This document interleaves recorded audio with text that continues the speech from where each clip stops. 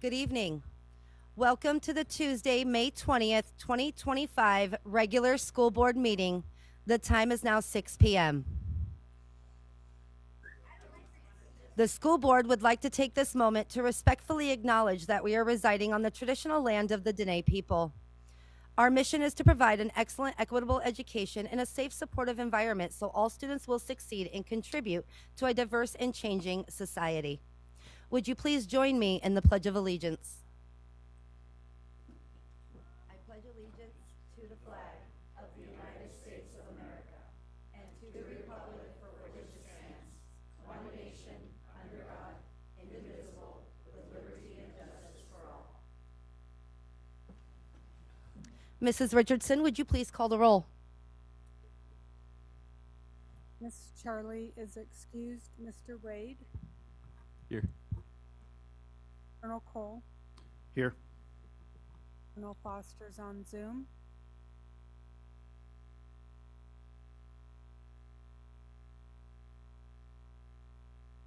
On Zoom. Burgess, Here. Miss Carol Hubbard, Here. Mr. Doran, Here. Julian is on Zoom.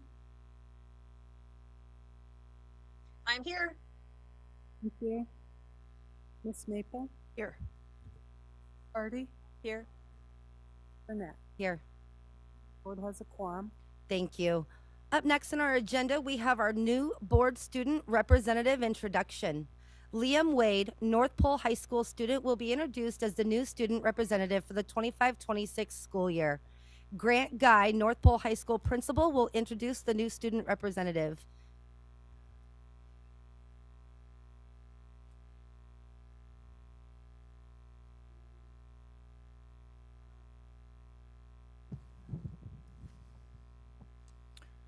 Good evening to our community members, Dr. Minor, and distinguished board members.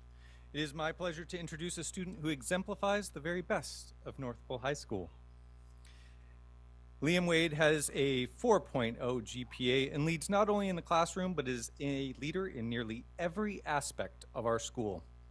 Liam has challenged himself with AP classes such as AP Chemistry, AP Language Comp, AP US History, and has balanced those AP classes with career and technical courses such as culinary arts, engineering, intro to agriculture, ethnobotany, and basic auto. He has competed in North Pole High School's Poetry Slam, winning in his chosen category, and his coursework reflects both intellectual curiosity and a remarkable versatility that will prepare him well for the future. Outside of academics, this student is deeply invested in both service and leadership. Liam is an integral member of our Future Farmers of America program, serving as the vice president for the state group and winning awards at both the state and the national level. His leadership also shines in student council and Region 6 activities and the Hugh O'Brien Youth Leadership Foundation. Liam has helped with community cleanups, volunteered at the food bank, guided younger readers during reading buddies with elementary schools, and has even worked with the Division of Elections to promote civic engagement. Through his work with Democracy Summer Kids Voting and a commitment to the Alaska Grown Initiative, Liam has proven that leadership doesn't have to wait until you graduate. If that weren't enough to occupy someone's day, Liam is also a fierce competitor, whether it be in sports or at our Spirit Day assemblies. As a multi-sport athlete in soccer, cross-country running, and skiing, Liam has earned the title of a scholar athlete. He balances academic excellence with athletic dedication. It must also be noted that Liam is one heck of a kind individual. He's also very genuine, and he has a hard time saying no whenever we ask him to do more at North Pole High School. From emceeing our Poetry Slam this year to being a marshal at our graduation, Liam is always called on whenever we need someone to bring energy and humor to an event. Ladies and gentlemen, please join me in recognizing Liam Wade as our student representative to the North Star Borough School District's Board of Education.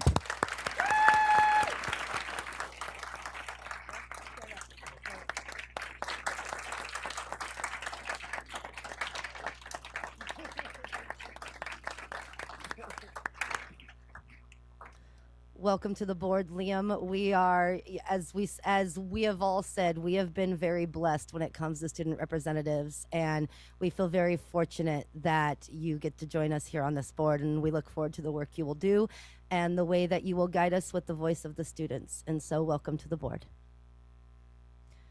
Up next, we have our annual I Voted sticker contest. Kids Voting North Alaska, in conjunction with the Fairbanks North Star Borough School District, held their annual I Voted sticker contest for all grade levels.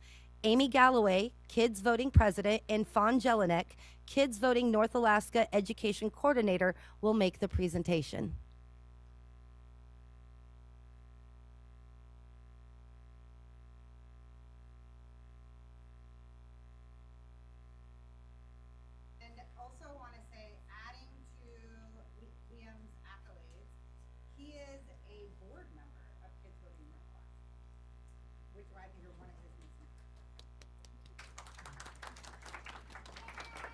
Thank you. Kids Voting North Alaska is a nonprofit, nonpartisan voter education program committed to helping students in interior Alaska become lifelong voters. We do activities like voting education and practice. We put on trainings for teachers. We help with liaisons in the school to run mock elections for both local, state, and national. And we do this really cool sticker contest. So this was our second annual. So I want to say congratulations to the 4 winners of the 2025 Kids Voting North Alaska I Voted sticker contest. This was our second annual and is quickly becoming a community favorite. 385 K-12 students from 18 different schools submitted entries, and then we chose 15 finalists per grade category. Then Fawn and Kids Voting North Alaska hosted a First Friday event where all community was invited to come out and vote on their favorite sticker. We had 400 community members come out and vote, exemplifying the importance of community engagement and that truly every vote matters. As I announce the winners, I ask you to please come up to the podium so you can be up here while I speak and have lots of pictures taken of you. So congratulations to our K through 2nd grade winner, Mariah Ward from Two Rivers.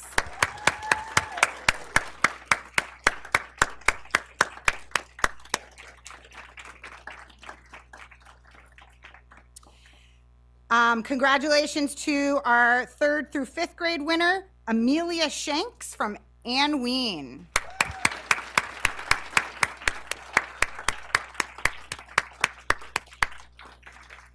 Congratulations to our 6th through 8th grade winner, Bella Grogan from Best Homeschool.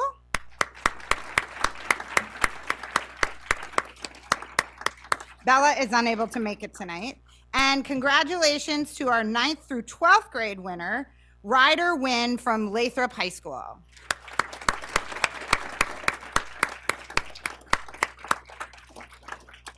Students will get a framed copy of their sticker, a $100 cash prize, and their stickers will be printed off and used as the I Voted stickers in our kids voting elections in our schools.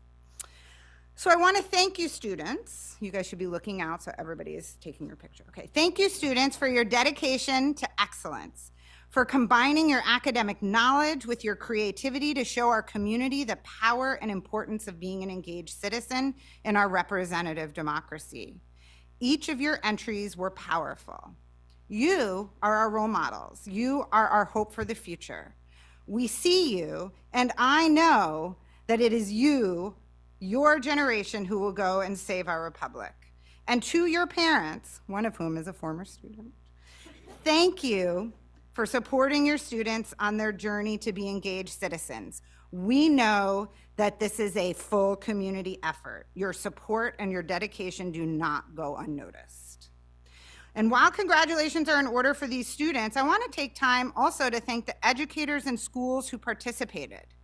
Thank you, educators from Anderson Crawford, Ann Ween, Best, Barnett, Boreal Sun, Chinook, CEC, Effie Cochran, Ladd, Lathrop, North Pole High, North Pole Middle, Pearl Creek, Randy Smith, Tanana, Two Rivers, University Park, and Weller. Thank you for supporting and inspiring your students to be civically engaged, and for your dedication to supporting quality civics education K-12.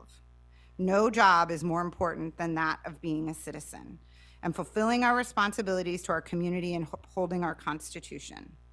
And a final thank you to Fawn Jelinek, Kids Voting North Alaska Education Coordinator, who is doing an absolutely spectacular job of supporting our students in our schools. She knows, as all of us on the board knows, that what research from Tufts University supports, quote, youth who report having been encouraged to vote or taught how to register to vote in high school are more likely to vote and participate in other civic activities and are more knowledgeable about our voting processes and invested in elections than other youth. Also, finalist art is on display in the borough chambers if you want to go even see all the finalists. So one final, congratulations, students.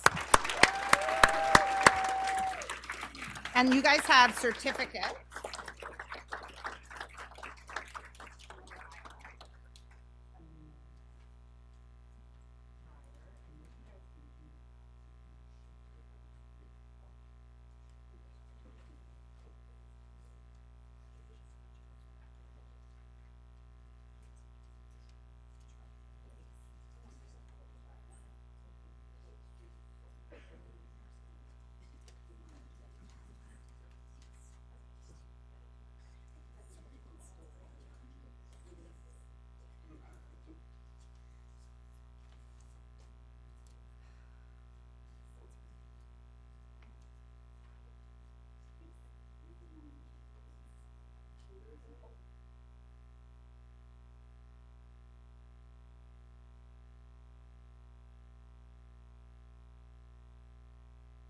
Let's give them one more round of applause.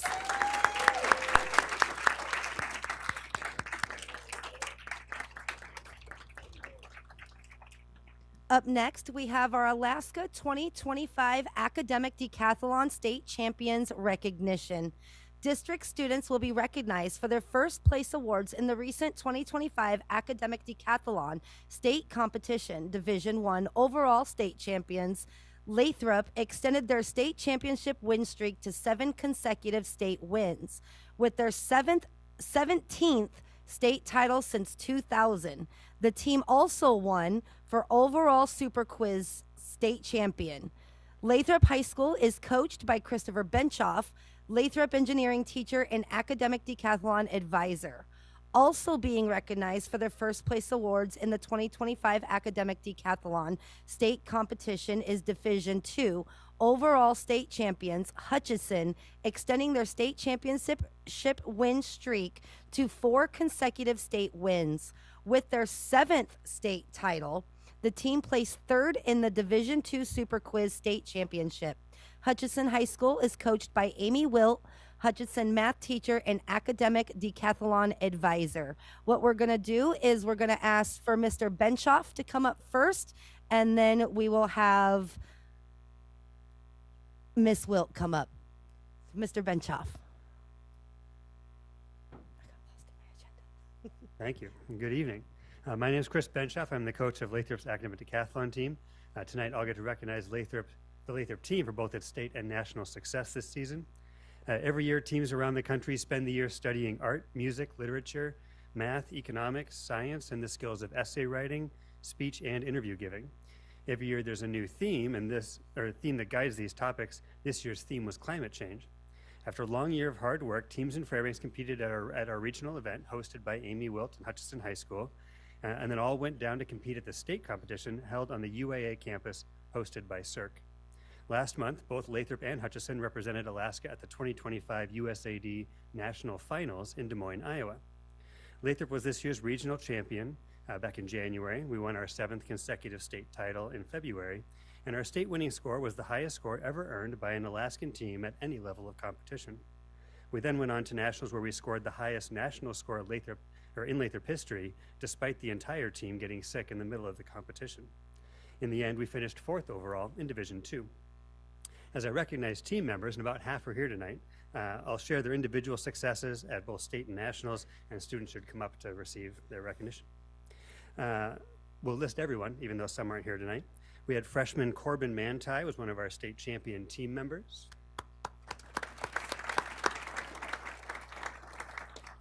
Sophomore Colin Burnham, an individual state champion in the essay division and another state champion team member.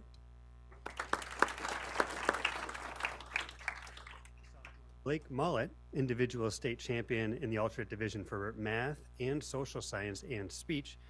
He was also the top scoring alternate overall at the state competition. Junior Luke Russell, if he was going to make it. Luke Russell had 2 top 3 finishes at state and was one of our state champion team members. Senior Janvi Kumari, a rare 4-year decathlete. She had 1 top 3 finish at state and then got very sick and couldn't come to state with us for most of it. But she was one of our state champion team members and at nationals with us.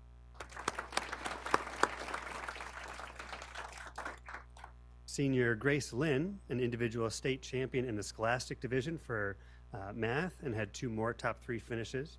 One of our state championship team members, of course, and 2 weeks ago, Grace was awarded our team's annual service award. Junior Jason Bro, he's here. He had 3 top 3 finishes at state, one of our state champion team members and national competitor. There you go. Junior Mark Yang had 6 top 3 finishes at state, including the individual state champion in the honors division for literature and for music and for speech. He was also the 2nd highest scoring honors student overall and the team's high score overall at the state competition.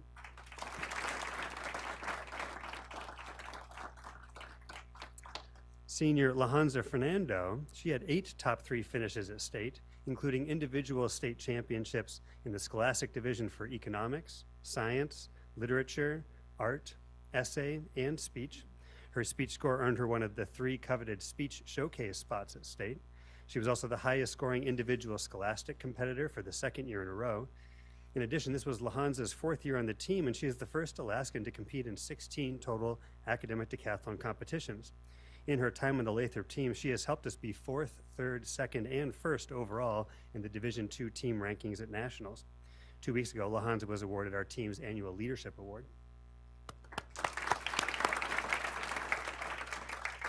Sophomore Jason Pang. Jason had 7 top 3 finishes at state, including an individual state championship in the honors division for mathematics. He was the 4th highest overall competitor in the state. Congratulations. And was part of our state champion team. Recently at nationals, Jason earned one of our team's one of the team individual awards with the highest math score at the Division II national finals and his own individual national championship in mathematics.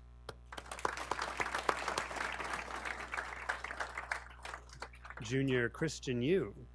Christian had 9 top 3 finishes at the state level, including his own individual state titles in both speech and interview, 2 of the subjects that are the hardest to medal in. His speech, absolutely. His speech was good enough that he also earned one of the top speech showcases at state. He was the 2nd highest overall varsity competitor as he helped our team win. And at nationals, Christian earned one of our individual medals where his speech earned a 3rd place individual bronze medal in the Division II varsity speech competition. And then finally, senior Tayton Aiken-Brace. Tayton had a record-breaking year as a 2nd-year decathlete. He was top 3 in all 10 subjects in the varsity division at state, earning the individual gold medal in math, economics, science, literature, art, music, and social science. He was also the highest scoring varsity at the state competition. At nationals, Tayton earned himself 6 more individual medals, including 3rd place in varsity mathematics, 2nd place in both varsity science and essay, and 1st place individual national titles in varsity literature, art, and economics. He was also the highest scoring overall varsity at nationals for the 2nd year in a row. In fact, in these past 2 years, Tayton has competed at 8 academic decathlon competitions, and he has been the overall varsity champion at every single one of them. His 6 national medals a few weeks ago brings his all-time total to 13, breaking the record held by last year's teammate for the most national academic decathlon medals that any Alaskan has ever earned. He's the most successful Alaskan on the National Academic stage in history, and 2 weeks ago was recognized as our team's Mr. Academic. Congratulations, Tayden and all.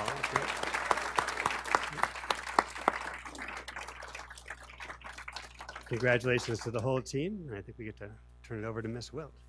We'll go this way.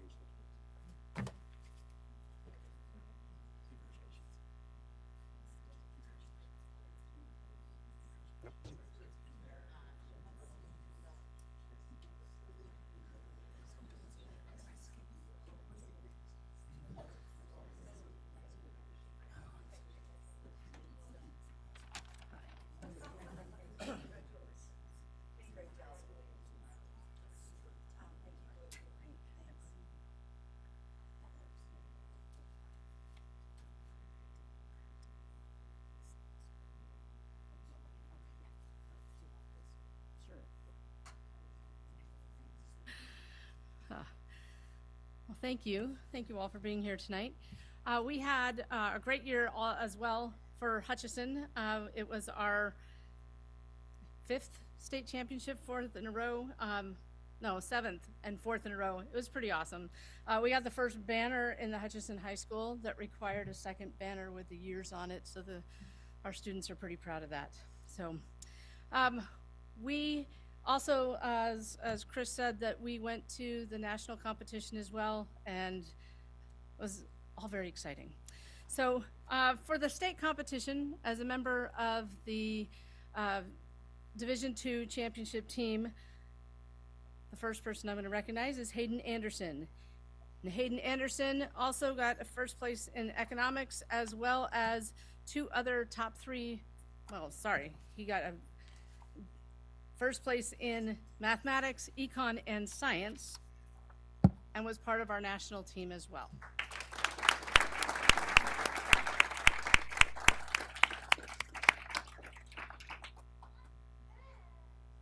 In the varsity division, we had Alejandro Benavides, who I don't think is here tonight.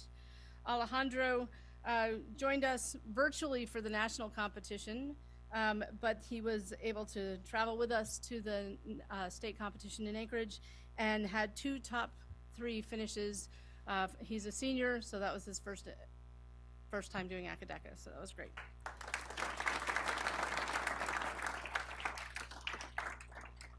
Next, I have senior Wesley Bohannon, who, find my notes here, had 9 top 3 finishes at the state competition. He had gold in economics, essay, and in speech. And Wesley also joined us at the national competition in Iowa.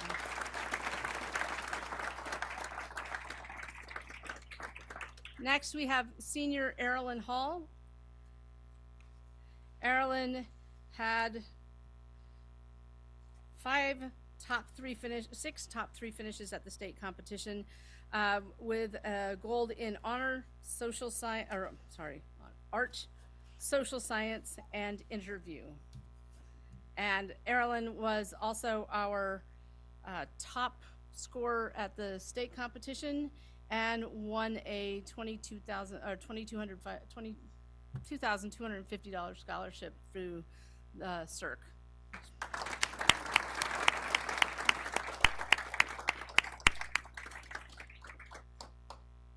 Junior Elizabeth Garcia. Elizabeth's not with us tonight, but Elizabeth had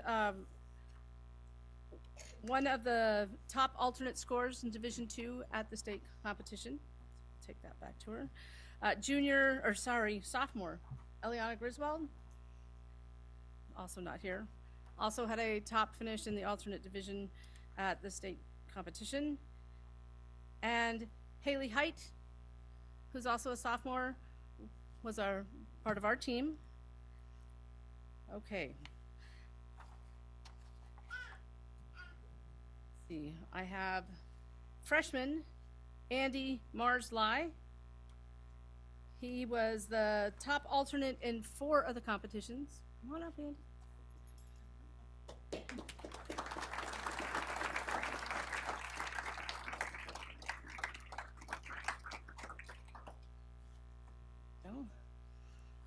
And he also joined us at the national competition in Iowa and participated as an individual and got a first place medal in mathematics.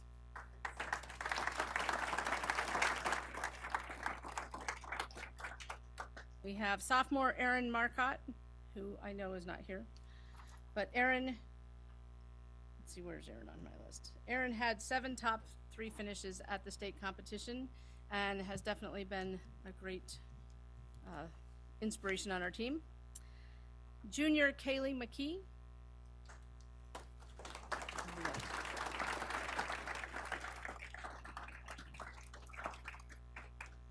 Kaylee had 3 top 3 finishes at the state competition and joined us at our national competition just, I want to say last month, but it really was this month. Okay, graduate Robert Nash.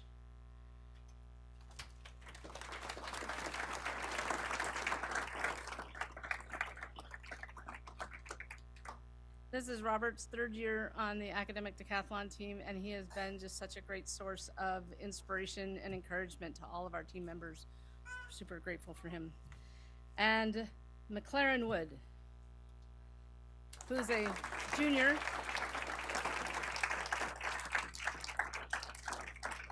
And Aaron had 5 top, Aaron McLaren, sorry, it's been a long day. Had 5 top 3 finishes at the state competition and had 2 top 3 finishes at the national competition. It was pretty amazing. It was pretty awesome. It made me cry. So congratulations. Thank you all.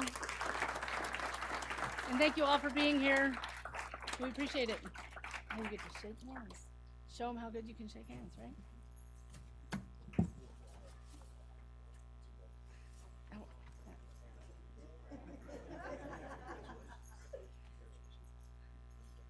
I'm going to add on that McLaren was our top team scorer at nationals as well.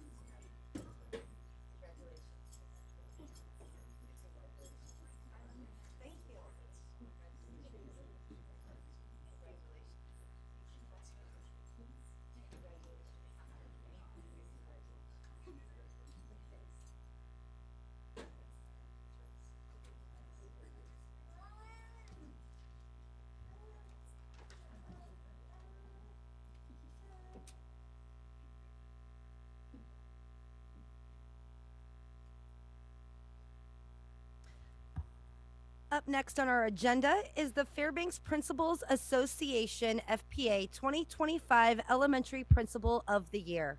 The Fairbanks North Star Borough Board of Education recognizes and honors Jane Bedford, Hunter Elementary K-5 school principal, who was selected as the Fairbanks Principals Association 2025 Elementary Principal of the Year. Mark Winford, West Valley High School principal and FPA president, will make the presentation.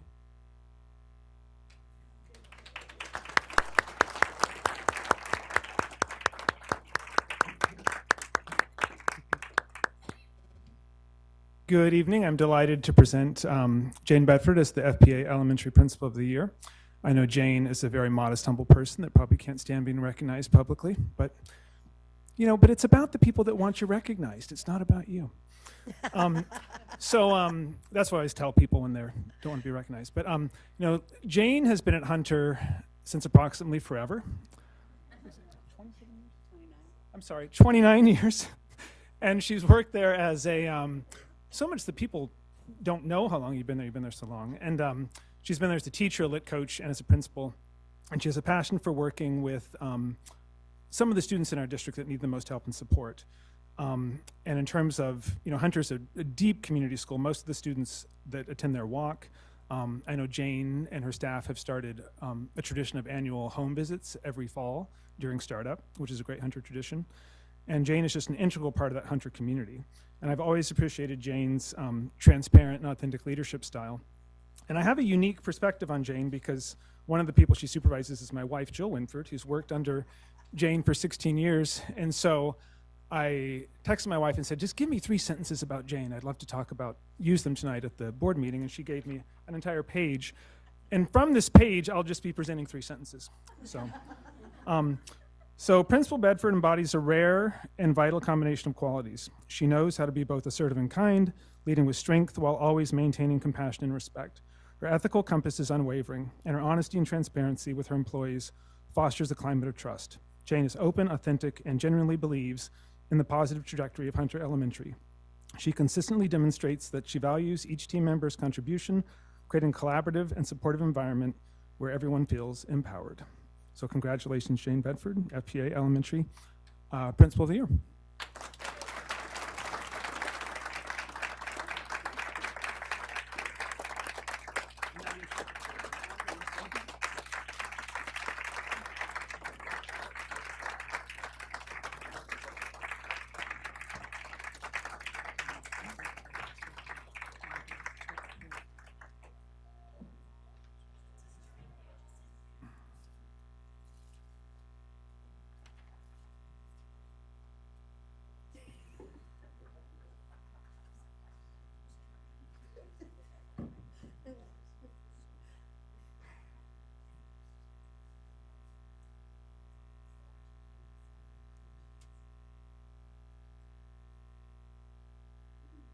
Let's get another round of applause for Miss Bedford.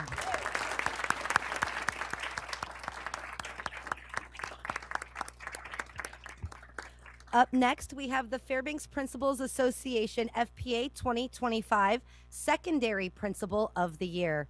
The Fairbanks North Star Borough Board of Education recognizes and honors Grant Guy, North Pole High School interim principal, who was selected as the Fairbanks Principals Association 2025 Secondary Principal of the Year. Mark Winford, West Valley High School principal and FPA president, will make the presentation once again. So I'm delighted to acknowledge Grant Guy as the FPA Secondary Principal of the Year. And just like Jane, I've worked with Grant for a very long time, and I certainly know Grant as a leader among leaders, and his advocacy for the principals in our district is very worthy of praise. And I'm always impressed in his ability to, have very sharp pinpoint advocacy for the work that principals do. And Grant always finds creative solutions in our meetings and at his site. I'm always impressed with his way of tackling problems and finding ways to solve them to help staff and students. He brings a lot of passion to his work. I don't think Grant feels about anything neutral. He's so passionate with his work, and I've always appreciated that about Grant. And one of the testaments to Grant's leadership, I'm speaking for myself, he was he went out to North Pole High School to fill a staffing need that the district couldn't fill, and it was just a 1-year stint in secondary, and he comes out of this stint as the secondary principal of the year, and I think that is very telling and a good testament to his leadership. And then Nick Hoy, the principal at Salcha, when he nominated Grant, and there were several people that nominated Grant, not just Nick, but he gave me this nice anecdote. He said, I'm nominating Grant Guy for Principal of the Year. A parent recently told me how much she appreciated his support during a potentially stressful meeting. She and her child were nervous, but Mr. Guy met them at the door, greeted them by name, and really listened and helped during the meeting. Mr. Guy consistently goes above and beyond to make students and parents feel safe and heard, which is a big deal in a large school like North Pole High. He makes a real difference. So thank you, Grant Guy, Secondary FBA Principal of the Year.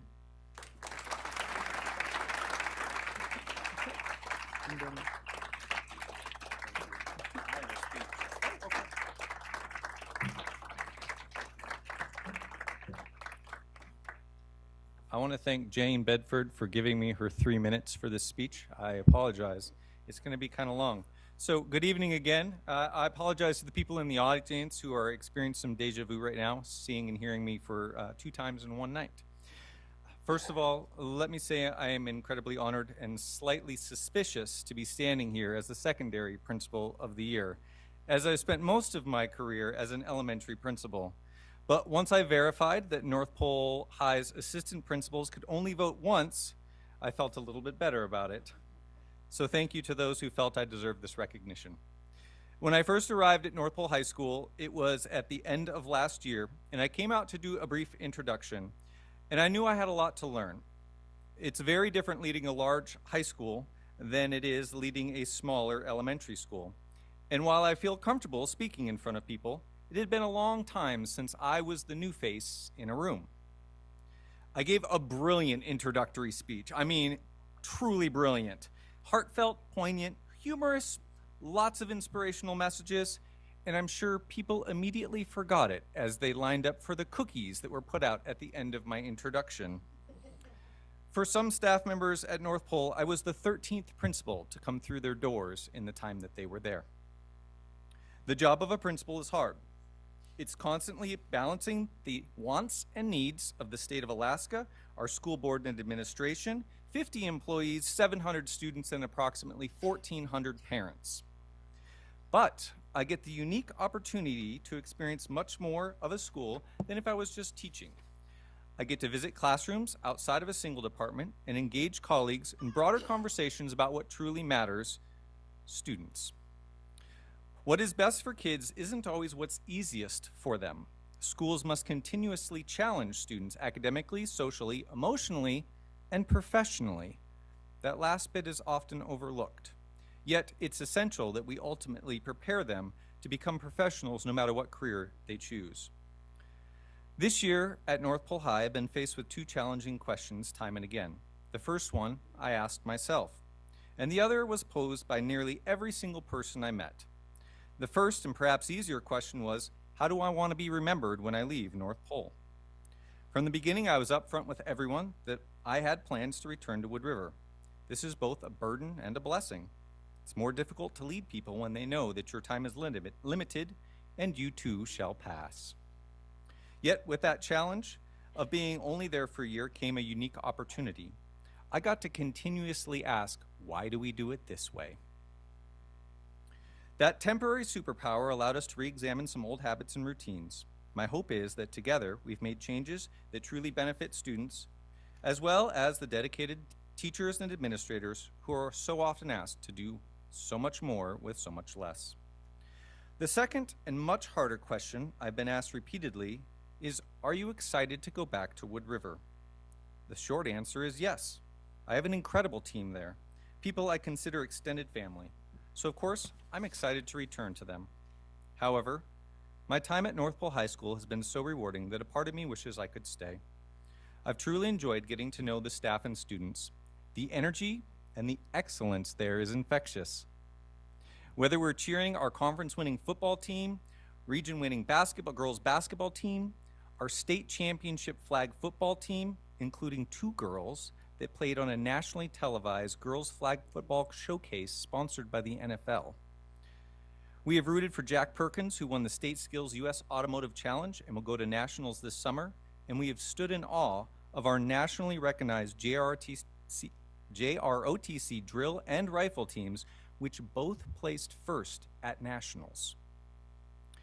It's a hard place to leave, where you have students building greenhouses in geometry and construction, and where I've watched students practice forensic moulage, which if you don't know what that is, don't feel bad, I didn't either. It's where you create realistic injuries with makeup and silicone to help train first responders. It's inspiring to see Future Farmers of America Club ambitiously plan to grow vegetables hydroponically, and I know, and exciting to know, that North Pole High School is the only high school in the state of Alaska with an ASC certified automotive program. It's hard to leave a school when you have truly wonderful local partnerships like Edstrom Construction, North Pole Rotary, Seekins Ford, UAF, Summit Church, the Santa Claus House, and the city of North Pole itself.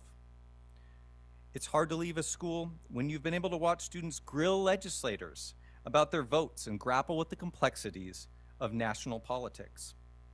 Clubs at North Pole High are so popular that meetings had to be moved from classrooms to the library to accommodate 60 members. I've seen students cheer wildly for each other, even when they lose at Poetry Slam, because they're genuinely happy for their peers to win. So am I excited to return to Wood River? Absolutely. I've spent 13 years and over 25,000 hours walking those halls, connecting with families and watching the teachers there do incredible things on a daily basis. but I'd be lying if I said I just wasn't a bit jealous of the new principal, Mrs. Robinson. So now we've come full circle to my first question. How do I want to be remembered when I leave North Pole? And I've come to realize that wasn't the right question to be asking myself. Instead, I should have been asking, what can I learn from my time at North Pole? And what can I take with me moving forward? I have 2 days left with my staff members at North Pole, and this is what I've learned. I've learned that I want to be as curious and dependable as our science team, who only occasionally had to warn us that their wing of the school might smell a little weird. I've learned that I want to be as passionate as our English teachers, who have taught kids to be vulnerable and accepting, but also to be strong and to challenge norms. I want to embody the precision and the fortitude of our math department, which has overcome more adversity and challenges this year than any other department. From taking on entirely new programs to losing staff members midstream, they've done a great job of keeping their focus on what matters most, our students. I've learned that I want to be as engaged as our social studies department, which got nearly every local legislator and community leader to visit our school this year. They've empowered students to choose their own adventure by placing them in charge of historical scenarios and letting them see how their decisions could have changed the course of events. Life is full of choices, and I'm grateful to our social studies teachers for helping students understand that every decision has consequences, some positive, some negative, but all with the power to shape history. I've learned that I want to be as immediately relevant as my CTE teachers, who prepare students for the future in a way I wish all classes did, with hands-on experience. I aspire to be trusted like our counselors who guide students through some of the most difficult situations imaginable. I want to be loved like our art and music departments who capture students' imaginations and are constantly daring them to dream bigger. I want to have the patience of our SPED teachers, whose work I know I could never do myself. I want to build rapport with students like one of our gym teachers, Mr. A. Ron Beardsley, and command the respect and attention of a room like Mr. Hollett. I want to pour my heart and soul into something like our JROTC instructors, who I know for a fact have spent more time after school hours there than I did. I've learned that I want to be as humble as our ESSA staff, who are truly the unsung heroes for many of our students. I've witnessed so much excellence this year, and so while North Pole prepares for a new principal, I hope they know that even if they don't remember much of my tenure, they have left an impression on me that will last forever. Before I end, I want to take a moment and say a special thank you to my admin team. To Mark, I hope someday to be as organized as you are. I don't know how you balance activities, your normal job as an assistant principal, and can still see the big picture of education, which is doing right by kids. To Caitlin, I wish I had half of your knowledge about special education and the tenacity, or maybe it's stubbornness, to never give up during difficult situations. You've been a constant sounding board for me this year, and I truly hope you get that service pony one day. To Lenore, Mary, Mariana, Lisa, and Katie, thank you for helping me this year, for laughing at my jokes, and for making me feel welcome. There's no way I'm standing up here without all of you. You've been instrumental in helping me, this elementary school principal, cut it in the high school world. To conclude, and thank you for your patience, I want to thank North Pole High School for a wonderful school year, for teaching me so much, and for pointing me in the right direction. Even after a year, I still occasionally get lost upstairs. So thank you for pointing me in the right direction. Thank you, and go Patriots.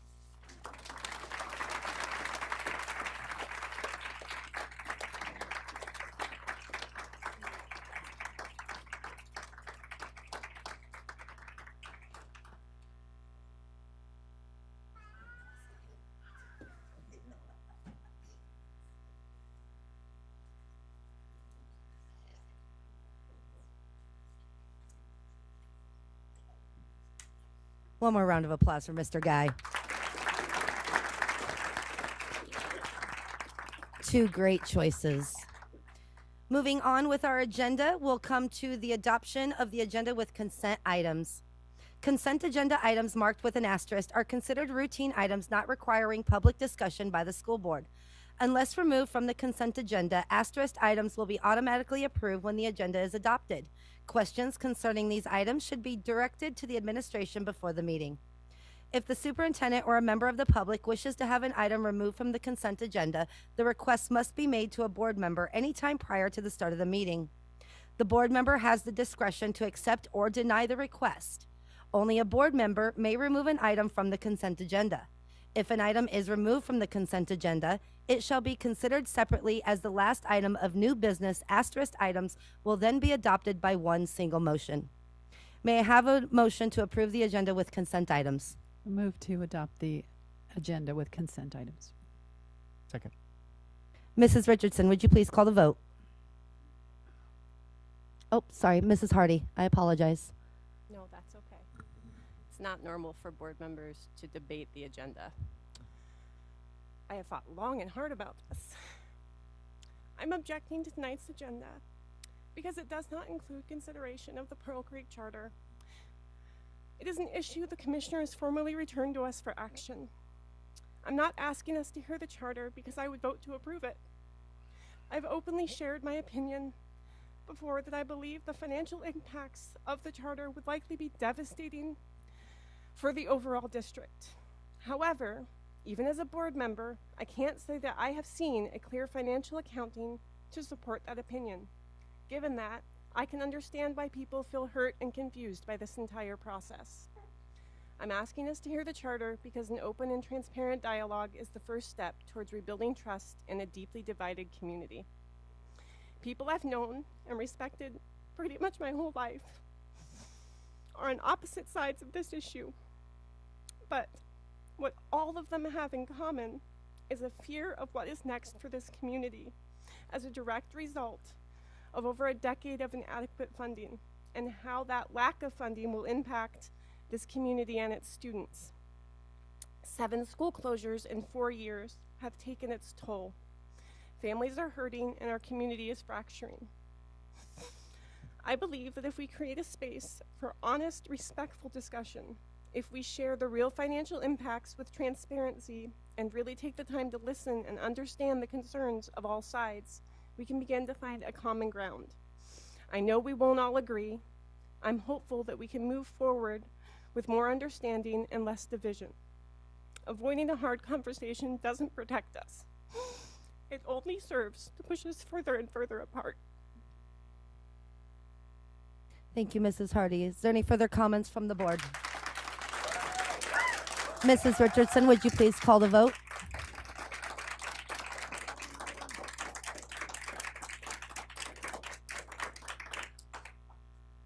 Colonel Foster, Yes. Colonel Cole, Yes. Mr. Wade, Yes. Mrs. Hardy, No. Miss Maple, Yes. Mr. Burgess, Yes. Miss Julian, Yes. Miss Carol Hubbard, Yes. Mr. Dorn, Yes. Burnett. Yes. Thank you. Motion carried. Thank you. Up next is public comments on reports and non-agenda items, including general comments, inputs, ideas, and suggestions. During this section of the agenda, the school board welcomes public comments on non-agenda topics. This is an opportunity for community members to be heard. The board will note the topics, though no official actions will be taken. Topics may be referred to the administration for further research and future potential action. Board members will not respond to comments or questions made by the public. Concerned citizens should first discuss matters with the superintendent or designee. After the superintendent or designee has heard the concerns, they may be brought to the board. Individual students and district personnel may not be discussed in public testimony. Please contact the district office to route concerns about individual students or district personnel through the appropriate channels.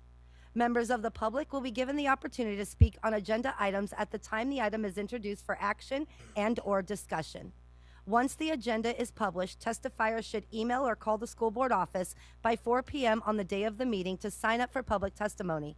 Students who have signed up in advance will be called upon first, followed by members of the public who have signed up in advance in the order in which they have signed up. If time remains, anyone else in person will be invited to testify until the 1-hour time limit has been reached. A sign-up sheet is available in the boardroom before the start of each meeting. Speakers are limited to 3 minutes each and should provide their first name, spelling their last, and state their area of residence. In our boardroom with our new clocks, the light when you are speaking will turn green when your time starts. When you have reached 30 seconds left in your testimony, the light will turn yellow. At the end of your 3 minutes, a buzzer will sound. Going to our list, we do have one student who signed up, and we have Miss Ayla Bartlett.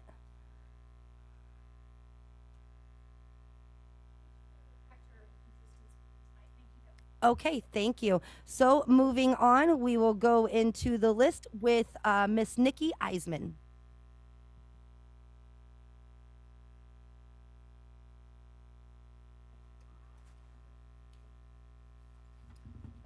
Nikki Eisman, E-I-S-E-M-A-N, Old Nenana Highway. I'm a retired district educator, mother to 2 fully fledged U-Park Falcons, grandmother to 2 puffins turned river otters, and shameless advocate for Fairbanks Public Schools.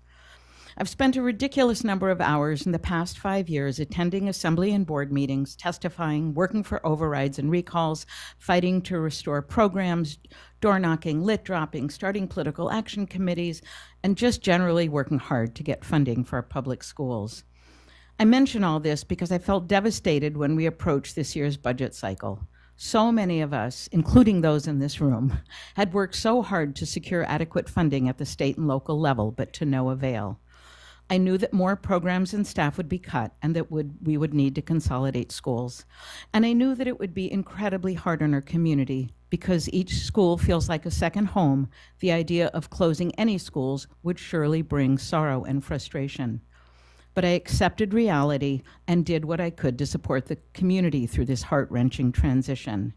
And now I urge the Pearl Creek STEAM Charter Academic Policy Committee to accept reality. There is no scenario in which the charter can open this coming academic year, and suggesting otherwise is unfairly misleading and misguiding families, students, and staff who have been led to believe it's still a viable option. The charter isn't on tonight's agenda. Let's say the board ignores its own policy and hears the charter on June 3rd. There is still no possible scenario in which the charter can be heard, differences between the board and APC negotiated, jobs posted, interviews held, and positions filled by June 30. The June 30th deadline is relevant because per negotiated agreement, there can be no internal transfers after that date, as noted by the APC in its appeal to Education Commissioner Bishop. Many families have united behind the charter. They deserve to hear the truth as soon as possible so that they can grieve the loss of something they had hoped for, adjust to the news, and make plans for the next school year. There is simply no temporal reality under which the charter can open this fall, and holding out false hope will continue to perpetuate division in this entire community and keep us all from focusing on change that we actually can make this year. I also want to add that the school board has not broken the law. If they had, they would have heard from a judge. It's irresponsible and dangerous of charter supporters to perpetuate that falsehood. I want to end with a shout out to all the educators at Midnight Sun, Pearl Creek, Two Rivers, and Salcha. Packing up a classroom and moving out is hard work under the best of circumstances and extra hard when you're leaving a school you didn't want to leave. Thank you. Thank you, Ms. Eisman, for your testimony. Up next, we're going to go to Zoom, and we should have Lael Oldmixon. Lael, can you hear us? I can hear you. Can you hear me? Fantastic, yes. Please state your name, spelling your last, and you have 3 minutes. Thank you. My name is Lael Oldmixon, Oldmixon. I reside in West Fairbanks, and I appreciate the opportunity to address you today. I'm here to speak on the topic of the Pearl Creek STEAM Charter School application and the organizers' request to make an exception to school board policy to approve the application for fall 2025 after the published October 1st deadline. The families, staff, educators, and leaders of the Pearl Creek Elementary School were disappointed, sad, and heartbroken to learn that their school was slated to be closed along with 4 other schools. They rallied, testified, passionately explained why Pearl Creek should be saved, maybe become a magnet school, And when the decision did not go their way, they quickly organized and submitted the Pearl Creek STEAM Charter School application after the published deadline, believing an exception might be made. The answer to that request was no. The organizers have been unwilling to accept no for an answer, which has sparked division within our community, reminiscent of past debates about curriculum content, library books, COVID-19 protocols, debates that have stirred strong emotions among well-meaning individuals on all sides, polarizing us versus them. The district and the board have navigated such conflicts by following established board policies. For instance, in light of library book challenges, the board has pointed to clear policies for library collection and objections. The benefit of adhering to policies cannot be overstated. They're designed to bring structure, stability, and fairness to our decision-making processes, especially with the contentious issues. They are not merely bureaucratic documents. They represent the collective insight and hard-fought compromises of past boards and communities. Policy helps us lead with a steady hand. It reminds us that when disagreements emerge, returning to our agreed-upon principles is the most effective way to navigate difficult decisions while remaining committed to the collective good of all students and families. As we move forward, it's crucial to remember that every school, whether charter or traditional, contributes uniquely to our educational landscape. Characterizing one as better than another only serves to create unnecessary division. I urge the school board to stand firm and follow your policies, and I encourage the Pearl Creek organizers to accept the decision and consider reapplying in the fall. Thank you for your testimony, Ms. Oldmixon. Up next, we have, going back to the room, Miss Beth Zerbies. Good evening, Ms. Zerbies. If you could state your name, spelling your last, you'll have 3 minutes. Right. My name is Beth Zerbes, Z-I-R-B-E-S, and I live in Esther. I also teach at West Valley High School. Last year, my oldest started kindergarten. Like many parents, I was nervous and apprehensive. When we didn't get into Watershed, I was worried that the big class sizes at our neighborhood school, University Park, would not work well for her. It turns out that I didn't need to be worried. U Park has been great. Her teachers have been amazing. She went from not reading at all to reading 2 grade levels above expectations. She's working ahead in math and won a first place prize in the district science fair. There seems to be an assumption that only Pearl Creek can produce high-performing students. This is categorically untrue. 2 of my friends sent their kids to U Park years ago, and their children both got into MIT. And one of them went to Ryan for middle school. His mom insisted that I say that. Before last year, I would have been excited about this charter. Both my husband and I have math degrees, and I care deeply about STEM education. However, last year I was asked to examine data on charter schools, and I cannot unsee the inequity that I discovered. Here are the numbers for our district. Over the years, Chinook has averaged 5% economically disadvantaged. Watershed has averaged 6. Discovery Peaks has averaged 18. Boreal Sun has averaged 20. Overall, the district as a whole has averaged 35% in the same grades, and that's just one metric. Charter schools also require parent volunteer hours, which are reported by deed. I found them. Last year, Boreal Sun and Watershed averaged 80 volunteer hours per week, and Chinook averaged 160. That's 4 free employees. For comparison, Wood River averaged 10 hours per week. Even though the Pearl Creek Charter School has made efforts to be more diverse, I do not believe that the results of another charter school will differ from the ones we already have. And ultimately, this is why I do not support this charter. Charter schools suffer from selection bias. The students who are most likely to go are the ones whose parents have the drive to sign their students up. Parents interested in STEM education are likely to be those in a STEM field themselves and are thus much less likely to be disadvantaged. Rather than creating a new charter school, which we cannot afford, how great would it be to build 2 amazing and inclusive schools at U Park and Anween together? I have done a lot of research into what is working at various schools across Alaska, and I would love to bring those ideas to our neighborhood schools. I cannot do this alone, and I would love to work with Pearl Creek parents to bring STEAM to as many students as possible. If we built STEAM magnet schools at both of these schools, we would have the double whammy of cost savings and attracting new students to the district. Most importantly, we'd reach the students who would never go to a charter school. Ultimately, this is what I care about, making our community better for as many of our kids as possible. And if we work together, we can do this. Thanks. Thank you for your testimony. Up next, we'll have Aaron Gunderson. Aaron Gunderson. I apologize. Sorry for mispronouncing your name too, Ms. Zerbis. It's hard. Hello, Mr. Gunderson. If you could state your name, spelling your last, and you will have 3 minutes. Yes, I am Aaron Gunderson, Gunderson. I live in West Goldstream. My kids attend regular public schools along with roughly 10,000 other kids attending regular public schools in our district. I am compelled to come speak here on their behalf and advocate for my children's education. Because the group of parents trying to force the creation of a new charter school on our district. I understand they believe they are advocating for their kids. They want the best education possible for their children, as I do for mine. But when they want to take from my kids and all the other kids attending regular public schools so they can have a school for their kids, I have to stand in their way to protect my children and their education. Even though it makes me very sad as a Pearl Creek Puffin to do so.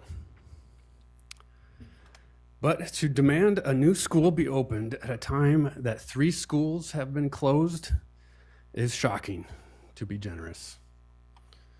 Every parent and every kid in our regular public schools needs to know that charter schools are paid out of the same pot of money that all regular schools are paid from.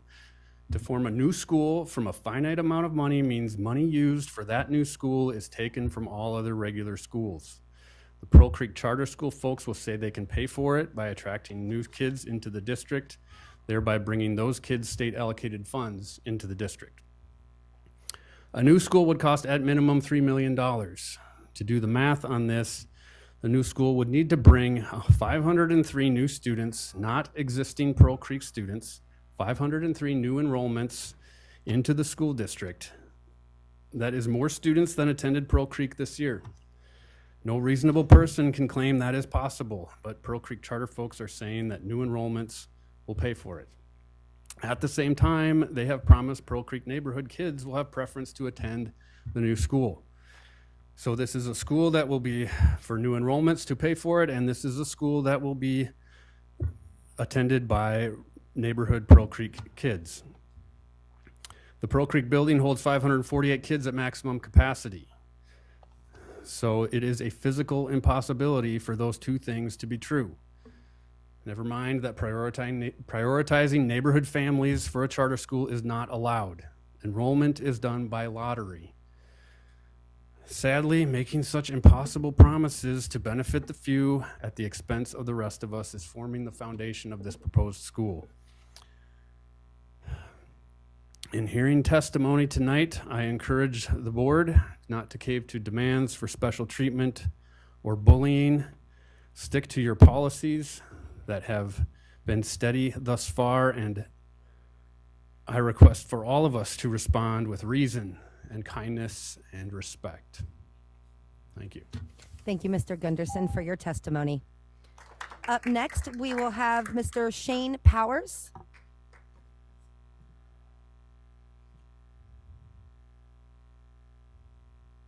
Good evening, Mr. Powers. If you could state your name, spelling your last, you'll have 3 minutes. Yeah, Shane Powers, P-O-W-E-R-S, Murphy Dome. I would like to clarify that I'm not on the board for Pearl Creek APC. I don't represent them in any way. I am asking the board to have a third party come in and start looking at some of the stuff going on. The complete loss of trust in Minehart and DeGraw is unsustainable for this district.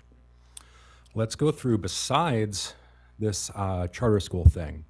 In 2021, Minehart was assistant superintendent of secondary schools, since I can't use names, a secondary teacher fostered a female student. And having worked with the foster system, I would like to know exactly what Minehart said when OCS did their standard employee verification check. How did someone who thought it was okay for a male teacher to take a female student home become superintendent? You are now looking at a multi-million-dollar lawsuit that the floor for that sum is going to start about $4 to $5 million. But sure, tell me how school buildings and teacher salaries are the problem. In February, my kid's school bus driver, can't use the name, was arrested for kiddie porn. Not a word was said by the school district. Parents found out days later in national news. when it is a policy of the FBI and the city FPD and the troopers, having worked in public safety, they immediately notify the school district. What were superintendents doing during these 4 days? Because it wasn't fact-checking their budget numbers. On March 27th, a bus driver on his way to pick up students was arrested for driving the wrong way in Richardson for a DUI. He was found in possession of multiple loaded weapons. Not a word was breathed by the school district until a news agency reported on March 31st. So how much of a reach is it to believe that people who've been actively covering pedophiles and armed loonies could be covering financial mistakes? The worst thing besides this is that the numbers that GRA's been using are wrong. We have looked through it. We've hired third-party people. I'm not asking anybody to believe me whatsoever, or any of the Pearl Creek people. We reached out to third parties, which I'm asking what you guys to do, to actually look at this stuff. And the worst part of it is you created this Hunger Games style funding where you had schools pit against each other. All the West Fairbanks schools had to fight each other. All the East Fairbanks schools had to fight each other. North Pole had to fight each other. Instead of having a unified list like any decent supervisors would have done, you put us all against each other. And just to bring that up, Pearl Creek is the only school that's had an active list of parents fighting to close it from the start. I sat in a coffee shop the day after the closure and listened to some U Park parents celebrating the closure of my school. Thanks for that, guys.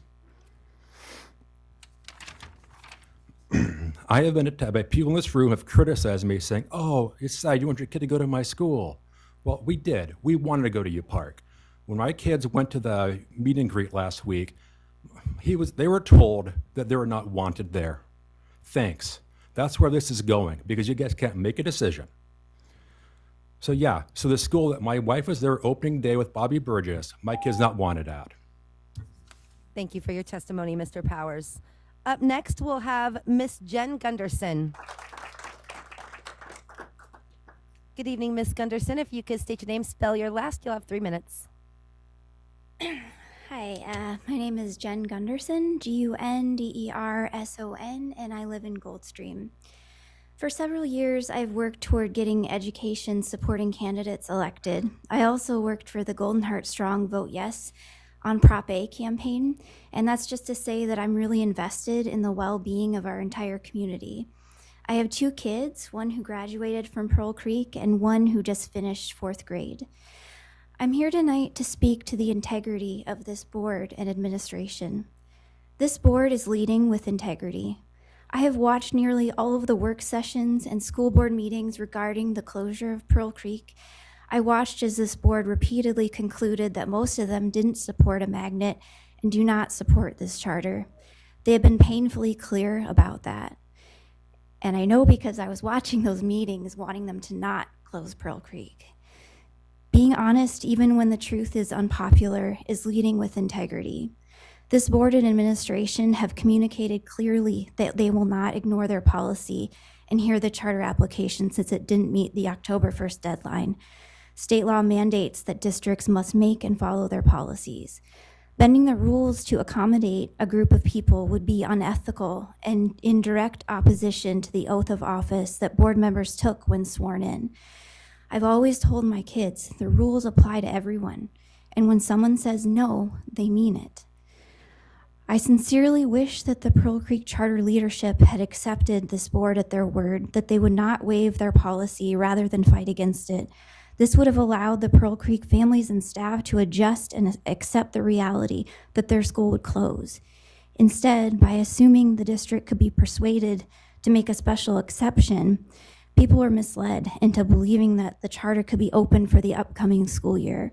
This has given many people, including myself, a lot of angst and animosity and uncertainty.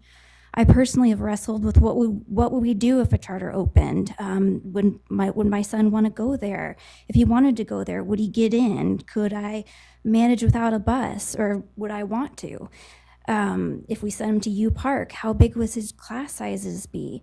And would he miss his friends? There were just too many unknowns, and it's been really stressful for people who are unsure about the charter. I'm asking that the Pearl Creek leadership accept the decisions made by our board and move on. We cannot afford a new school amid a financial crisis with no end in sight. We also really cannot afford this divisiveness. All of the kids in our district are counting on us to model cooperation and honesty, kindness and respect, and to advocate for the fair allocation of our limited resources. That is what I hope that we can focus together on during this hard time. Let's lead with integrity. Thank you for your testimony, Ms. Gunderson. Up next, we will have Emily Potter. Good evening, Ms. Potter. If you could state your name, spelling your last, you'll have 3 minutes. Hi, I'm Emily Potter from the Fairbanks area, and I guess I get to kick off the other side. So, I have sat here in person and rewatched hours of meetings to try and understand how we've gotten here. This stretches from campaign promises to statements made during meetings. Many of you ran on the promise of keeping schools open.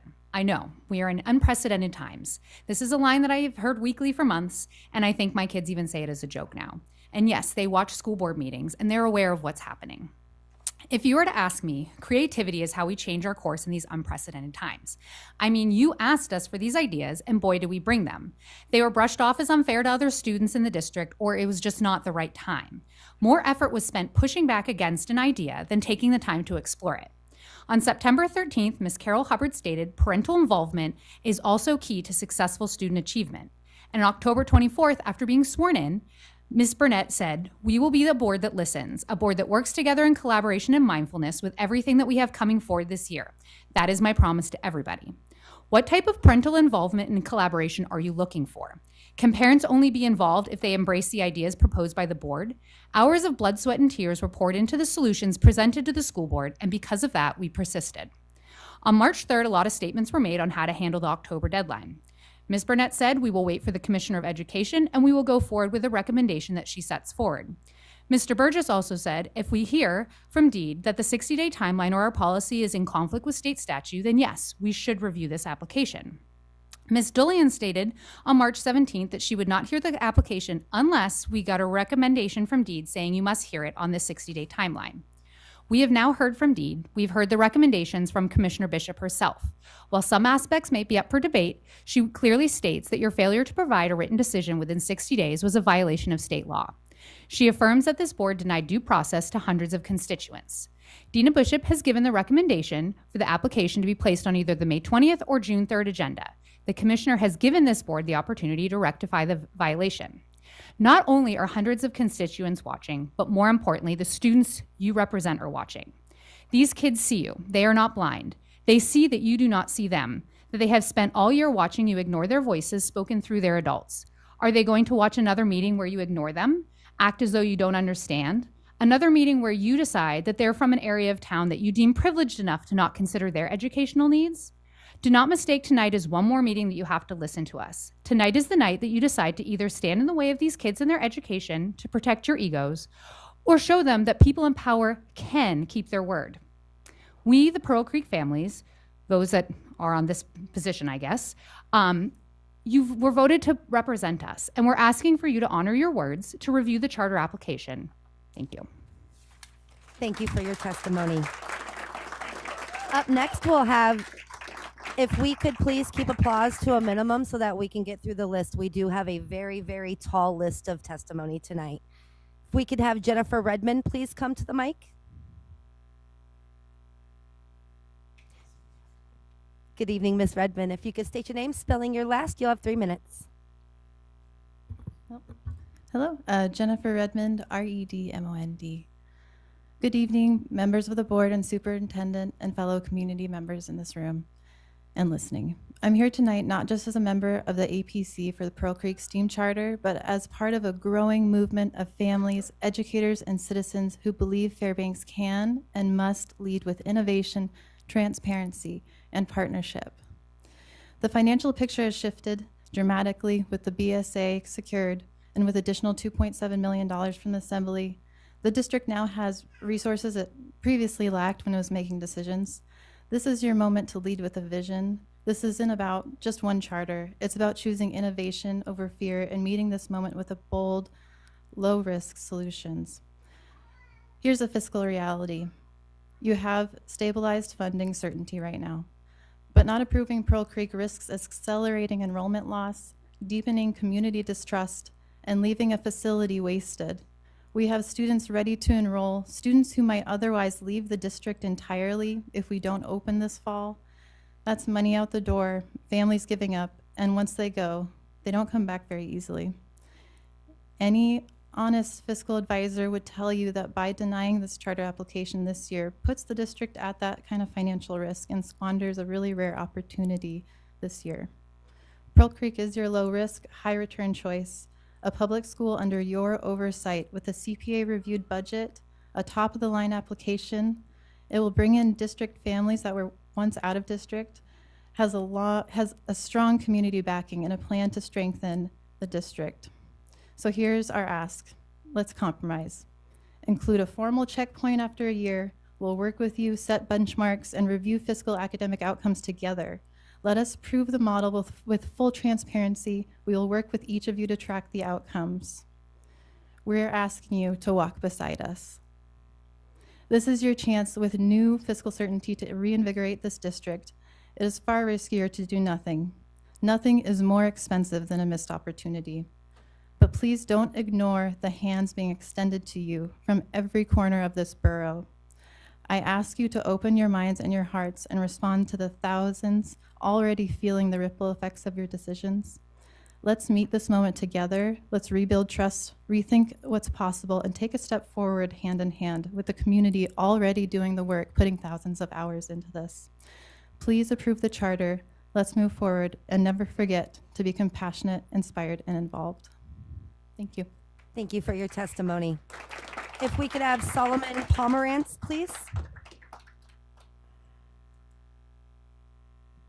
Good evening, Mr. Pomerantz. If you could state your name, spelling your last, you will have 3 minutes. Evening. Solomon Pomerantz, Pomerantz, live in Goldstream.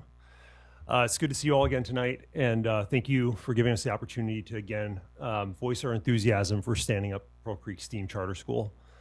I'd like to highlight tonight one point which has been raised repeatedly as an obstacle for standing up PCSC, and that's the logistical complexity of opening this fall. In the rejection letter sent to PCSC on April 10th and again on April 30th, the district argued that it would take months to decommission the building and that it would not be logistically possible to open a school at the Pearl Creek Elementary School building this fall. We all know this is a farce. The district's saying that it can't open a school in the fall that was a school in the spring. Can't open a school in the fall that was a school in the spring. That's hard to square. Is it that they can't or that they won't? There are no new health and safety issues, no boiler on the brink of explosion, subsidence, or a newly discovered leaking roof.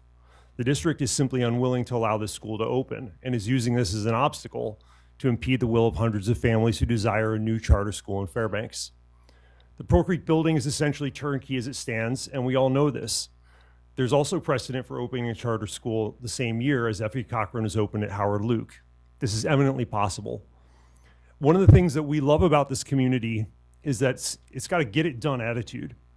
When things need doing, people roll up their sleeves, pitch in, and show up for their neighbors. Indeed, at Pearl Creek recently, there have been community-led cleanups and families showing up with the PTO with their own equipment and time to sort through and move things for the school closure. To argue that family volunteers are unsuitable for this transition indicates yet again how far the district is strayed from its mission to deliver education to our children and to use public funds in a responsible manner. Instead of standing up the school, they're arguing that they'd rather allocate staff time and resources to move desks and clean, and that they'd rather heat and maintain an empty building than put this school in it. Or worse, perhaps, that they'd even ultimately use the building for some administrative purpose. Decommissioning the school is a waste of money and resources, and we propose that we work together with the district to keep costs low and to get PCSC up and running as smoothly as possible. You have a veritable army of parents who desire this school to happen and are willing to put forth the time and effort to make it so. Lastly, I was thinking about something that Tim Doran said in a previous meeting. Someone once advised him to not take actions which were clearly unpopular in the community. I'd ask you to remember that you're stewards of a public trust resource in this, and that the community has elected you to represent us and to provide educational resources to our families. It's clear that the community desires more charters. For years, there have been hundreds of kids on wait lists for charter schools, and there are hundreds of families who wish for this charter school to open, as evidenced by a recent petition with over 500 signatures on it. We simply ask that you hear this charter application, that you read it and consider its merits. Thank you for your testimony, Mr. Pomerantz. Up next, we'll have Mr. Blake Essig.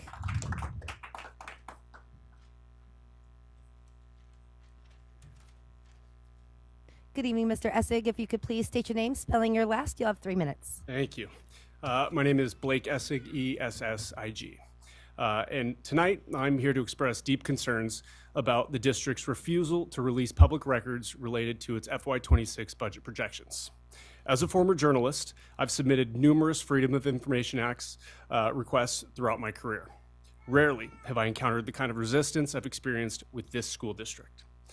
As part of the Pearl Creek STEAM Charter application, we submitted a detailed budget and analyzed how our school would impact the district's finances. We found significant discrepancies. When we asked district leadership to review and compare numbers with us, they refused. Now, even after 2 independent experts validated our figures, the district ignored the inconsistencies. At that point, it no longer looked like miscommunication, it looked intentional. Now, that's why on March 18th, I submitted a formal FOIA request for the Excel spreadsheet used by COO Andrew DeGraw. The same document referenced by Mr. DeGraw to Pearl Creek Charter APC members and displayed during the March 17th work session. It's this spreadsheet that he uses to justify major financial decisions, a foundational tool in your budgeting process with real consequences for staffing, school closures, and student services. When I received no response within the required deadline, I followed up on April 3rd and was told the spreadsheet was being withheld because it allegedly contains, quote, proprietary software.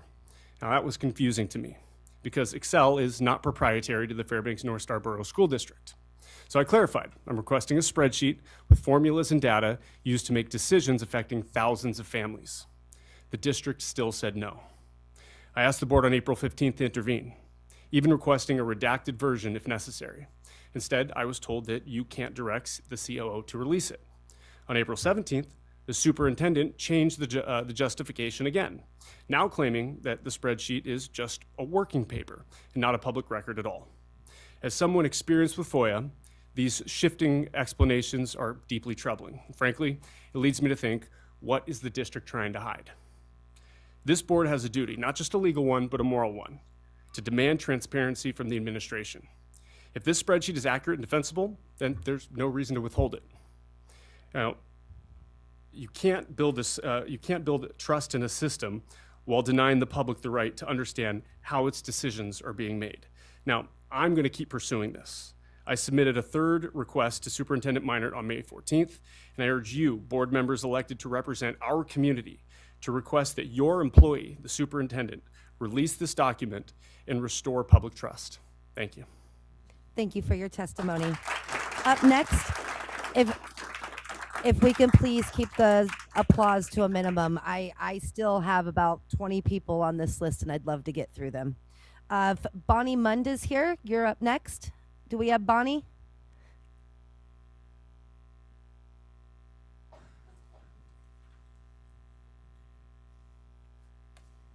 Good evening, Miss Mund. If you could state your name, spelling your last, you'll have 3 minutes. Thank you. My name is Bonnie Mund, M-U-N-D. And am I supposed to say my place of residence? I just forgot. You're okay. Go ahead. I am here to share some gratitude because it is what has been filling my cup recently, and it's what I have to give right now. Sorry. First, to Elin Schwartz. As one of our district's dedicated remote SLPs, Elin has been such an incredible colleague this year. I am so grateful for her patience, expertise, open communication, and for her belief, guidance, and encouragement of me. She has launched my passion for pursuing my SLPA and staying in the speech and language field for many, many years to come. My deep gratitude to the U Park PTA for their invitation and welcome to their April general meeting and their enthusiasm and presence at the family night for incoming families at U Park. In particular, I am so deeply grateful to a U Park parent who will be moving to Wood River next year and yet did her best to get kids and parents excited about events and programs that happen at U Park. To Wood River for the wonderful family night for incoming families and staff. The amazing Welcome to Wood River posters made by students meant the world to me. I'll be the speech aide there next year. The staff were so welcoming and shared their enthusiasm and excitement to see more students fill the building, and I'm excited to be a part of it. Thank you to each of you, our dedicated school board members, for your commitment and participation in our community far and wide. I don't envy you, but I am endlessly grateful you are each up there. And thank you to Pearl Creek. I am so grateful for my 2 years there, which have certainly helped launch my passion for education, special education, and speech and language. I will be forever grateful for the incredible experiences and programs that I've been able to get involved in.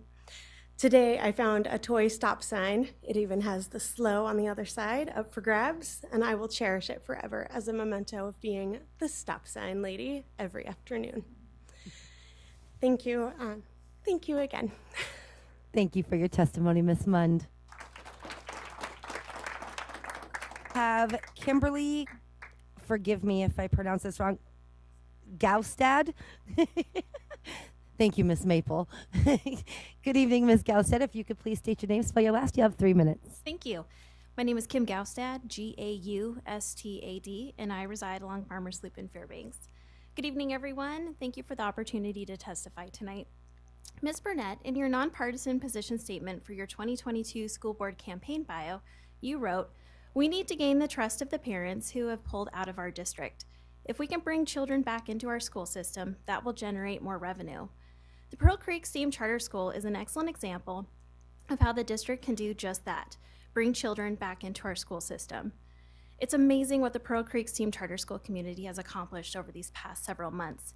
You have before you an incredibly inspired, compassionate, and involved group of people who are working tirelessly toward the goal of opening the Pearl Creek STEAM Charter School this fall. Last week, we garnered nearly 500 signatures from local taxpayers to petition School Board President Ms. Burnett to add the Pearl Creek STEAM Charter School application to tonight's meeting. Our petition was received, but no action was taken. As elected officials, you all have an obligation to your constituents. We deserve to be heard, not stonewalled at every step along the way. The demand for school choice in our community is certainly evident by the charter school waitlist numbers. For reference, my daughter is currently number 56 on the waitlist at Watershed Charter School for 3rd grade. Watershed has 464 students enrolled in their lottery for only 16 seats, 13 of which were kindergarten. The total enrollment for Watershed is 198 students. Opening the Pearl Creek STEAM Charter School this fall will lessen the taxpayer burden of the roughly $200,000 it will cost to maintain the vacant building and help satisfy the demand for school choice. If the Pearl Creek STEAM Charter School does not open this fall, my family will withdraw from the district to take advantage of other education opportunities in the meantime. We're disheartened by how the board and administration has handled the charter school application process. Your refusal to take formal action within 60 days, as mandated by state law, the lack of transparency with the financials, and the unwillingness to meet with our APC speaks loud and clear. You don't value collaboration and honest, open communication. Instances like these erode public trust and drive families away from public education. During closing remarks on February 4th, Mr. Burgess lamented the school consolidation of Two Rivers, Midnight Sun, and Pearl Creek. He stated, "I'm just going to say it. I don't know if we got this right tonight." If any board member harbors doubts about your vote on February 4th, now is your chance to course correct. You have an opportunity to show the community that you're willing to consider proactive solutions to help bring children back into our school system. Please do the right thing and hear the Pearl Creek STEAM Charter School application so that teachers and families may move forward and make plans for the upcoming school year. Thank you for your time and consideration. Thank you for your testimony. Up next, we'll have Miss Heidi Wood.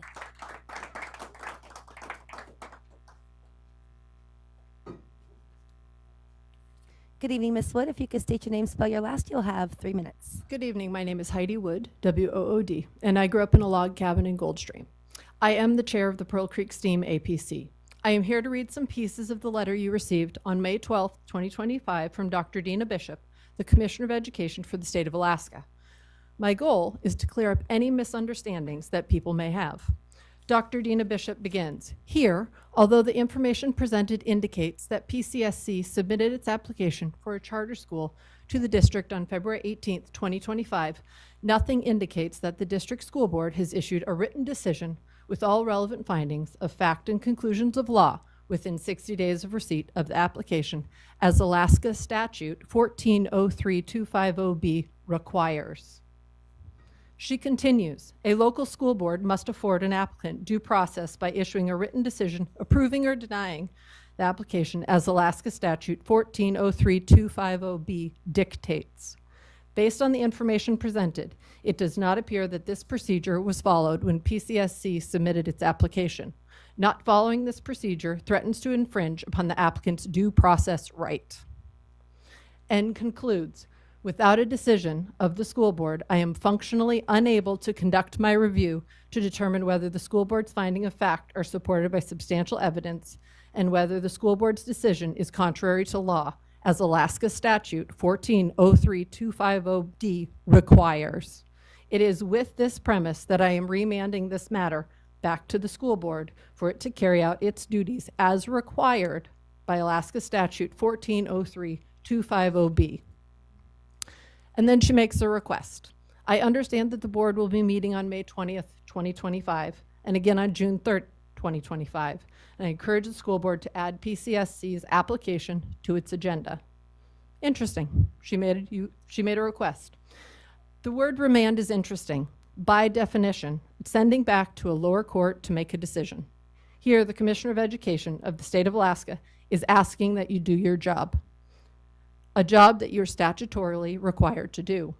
A job that you asked for. Take a vote and make a decision so she can do her job. Thank you for your testimony. Up next, we'll have Miss Sarah Lewis.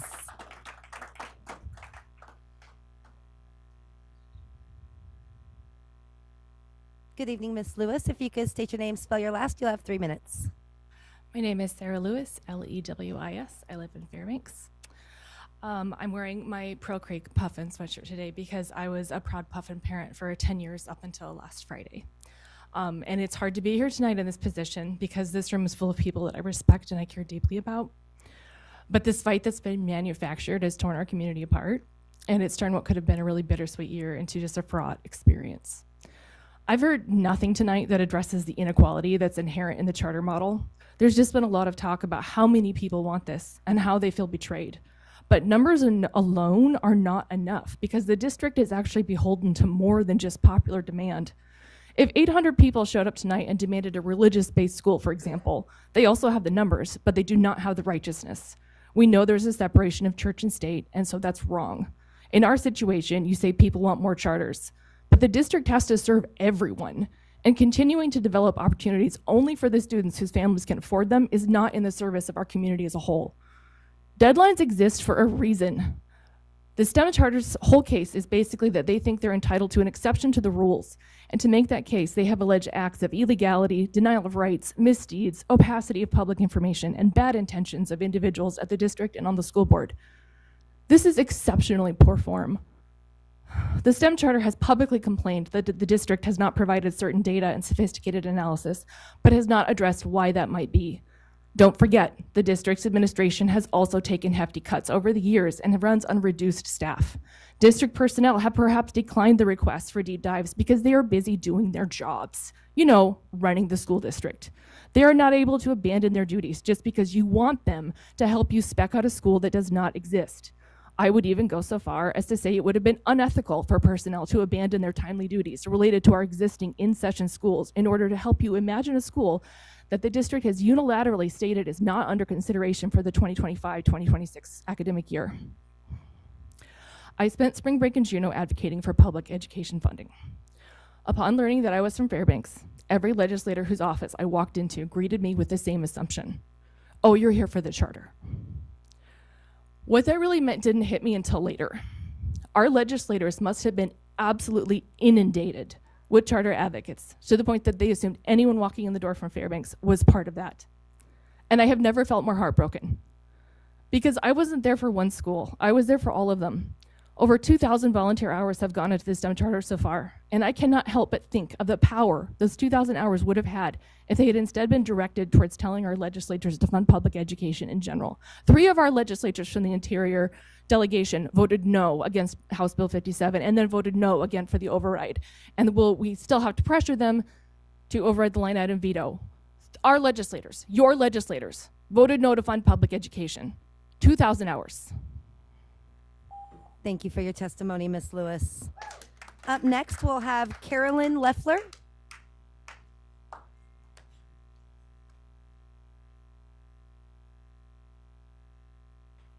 Good evening, Ms. Leffler. If you could state your name, spell your last, you'll have 3 minutes. Carolyn Leffler, that's Loeffler. I'd like to start with a huge thank you to the teachers and staff at U Park for the open house earlier this month for incoming Falcons, including former Puffins. We really enjoyed the school tour and meeting the first grade teachers. I know the school consolidation process has been challenging for you and your community too. Thank you for welcoming us. And to the Pearl Creek teachers, staff, and admin, thank you for the last year. We love you. My personal interest in the new STEAM charter school is not motivated by a belief that other schools in the district are not good enough, nor an attachment to a particular building, but rather a growing disillusionment with district leadership that has repeatedly made decisions and comments that erode public involvement and trust. The ability to dramatically increase the agency that teachers and parents have in school decisions through a charter model is incredibly appealing to me as a parent, especially after observing actions of local, state, and federal leaders in the last 6 months. Top-down decision-making without adequate community involvement will continue to drive parents away from neighborhood schools. Announcing a plan to close 5 elementary schools with only 6 weeks for public input after a year of a small closed-door focus group felt like an intentional attempt to manipulate and limit the community's ability to participate. We should expect and demand better from a public institution. Building trust requires open, transparent, and rigorous community involvement in huge, broad-reaching decisions like school closures. The university has numerous researchers who specialize in community-based research and the co-generation of knowledge. The results are nuanced, trusted, effective, and impactful because local people are meaningfully involved in the design and implementation. Let us lean on this local expertise to incorporate more community-based approaches to re-envision what the future could look like for public education. Who knows what community-generated solutions might be waiting for us? And let's be honest, barring a financial miracle at the state level, more closures appear imminent in the years to come. And I worry a pervasive scarcity mindset is pitting us against each other, eroding trust and driving people away. It is my sincere hope that no parent in the district ever has to endure another closure process like the one we witnessed this year. The community must be more involved in the collaborative generation of solutions going forward. There needs to be far more seats, voices, and ideas at that planning table with adequate time to participate and generate options. I'd like to end by saying the escalation of frustrations between the district and Pearl Creek STEAM Charter community are both disappointing and alarming. We are a small town, and there is still a tremendous opportunity to have an open, honest conversation to find compromise going forward. The district holds the power in this dynamic, and I gently invite them to be the collaborative, transparent leaders with integrity that we expect them to be. Thank you. Thank you, Ms. Leffler, for your testimony. Up next, we will have, and forgive me if I messed this one up as well, Dave Messier.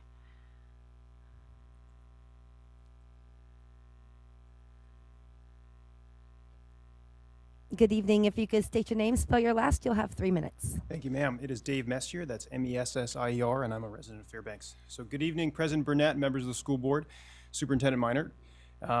My name is Dave Messier, as I said, and first off, let me thank you all for your service on the school board. I can sincerely appreciate and respect all the time and dedication that it takes to serve on a board as an elected official, and in trying to keep a community as diverse as ours happy with all of the decisions that you're making. So I'm a resident of Fairbanks, both an employer and employee in this town, a parent to a 6- and 7-year-old who are educated at the Fairbanks North Star Borough School District, and I also serve as the treasurer of the Golden Valley Electric Association Board of Directors, although I'm in no way representing Golden Valley here. I have the experience of being on your side of the lectern as an elected official representing a vital community service in the community. I'm testifying this evening as a concerned member and as a frustrated parent who has been following the closure of Pearl Creek Elementary School and the dedicated group of parents who've been working so diligently to offer more opportunities for education in Fairbanks. Now, my understanding is that President Burnett has received a petition with the signature of more than 500 Fairbanks families and residents asking for the school board to take up the decision on the Pearl Creek STEAM Charter School, and that has still not made the agenda either for this meeting or potentially for next meeting. And now, I don't know how your board runs. That's up to your board to figure out, but I know the board that I serve on, that would be pretty much a non-starter. If 400 Fairbanks residents came to my board with a request to put something on the agenda, we would certainly have the respect, I would say, for the community to take that up. But this is your decision, obviously, and everybody here tries to respect it. Now, under FNSB School District Board Policy 932.2, just 3 school board members at this meeting could send a written request by the end of the day today, or request at this meeting that this topic be added to the agenda at the next school board meeting to place the charter school application on the agenda as was requested, I believe, by the Commissioner of the Board of Education. Just 3 of you could make that request and it would be on the agenda, and Fairbanks would be able to have an open discussion on this challenging topic. So with that, I appreciate your time this evening. I appreciate all of the time and effort you guys have spent on that side of the lectern and in private settings discussing this topic, because I realize and fully acknowledge how challenging it is. And I'd also ask for your willingness to reapproach the topic, because although it is a challenging one, by doing so, you'll all have the opportunity to do what many of you committed to doing either in your campaign speeches or in your job interviews, to engage Fairbanks families who are concerned about the trajectory of the school district and looking to find ways to work collaboratively with all of you to find solutions. Because if the future is just fewer schools in this community, I don't know that it's a community that many of us are going to continue to live in. Thank you so much for your time. Thank you for your testimony, Mr. Messier. Up next, we'll have Don Larson.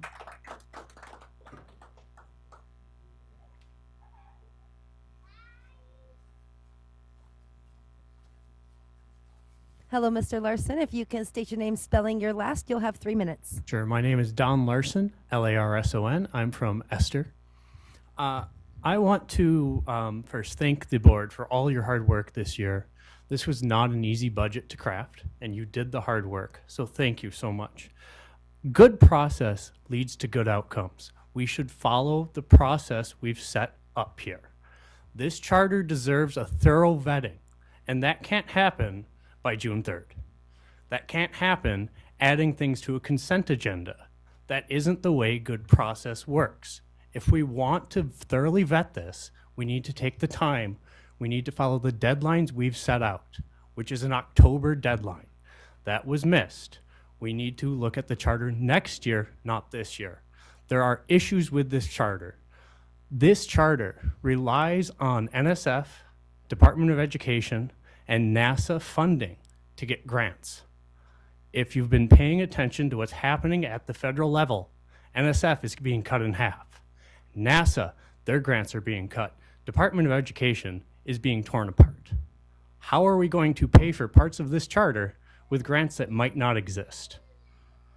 Additionally, we have to worry about the BSA. We did have an override vote of 46 to 14, but the governor still has a very powerful line item veto. If he exercises that, and he has threatened to, and he most likely will, we might not find out what our education funding is for this coming year until January, when the legislature meets again. The legislature can either call a special session through the governor, through a 2/3 vote, or override next legislative session. Most likely, they'll wait until January. Can we figure out a new budget for a charter? Well, we're not even sure of our budget for next year right now. You guys will be doing some very hard thinking in July if there is a line item veto. And that is, do you cut the budget in the fall, or do you hope for a veto override in January? That's a much, much scarier thing and a much bigger issue than a Pearl Creek charter. What are we going to do if there's a line item veto? How are we going to overcome that? What are we going to plan for? Are we going to fund just half a year? Or are we going to make those difficult cuts in July? I would hope that you guys are thinking of that on your June 3rd meeting instead of should we add this charter to the agenda. Thank you. Thank you for your testimony, Mr. Larson. Up next, we'll have Lindy Larson.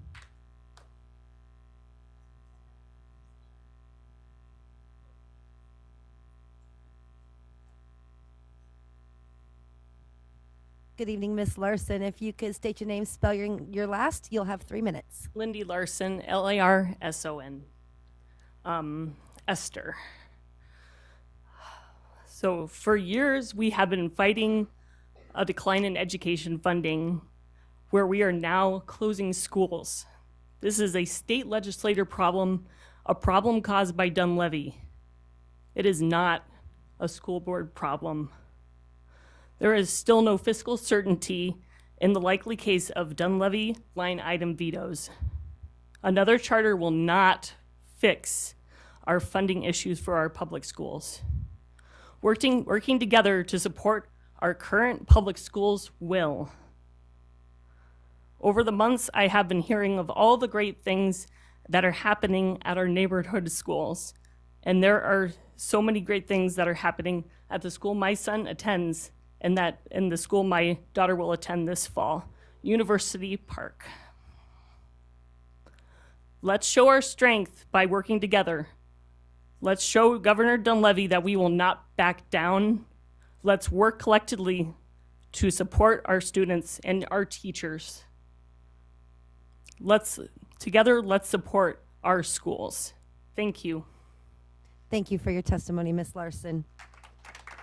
Up next, and this will be our last testimony for the evening, as this will bring us up to our 1 hour benchmark. We will go over to Zoom, and that will be Summer McMillan. Summer, are you there?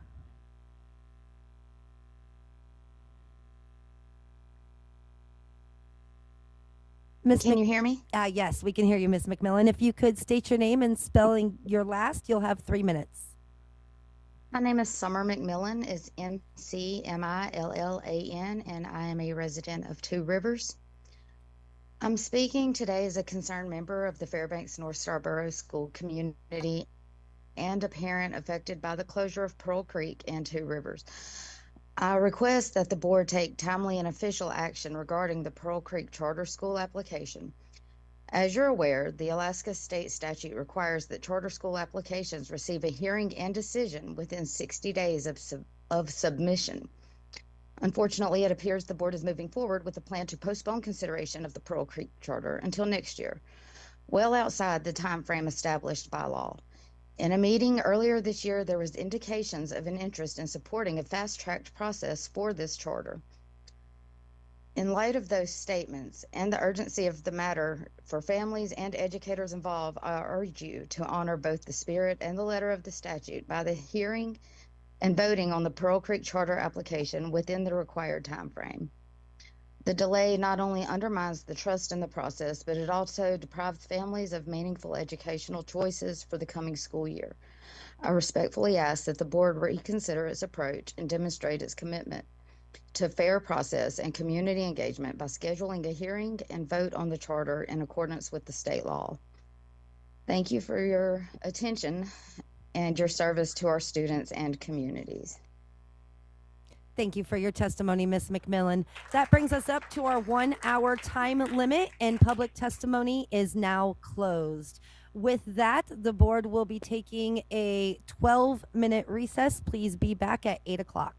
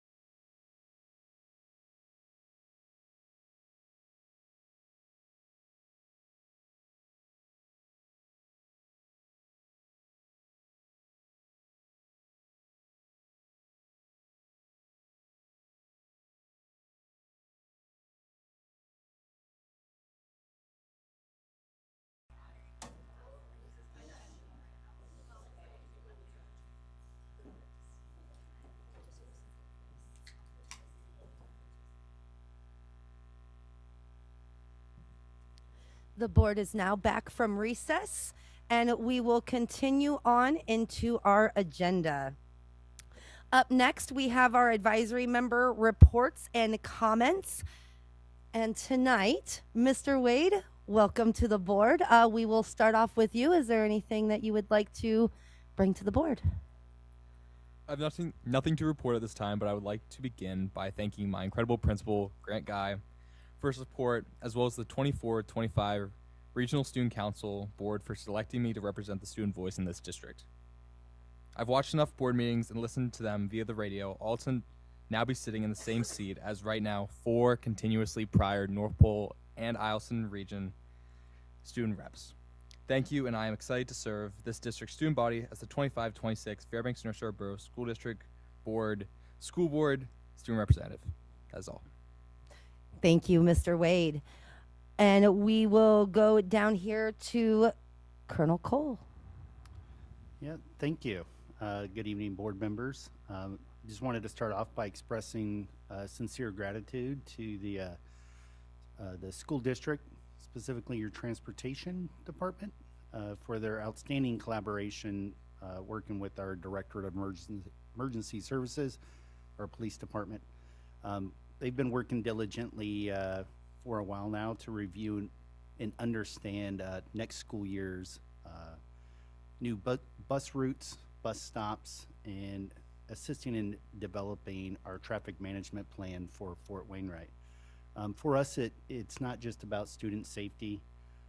It's really a complex synchronization effort where the rezoning and resending kids that went from one school to a new school, a school that didn't have buses, a school that now has buses. It's synchronizing that with the operational rhythm of Fort Wainwright, which is why we exist, for our Army soldiers who are dedicated to training to increase their readiness so that they can actually accomplish the Army's mission if called upon to do so.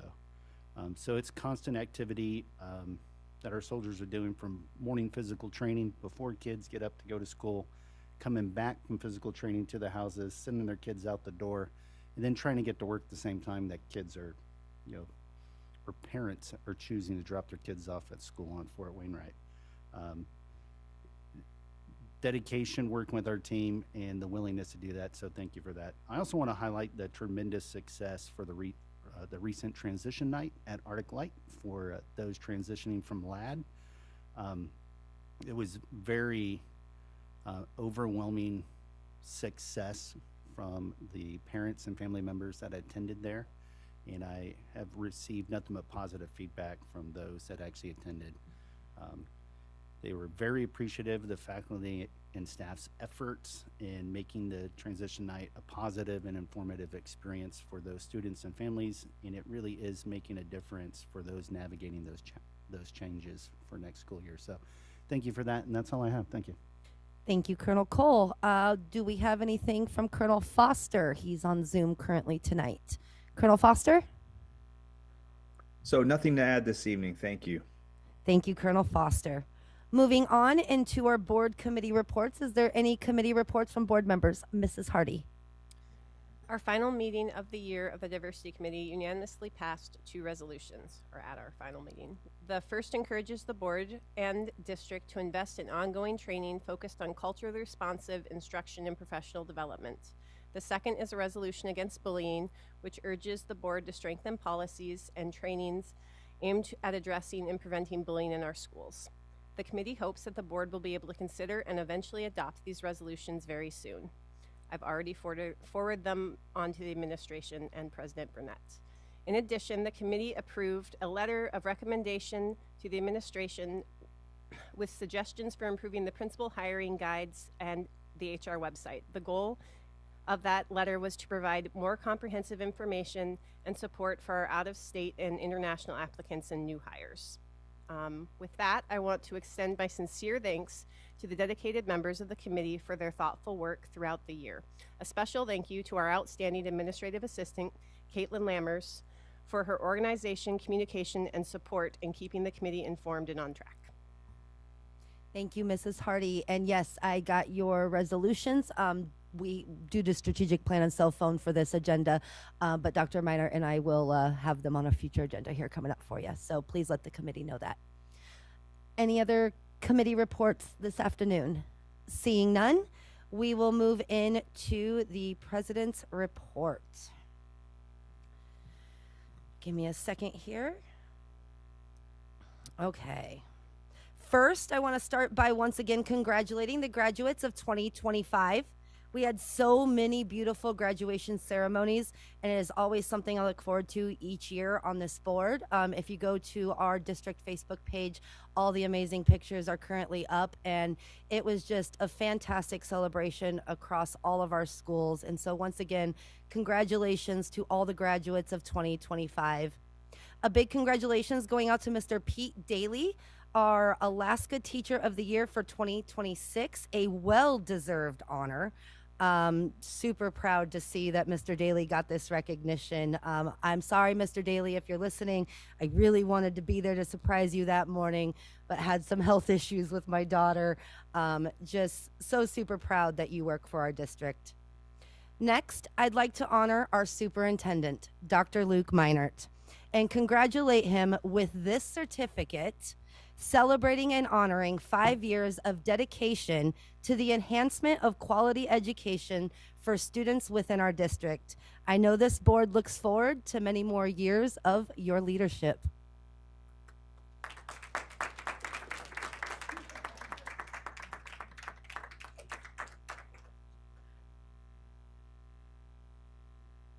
And along those same lines, the board met with Dr. Meinert recently regarding his evaluation and will be bringing a contract extension forward at our June 3rd meeting.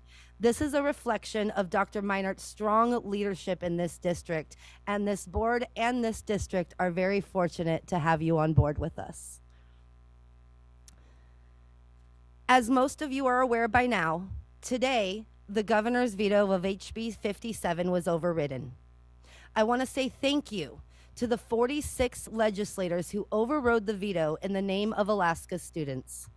The fight, though, is not over. Now we wait and see what the next move will be. The governor can still line item veto the funding. I encourage those of you out there to reach out and encourage the governor to leave the education funding in the final budget. We desperately need it. Moving on, I would like to provide clarification regarding the application submitted by the Pearl Creek STEAM Charter Academic Policy Committee, APC, and the Fairbanks North Star Borough School District's policy and procedures surrounding charter school applications and the recent developments surrounding the application and appeal. Some of what I will share is in line with what Dr. Meinert will share in his report, but with my perspective as the board president. Under current Alaska law, AS 14.03.250A, all school districts are required to establish charter school application procedures. Our district has done so, and our policies include a clearly stated October 1st deadline for applications. These deadlines are in place to ensure the district has adequate time to thoroughly review proposals and to responsibly plan for staffing, budgeting, facilities, and educational impact on the broader school community. In April, Dr. Meinert sent a letter to the APC stating the board would be following its policy. The Pearl Creek APC appealed to Commissioner Dina Bishop in hopes of overturning the district's determination. On May 12th, the commissioner issued a response rejecting the appeal and returned the issue to the district and acknowledging the district's right under current statute to establish and enforce application deadlines. Local boards are responsible for balancing legal, financial, and educational responsibilities. This board has acted consistently with its adopted policies. That consistency is not only a reflection of lawful governance, it is a reflection of our duty as elected officials. Following policy is not always easy, especially when emotions are high, but it is necessary to ensure fairness and trust in the system. We also want to acknowledge the deep emotions surrounding this issue. Pearl Creek has many strengths and a strong community that families deeply value. just like every school community in our borough. It is understandable that folks don't want to lose their schools and the associated communities they have built. All school closures are real and painful losses. There is still so much good in our district, so many bright spots in our schools, our staff, and our students. We hope that Pearl Creek, Midnight Sun, and Two Rivers families and all families impacted by redistricting will continue to find support and strength in our school communities. Together, we can move forward and continue working for what is best for all of our students. The Pearl Creek STEAM Charter application remains subject to the October 1st deadline currently in place, and so, in accordance with Board Policies 935.1 and 935.2, the application submitted in February will not be considered for the 25-26 school year. If this application is submitted in the fall prior to the October 1st deadline, we are committed to following the charter school application process in accordance with district policy and state guidance. If there are no questions, we will now turn it over to Dr. Meinert for his superintendent's report. All right, thank you, President Burnett. Just wanted to start out talking about some of the students that were honored tonight. If anybody's doubting the accomplishments of students or the next generation of our youth, they need to come to our board members and hear all the accomplishments our students regularly receive. What a great way to start the meeting this evening, honoring the kids voting artists. I know there were a lot of students that participated throughout the district, both in the art itself and then going to Pioneer Park and casting their votes for who would be win top honors. And then the Academic students, I'm always blown away by the national awards that they win and the amount of preparation that goes into that. And so just a huge kudos to those students and the teachers and educators that work with them. Mr. Wade, excited to have you on the board. I've known you for a long time now here in Fairbanks, and so it's great to see you in this capacity. I know you're going to be an amazing voice for students. I continue to love that Fairbanks honors student voice on the board, and it's a critical component of the conversations we have. And so welcome to the board and excited to work with you in this next year.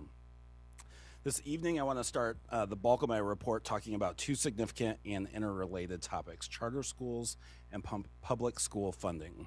While there's been a growing push from the governor and some of his allies to expand charter school offerings in Alaska, this conversation often overlooks the fundamental truth. School districts across the state, including ours, require increased and sustainable funding in order to make any such expansion possible. Calls for charter schools must be grounded in the reality that our current funding levels have not kept pace with inflation and have left districts struggling to meet even basic needs. And this is after, here locally, we've closed 7 schools in the past 4 years. At the start of this legislative session, school districts across Alaska were united in the message: the base student allocation must be increased by at least $1,808 to reflect what it would be today had it kept up with inflation. This figure isn't aspirational. It's a reflection of the minimum necessary to provide meaningful investments back into our district that students deserve. As I share the information tonight, I invite you to consider how deeply connected these issues are.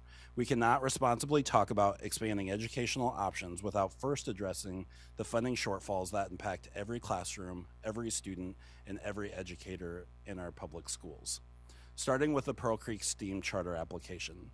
The board's position to follow the their policy has been unchanged since receiving the letter of intent for the Pearl Creek STEAM Charter, in that it will continue to follow its policy and is willing to hear the charter school application this fall. The commissioner did not grant the APC's appeal. In fact, she explicitly confirmed that she does not have jurisdiction in this matter. In her letter, the commissioner stated, "I am unable to take any further action on the appeal without a local school board decision to review. Because no timely application was submitted, there is no legal basis for her to intervene." Moreover, the commissioner reaffirmed this board's authority by emphasizing that the state review of local decisions is conducted with extreme caution and respect for those decisions made at the local level with community understanding and inherent ownership. That recognition is crucial. The commissioner is not an attorney, and her correspondence does not constitute legal direction. Nor does she have the power to compel this board to place an item on the agenda or override our adopted Fairbanks North Star Borough School District policies. The authority to govern our schools rests firmly with this board. If she wanted to send a legal opinion to the board, she could have done so through the Department of Law, which is at her disposal. Local control of education is a foundational principle of our society. It is a value broadly respected throughout our country. Our school board members are locally elected to serve the best interests of all students in our district, and they are entrusted with the responsibility to form budgets and make decisions reflective of our community values. As to the commissioner referencing Copeland v. Ballard, a case involving agency records access in environmental litigation. This case has no bearing on education, charter schools, or the acceptance of late applications. The APC is not a legal entity or litigant, and the filing of a late application does not trigger due process protections described in Copeland. There is no legal requirement compelling the district to waive established policies or to treat a procedural denial as if it were a substantive, appealable board decision. Circumventing our policy timeline would create significant staffing instabilities for the 25-26 school year. Here are some facts. All teachers listed in the APC's applications are already assigned to other schools for the 25-26 school year. Reassigning them would cause a cascade of new vacancies that must be posted and filed under union agreements. At a time when this district has worked tremendously hard at right sizing, it is extremely late in the hiring cycle to find enough educators to fill an entire school. Class sizes in our elementary schools would most certainly rise, given not only the financial implications of new charter, which I will talk about in a few moments, but due to teaching vacancies. With upwards of 20 new teaching positions the district would be forced to recruit for, it is almost a certainty that we wouldn't be able to fill all of these positions at such a late hour. Anytime a position is not filled and there is no substitutes, students are combined into larger classes in schools to make up for not being fully staffed. This does not lend itself to a quality education for the rest of our elementary students throughout the district as class sizes rise. Hiring and transfer processes are governed by the Fairbanks Education Association and ESSA contracts. These agreements require specific timelines for posting, review, and selection. They cannot be rushed without violating labor agreements, and even if a new school was to stand up, teachers currently at Pearl Creek Elementary School would not automatically be at a new Pearl Creek charter school. All staff would need to apply. Approving a charter after the deadline would not only displace teachers, but destabilize entire schools, especially those absorbing students from the Pearl Creek and Midnight Sun closures. Approving a new charter school at this time would have a highly detrimental impact on the district's already strained budgets.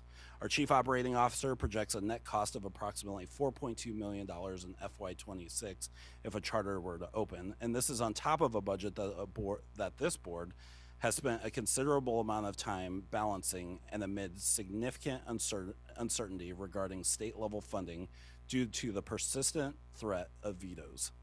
A rushed approval in this budget cycle would create a multi-million-dollar gap, forcing the board to identify further cuts and deepening the strain on district-wide resources. Let us not forget, the board just navigated the difficult process of closing a $16.5 million deficit. We've heard some pushback on the district's financial projections, but it is critically important to understand a few things. School districts are among the most transparent organizations in the world. They hold open meetings, publish open budgets, and undergo annual independent audit reports. So those third-party reviews that people are asking for, the district does that on a yearly basis. Additionally, the district has made the difficult decision to close 7 schools in recent years. We know exactly how much is saved when a neighborhood school is closed. Regardless of the complexities that some charter advocates claim in understanding the district's cost analysis, the financial reality remains clear. Adding a school into a district requires additional dollars. Such a decision would affect all students across the district and undermine the hard-earned fiscal balance we've worked to restore. Lastly, as I've mentioned previously, there is a tremendous amount of uncertainty at the state level given the continued threat of a line item veto by Governor Dunleavy. For every $50 of base student allocation that is vetoed, the school district loses over $1.1 million in revenue. In an environment where revenues are declining, there is simply no financial cushion to absorb the addition of a new school that could cost the district upwards of $4 million. The risks are too great and the timing could not be more precarious. If the state wants more charter schools, then they need to fund them. Calls for more charter schools must be grounded in the reality that our current funding levels have not kept pace with inflation and have left districts struggling to meet even basic needs for our students. With that, the door remains open. The APC has been given a clear and constructive path forward. They're invited to revise and submit their application by October 1st, 2025 for full consideration in the 26-27 school year. This opportunity reflects the same expectations and timelines that apply to all charter applicants. It's a process designed to be fair, transparent, and aligned with priorities and capacity for our district. But this conversation is more than one application or one school. It's about the values that guide our work across all schools. It's about the more than 11,000 students we serve and our responsibility to ensure consistency, stability, and equity throughout the system. The commissioner did not instruct us to take any particular action. Instead, she affirmed the authority of our board to make decisions in the best interest of our community. Sorry, my report's lengthy tonight. As part of this board report, I want to take a moment to thank the Alaska State Legislature, as President Burnett did, for the passage of House Bill 57, a bipartisan effort that shows strong support for public education in our state. While no bill is perfect, HB 57 is the result of meaningful compromise, bringing together policy improvements and much needed funding for our schools. I especially want to thank our interior legislators for their leadership, specifically Representative Carrick, Dibert, and Stapp, along with Senators Cronk and Kawasaki. Not only supported this bill and the creation of it, but also took the courageous step of voting to override the governor's veto. That decision wasn't easy, but it showed a strong commitment to our students, educators, and communities across the state. Right now, our communities, including Fairbanks, are facing serious challenges. There just aren't enough resources to go around. That's why we must be united. United in thanking our legislators for stepping up to support increased education funding. United in calling on the governor not to use a line item veto to cut education funding from this budget. And united in asking legislators to override him again if he does. An increase to the BSA benefits all parts of Alaska public education system, including our neighborhood schools, charter schools, and homeschools. And HB 57 is more than just a funding bill. It includes meaningful policy provisions aimed at strengthening education statewide. Let's continue to stand together for Alaska students and ensure they receive the support they deserve. I encourage all of you to reach out to the governor and legislators, letting them know you support the funding increase. Grant Guy, Mr. Guy, principal of North Pole High, let the cat out of the bag a little bit tonight, but wanted to talk about North Pole High School's automotive training program, which has officially earned an ASC accreditation in maintenance and light repair from the ASC Education Foundation, making it the only high school in Alaska to receive this rigorous recognition. ASC stands for the National Institute for Automotive Service Excellence. It's the gold standard in automotive training. This accreditation confirms the program meets high industry standards in instruction, facilities, and equipment. And thanks to strong partnerships with local industry leaders, we were able to accomplish this accreditation process. As a result, students can now graduate as certified entry-level technicians, trained in oil changes and fluid services, brake repairs, tire maintenance, battery and electrical diagnostics, basic engine and drivetrain work. This certification boosts students' readiness for immediate employment and has prompted UAF CTC to consider offering the next level of ASC certification for our students that they could flow into at the next level. Special thanks to Jerry Million for his years of mentoring work out at North Pole High, Mr. Travis Cortez for his years of dedicated work in earning this certification, and Andrea Wade, our CTE director, for her ongoing support. We're proud to prepare students for in-demand careers while strengthening Alaska's local workforce. Continuing on the CTE theme, on behalf of the Fairbanks North Starborough School District, I want to give a big congratulations to Mr. Pete Daly for being named the 2026 Alaska Teacher of the Year by the Alaska Department of Education. This recognition speaks volumes about Pete's dedication to students, his leadership in career and technical education, and his commitment to making sure every learner has a chance to thrive.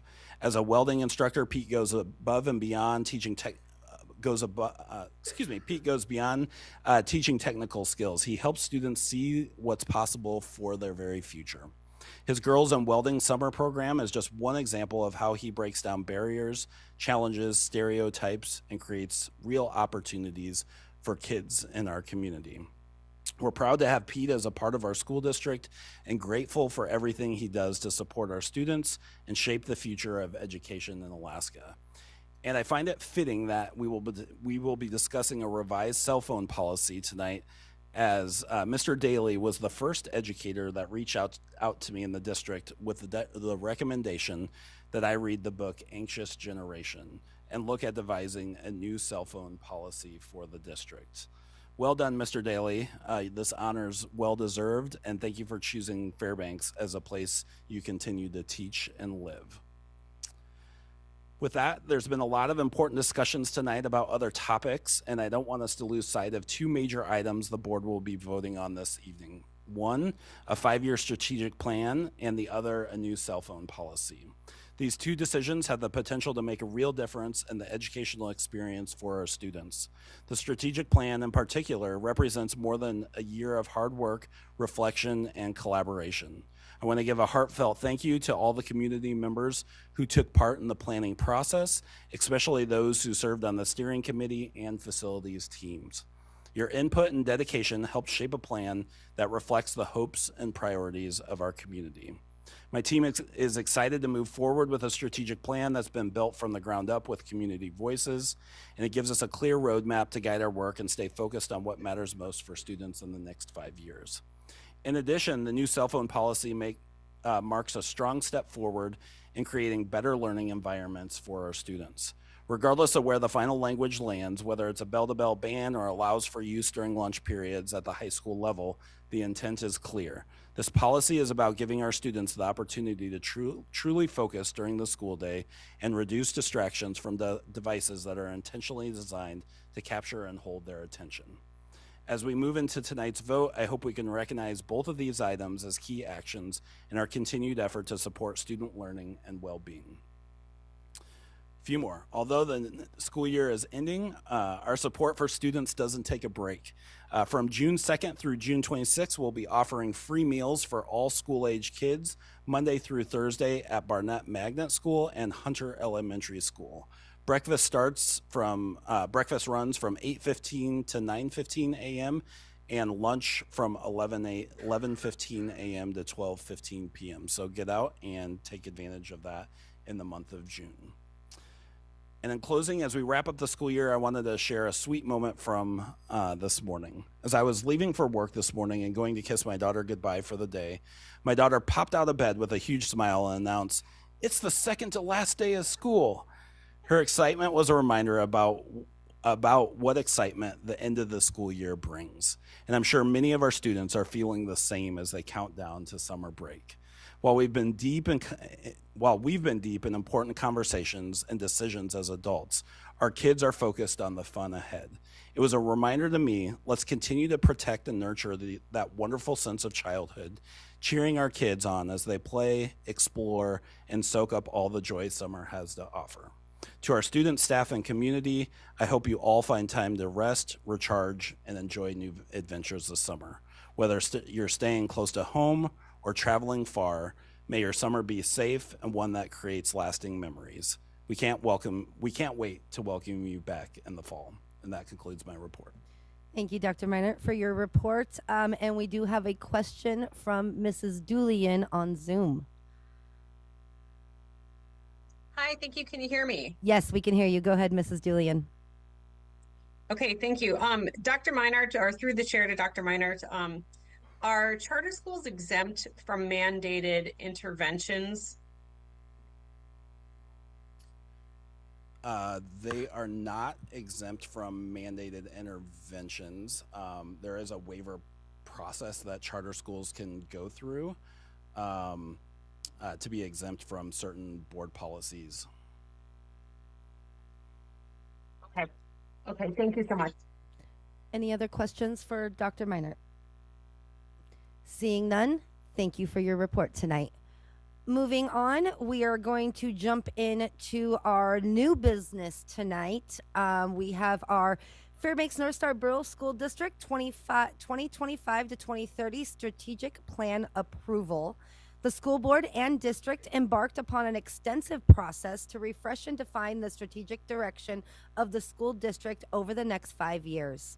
The Fairbanks North Star Borough School District 2025-2030 strategic plan, now before the board for approval, was created through a comprehensive process that invited input and participation from staff, students, families, the board, and the community at large.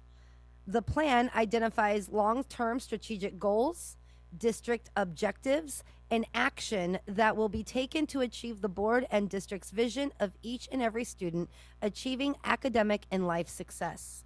The plan will serve as the district's guide and roadmap as we continue to innovate, adapt, and expand opportunities for students.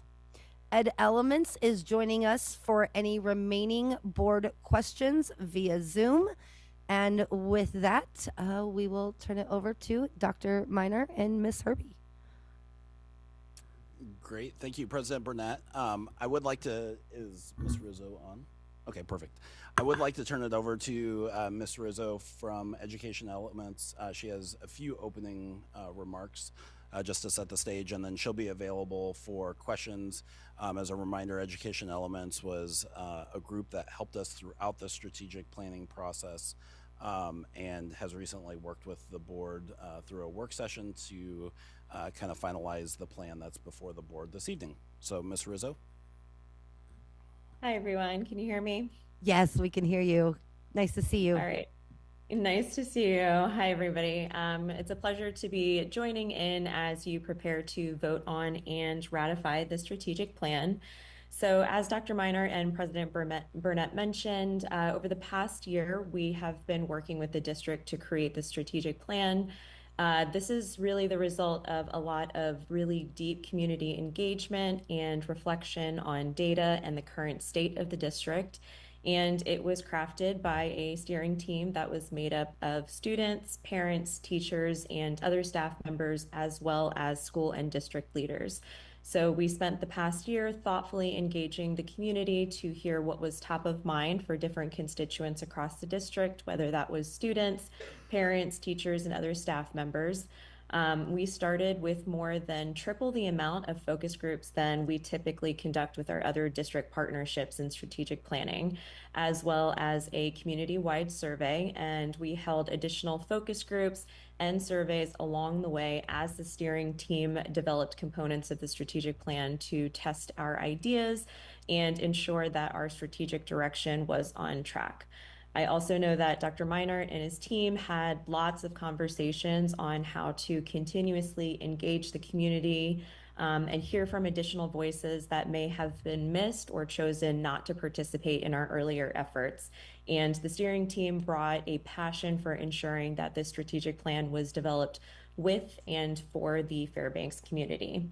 Last month, my colleague Sarah and I were in Fairbanks. We were able to introduce that draft strategic plan during a school board work session. And based off that meeting and listening to school board feedback, we made some final adjustments to ensure the plan is grounded not just in community feedback, but the direction that we are all collectively really driving towards as a district. And so the timing of this could not be better as you all look to close another school year, as your students look to having a fun summer. We know that there is a lot of work to do in thinking through implementation and how to implement the strategic plan, especially as the district looks to launch a new school year in the fall. So with that, I believe everyone has a draft of the current, of the most updated version of the strategic plan. There are just a couple changes that I want to highlight before you all have a chance to review and discuss. So based off of some of the things that we heard during that school board work session was that at first it was really important to add respect to our definition of belonging. We felt that that was a key component of what respect really would look like across the district. The other change that you may notice that I would like to call attention to is specifically in the pillar of supporting access and choice. After a lot of discussion amongst the board, we decided to move some language that may or may not have a political affiliation, but we also wanted to really explicitly call out how we would be offering access and choice to our students and our families across the district. And so in particular for that second impact statement, you'll see that we added a component of calling out neighborhood schools as well as responsive community schools. And then last, but certainly not least, for our fourth pillar of investing in our people, upon hearing the board's reflections, it felt that it was really important to call out that we would be investing time and resources as we were investing in our people, and as well as acknowledging the efforts of staff and really what their contributions to student success looks like. And so we chose to add some of that language into the description there as well. With that, I am going to pause here and allow you all to have any discussions as well as answer any questions that may come up. Thank you so much. With that, board, do we have questions, comments, concerns? Miss Carol Hubbard. Thank you. I just want to say how I really appreciate the strategic plan, and I'm grateful that the changes have been made, and it looks like it is absolutely in line with what we're looking for, and I'm really proud to support this. Thank you, Miss Carol Hubbard. Mr. Doran. I'd like to move at this time to approve the Fairbanks North Starborough School District 2025-2030 strategic plan. Second.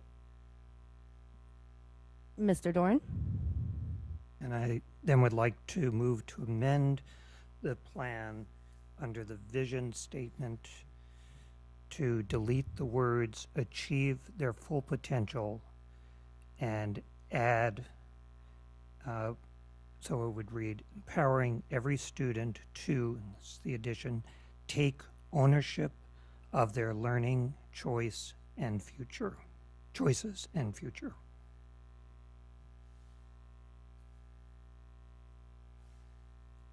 Okay, Mr. Doran, would you like to speak to your amendment?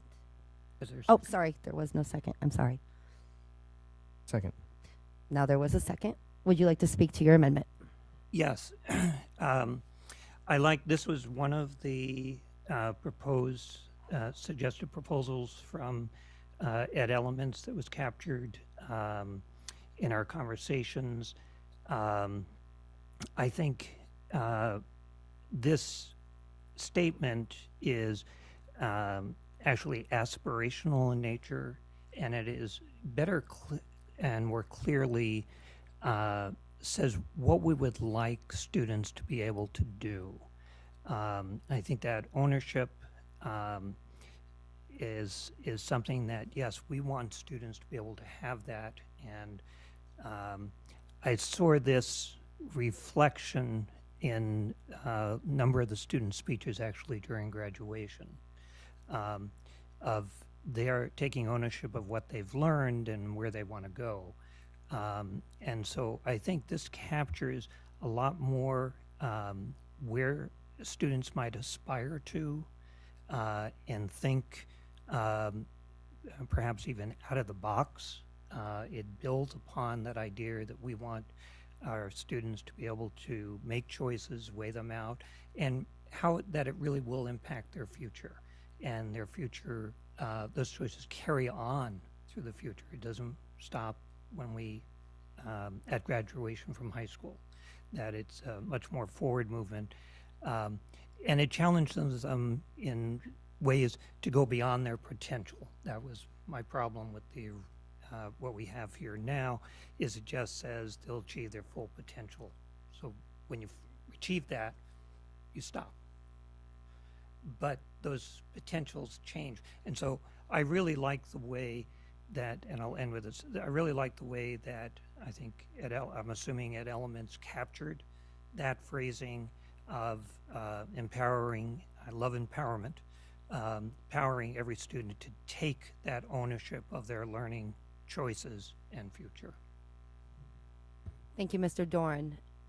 Anybody have comments, questions?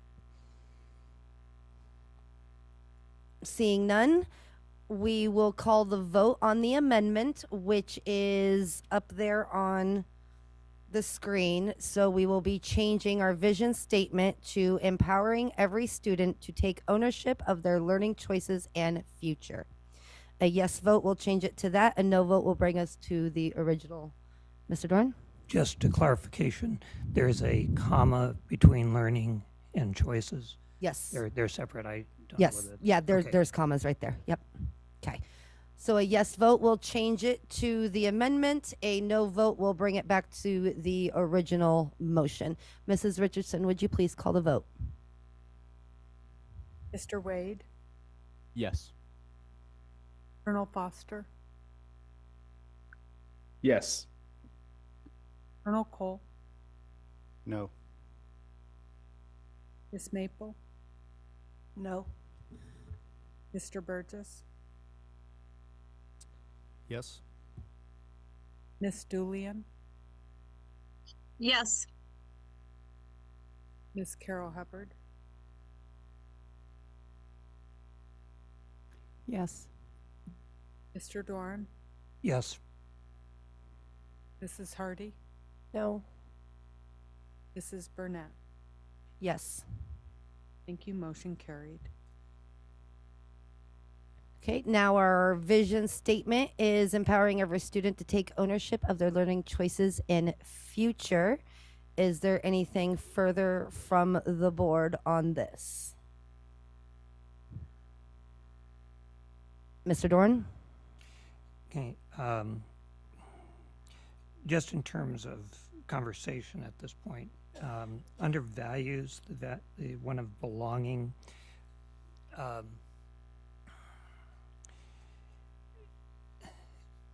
I'm looking at ways in which we really reinforce and get a message clearly to our students and families that indeed we want to make sure that all are feel welcome and are included in our schools. And I made a notation when I read that, and I wanted to put at the end of it, no exceptions. Because I think that does give a real powerful statement to all our to all in our community, that they do know that we're welcome in, and I think for us as a board to really keep that in mind as we work for the best for all our students. And so as I say that, I guess I will make a motion to amend that and to add standalone sentence, no exceptions, at the end of the belonging value statement. Second. It's been moved and seconded. You've kind of spoken to it, but do you have anything No, else to add? I think I have spoken to it on that. Okay. It has been moved and seconded. Is there any other discussion on no exceptions added to the end of the belonging statement? Mr. Burgess? I'll just speak in support. I think that it doesn't change anything. It just strengthens what we have there. So I appreciate the intent, and I'll support it. Thank you, Mr. Burgess. Any other comments? Mrs. Hardy? Well, I don't disagree with the sentiment at all. I think that it's implied in what we already have written, and I worry that we're going to continue down a path of changing and wordsmithing a community document and turning it into something different than what was built with our community. Thank you, Mrs. Hardy. I would agree and support those comments. Anything further from the board? Seeing nothing, Mrs. Richardson, would you please call the vote on adding no exceptions? A yes vote will add no exceptions. A no vote brings us back to the original motion. Colonel Cole, No. Mr. Wade, No. Colonel Foster, No. Miss Julian, No. Miss Carol Hubbard, No. Mr. Doran, Yes. Mrs. Hardy, No. Miss Maple, No. Mr. Burgess, Yes. Mrs. Burnett. No. Thank you. Motion failed. And we are now back to the original motion on our strategic plan. Is there any further comments from the board? Seeing none at this time, Mr. Doran. And I'm not making an amendment on this one, but I would ask the board to consider under Pillar 4, investing in our people, that a word which I favor is putting it is in the category of where we value, empower, and celebrate staff accomplishments. I think, and I hope that what is intended in that pillar is the idea that we do really trust our professionals, and they are throughout our staff, our certified and support staff, classified staff, that they are professionals in their field, and that we trust them and empower them to make those decisions within the realm of their responsibilities, working with kids, supporting the system that focuses on our learning for kids, and that is understood as being part of that pillar. Thank you, Mr. Doran. Mrs. Julian? Yes, thank you so much. I just want to reiterate a little bit of what Mrs. Hardy spoke to just recently, that this document, I'm very proud that this was vetted with the community, and that this is really a co-created document with the community, and I support it as written, and would not like to wordsmith any further if possible.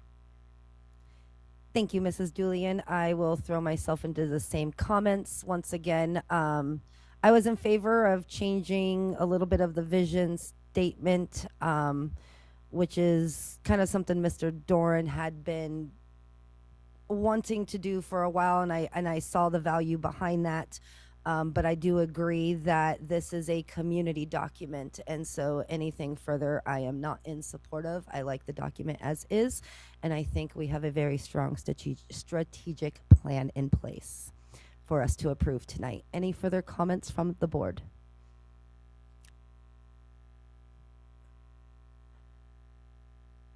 Seeing no comments from the board, we will now open it up for public testimony. Is there anybody in the public who wishes to testify on our strategic plan? Seeing none, public testimony is now closed. Coming back to the board, is there further comments? Mr. Doran. Thank you. I really appreciate the involvement of Ed Elements in this process, and both presidents in their role, Ms. Hardy and Ms. Burnett, with Dr. Minot to kick off and get into the strategic planning for the next 5 years. And the really initial effort to involve early input from as broad a swath of the community as possible. Late last spring and then into early fall. That being said, I think that provided a very strong groundwork and foundation for the discussions of the strategic plan. But I think it stopped there at the beginning, the initial stages. And that broader conversation has been missed. And I kept reading this over the last few months as drafts came along, and then to our current one, presentation, no longer a draft before us tonight. And as I've pondered that, I finally realized why I was hesitant about the whole document. For me, and I will speak, these are what it does for me. It lacks aspiration.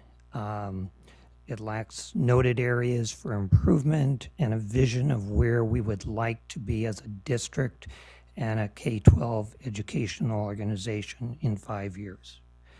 I'm left with the question when I read it, what do we want to achieve over the next 5 years? The pillars lack vision and substance. As proposed, they are more platitudes, and as I read them, I have the question, do we not already embody the qualities reflected in achieving educational excellence, in supporting access and choice, in partnering with our community, investing in our people? What are we missing?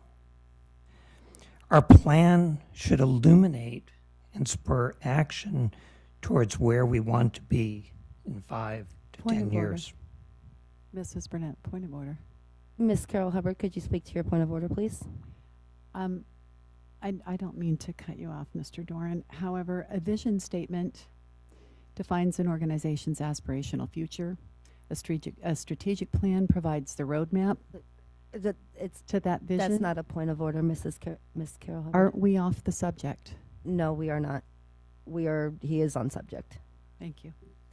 Mr. Dorn, if you could continue. Okay. Our plan should illuminate and spur action towards where we want to be in 5 or 10 years. And this proposed plan does not do that at this time. It strikes me that we may have missed a step in the process whereby we should have evaluated how we achieved the SY 2025 strategic plan. Our miss as a board, myself fully included, is that besides reciting the mission statement out at each board meeting, we seldom acknowledge the stated goals and objectives in our deliberations of our current plan. In many ways, it has sat on the shelf, although it is important to note that there have been distractions with COVID-19, funding challenges, and leadership changes. Hopefully, we can do better with future planning, and I am hopeful that this plan, if it moves forward as is a beginning step. It is really the conversation that we have to look at and say, what is it we want to achieve in 5 years? Not next year, at the end of 5 years. What do we want our community to look like? So I will be voting no this time on this plan. I think it's a good first step, but we need to complete the process. Thank you, Mr. Doran. We have Mrs. Julian and then you, Mrs. Hardy. Mrs. Julian, go ahead. Thank you so much, and I appreciate Mr. Doran's explanation of his vote. But I'd like to speak to the strategic plan and my experience with strategic plans and them setting the roadmap for an organization. In a leadership position, the strategic plan is to help the organization make decisions about what you will prioritize, what you won't prioritize, both in time and in resources. And this strategic plan I see as setting a very good direction as to how we are going to prioritize those two things. The first, in achieving educational excellence. Funding is directly tied to educational excellence right now, with the governor and our legislators closely quoting that we need to improve outcomes to get more funding. Having that as our number one pillar is clear, and the SMART goals that will follow as this strategic plan hopefully gets passed and implemented will support those kind of steps forward as to how we're going to spend that time as an organization. Supporting access and choice, I think that that's incredibly important right now, and that responds to the community that is asking us to expand different choice offerings within our district and expand access to quality education for all. Partnering with our community is also something that is very, very important. And I see that that also aligns it's very poignant. It's where we need to spend some time. And sure, we might already be doing it, but this says that we are going to spend some time prioritizing that, not only in time, but also in resources. And then investing in our people. We have a recruitment and retention issue for educators across our entire state. We are feeling that here in the Fairbanks North Star Borough School District, and we must figure out a way to reduce the amount of vacancies for with educators in our district so that we can better serve our students. We know that this is going to continue to be an issue as costs increase in healthcare and potential funding from the state continues to decline. So I am very supportive of the strategic plan as written. I have a lot of faith in the community co-creation of this plan, and I am very proud to support it. Thank you, Mrs. Julian. Mrs. Hardy. The strategic plan is our roadmap. It's what we give the administration. It's the what. Their job as the administration is to come up with the how. We've said, here is what we want you to do. They are charged with carrying it out and figuring out how to do that. There were initiatives as part of the strategic plan, and I would love if Dr. Meinert would speak to it, that aren't here for board approval because those are ever changing. Those are the how we plan to do this. Those are idea teams. Those are individual initiatives at schools. Those are SMART goals, as Ms. Julian said, that will be progress monitored. I've seen the sheet for progress monitoring that is being created that Ed Elements could speak to too, that there is going to be a data dashboard that is a part of the strategic plan. It is aspirational, but it is what we are aspiring to. How we get there is a 5-year process. Year 1 is going to look very different than the goals we're trying to achieve in year 5. Especially given limited resources and budgeting. It's a good plan. It involved a ton of community effort, and we've brought it so far, and our administration has been begging for us to give them clear instructions and something that they can then attach every goal and every piece to. Dr. Meinert has done admirably these last 2 years coming up with other goals, but it would be great if the goals that we have in his actual now I'm blanking, evaluation were tied to our strategic plan. That would be great. Those are things we can do when we have a what, which is what we are currently lacking. Thank you, Mrs. Hardy. Mr. Burgess. Thank you. I understand and appreciate Mr. Doran's concerns, and I have had similar thoughts as I've mulled this over. But I do think that you know, we do have metrics in here. They might not be exactly, you know, SMART goals but we do have ways, things that we're looking for specifically in this plan under the impact. You know, with these statements that say we know we will be successful if under each pillar. And I think that those are good targets. Those are good metrics. Those are we can see specific things that will help us to understand if we are being successful or not.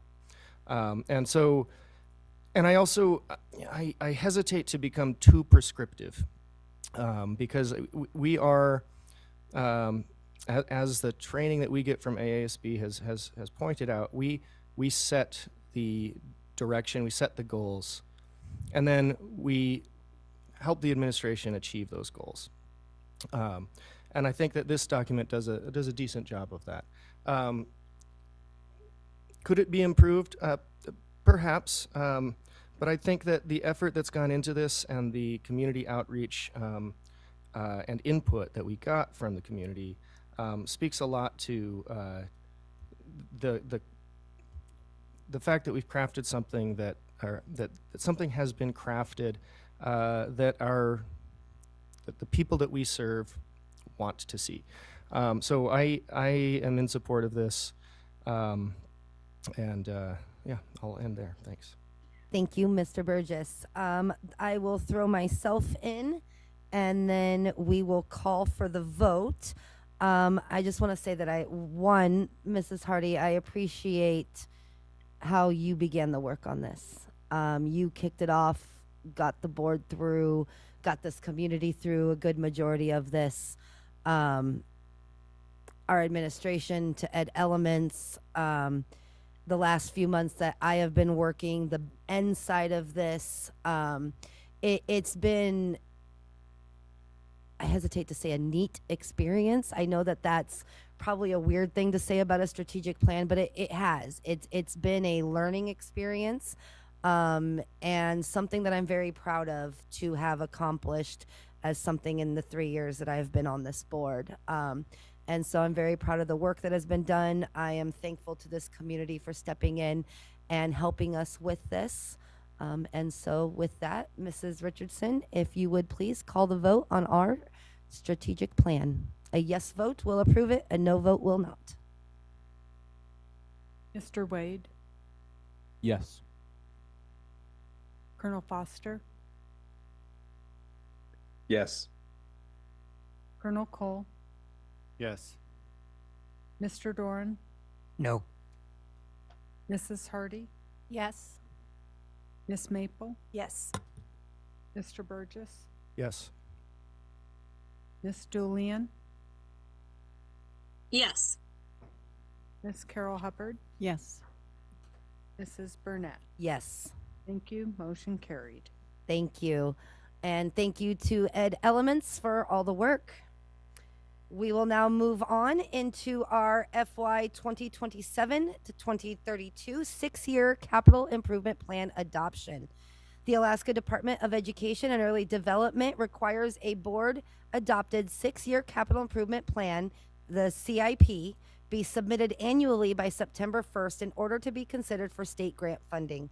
The administration is now submitting the FY 27 to 32 6-year capital improvement plan for adoption by the school board. Administration will speak to the plan. Move to suspend the rules. Good. Rules have now been suspended. Ms. Carrion, the floor is now yours. Thank you. Good evening.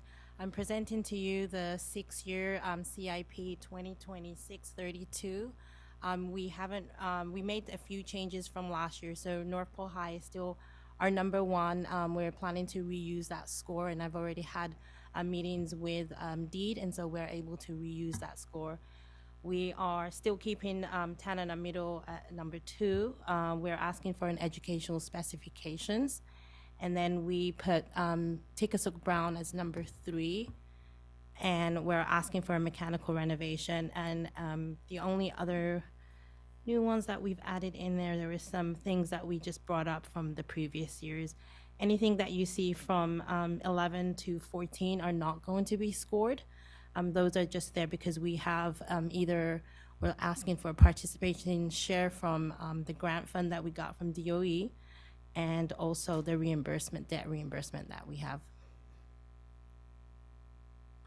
Happy to answer any questions if you have any. Thank you, Ms. Carrion. Any questions from the board? Mr. Dorn. Thank you. And thank you for the exhaustive listing. There's a lot that goes into it. Two areas of questions. The first is, could you, and especially for the public's understanding, Ann Ween is on here in multiple years.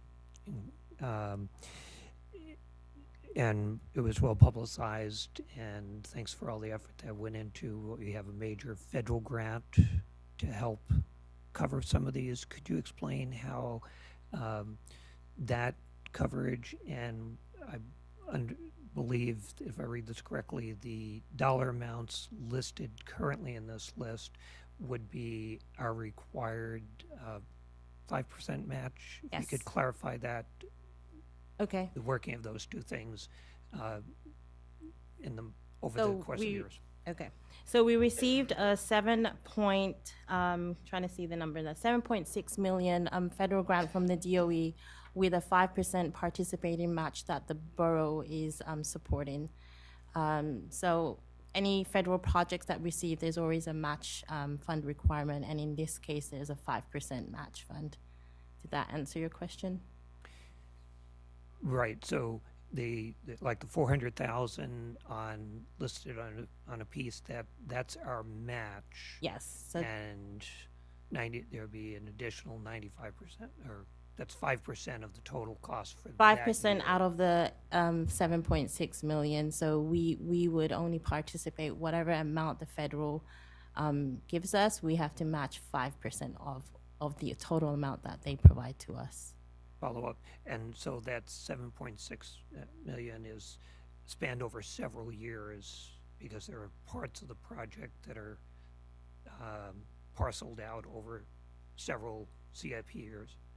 So the federal grant is different from the state level grants that they provide for us. So this is something that we applied for a grant, and then we received a federal funding from the Department of Energy.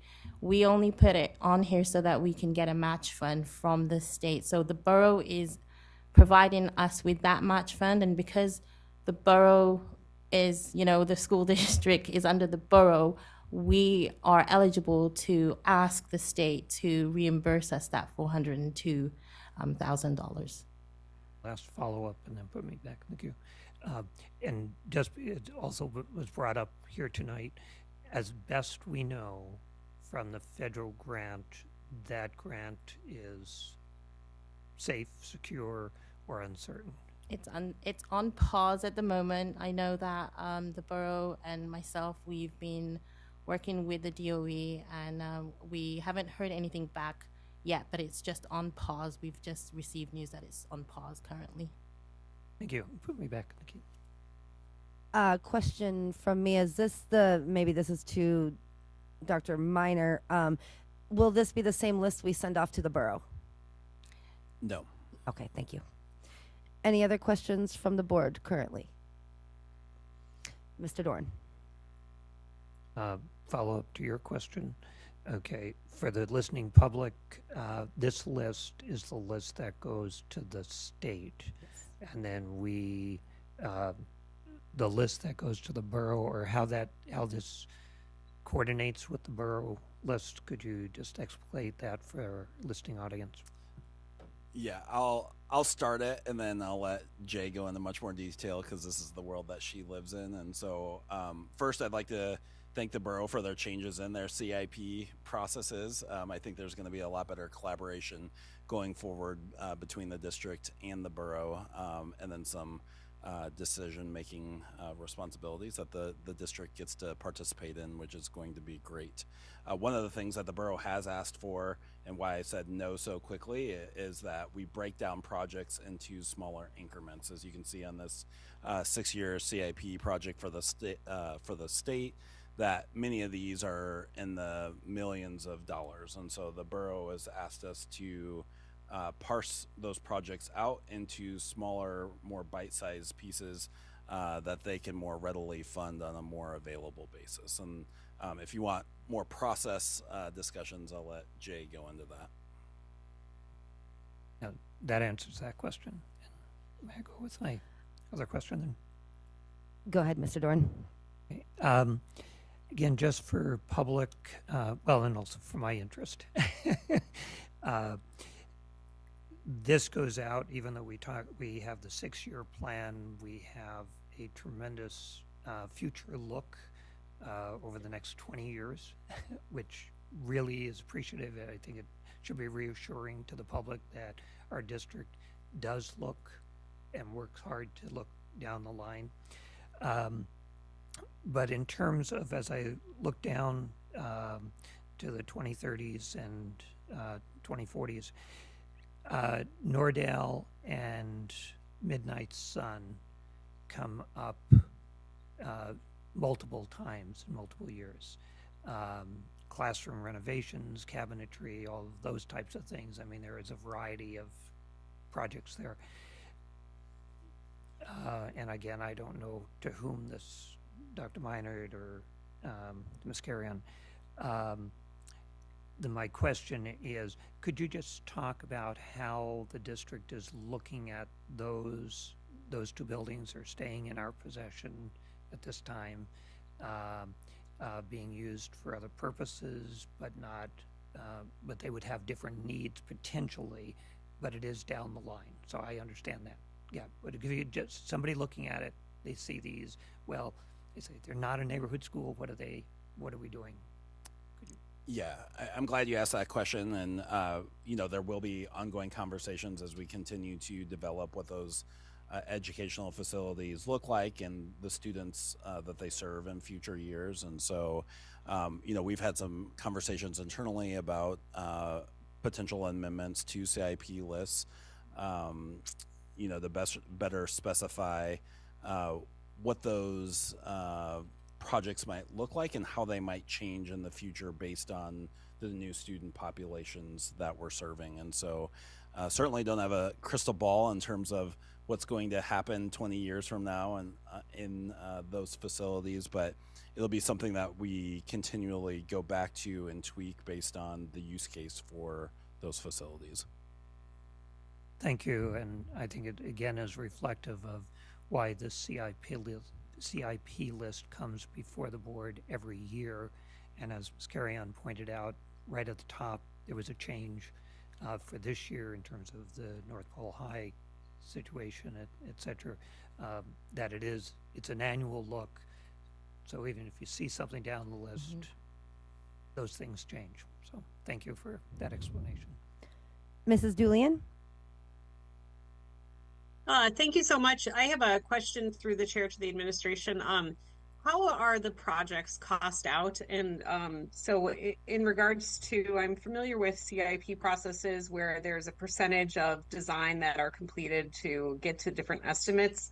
And then, you know, the sooner that they are close to the date of when you submit that CIP, kind of the further along they would be in that design work.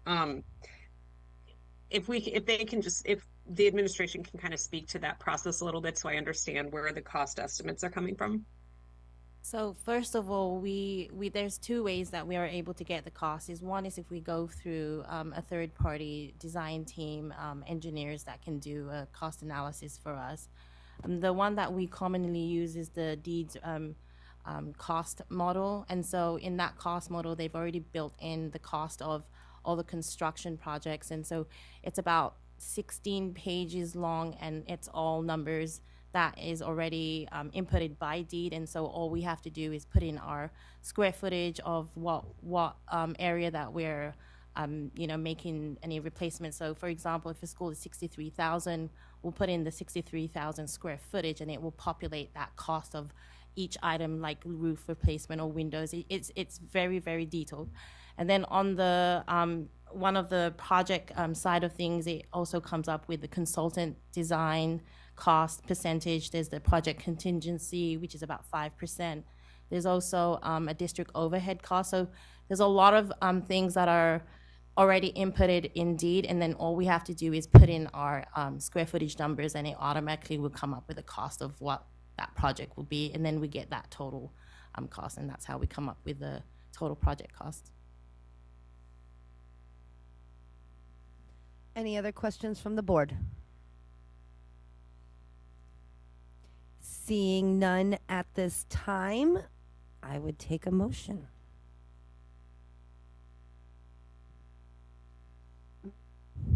Move to adopt the fiscal year 2027 through 2032 six-year capital improvement plan. Second.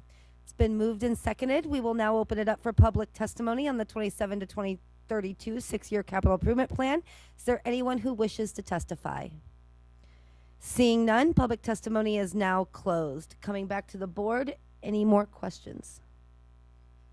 Seeing none, Mrs. Richardson, would you please call the vote?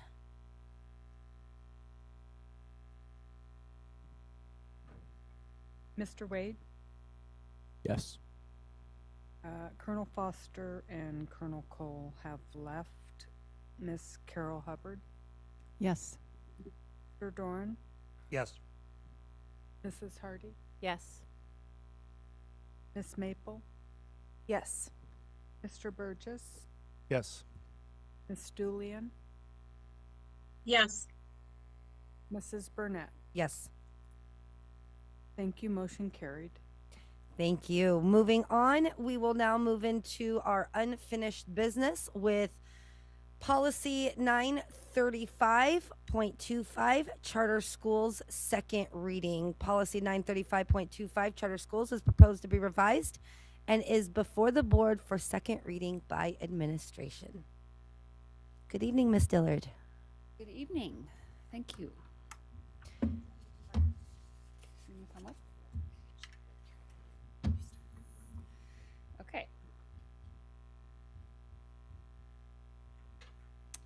So this is, as you said, second reading for policy 935.25, annual review of charter schools. So this revision changes charter school contracts from 1-year contract term to a 5-year contract term.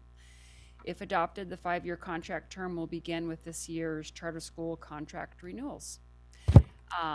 There were small edits made from first reading to second reading, which were edits discussed by the board and recommended by Mr. Doran. And that was just to rescind the language that addressed the actual charters, so it just speaks to contracts. And with that, I'm here for questions. Fantastic. Thank you, Ms. Dillard. Is there any questions from the board? Seeing none, may I get a motion? Move to approve second reading, public hearing, and adoption of 935.25 charter schools. Second. It has been moved and seconded. We will now open it up for public testimony on policy 935.25, charter schools. Is there anyone in the room who wishes to testify? Seeing none, public testimony is now closed. Does the board have any further questions or discussion for administration? Mr. Dorn. Just have a quick comment. Thank you for capturing the edits and the board support for those. I think this will add to some clarifications. And I do think this new term of 5 years for this does benefit both the district and individual charter schools. So I'm fully in support of this. Thank you, Mr. Doran. Anything further from anyone on the board?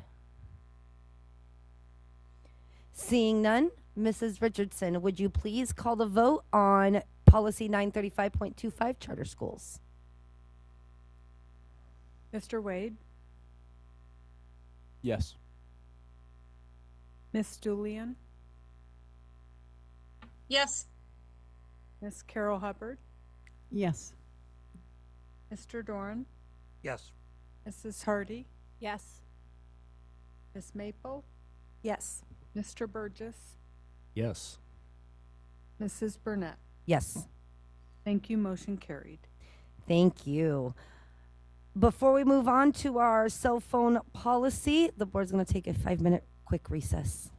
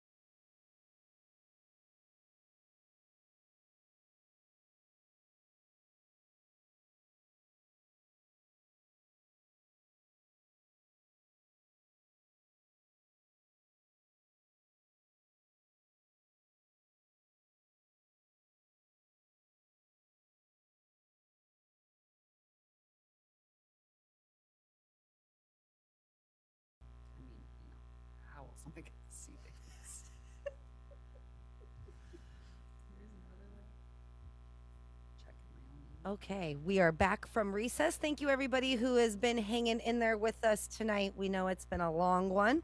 We're going to jump back into it with our policy 5138, cell phone and other personal electronic devices, is proposed to be revised and is before the board for a second reading by administration. Mrs. Dillard, any updates? Thank you, President Burnett. Since first reading, this document made some small changes to this document based on the conversation that we had at first reading. So we added the specific access and use guidelines by grade level, which we had originally had designated for administrative regulations. So we moved that over, which was something we did with you at first reading. No other changes to that. And then we added language providing building administration the authority to implement more restrictive guidelines at their school. That's also what we discussed. So if adopted tonight, this policy will replace our current policy section, which is that 804 mobile learning devices. Those will be archived. That's 3 policies. We already have plans in place to look at communication and guidance starting for the summer and for kickoff in the fall with the new school year, and implementing the policy with the return to school. Thank you, Ms. Dillard. Before I open it up for board comments, if I could get a motion to bring it to the floor so we can open for public testimony, as we have had testimony sitting here for a while. Move to approve second reading, public hearing, and adoption of policy 5138, cell phone and other personal electronic devices. Second. It's been moved and seconded, and we will now open it up for public testimony, to which we have Danette Peterson signed up.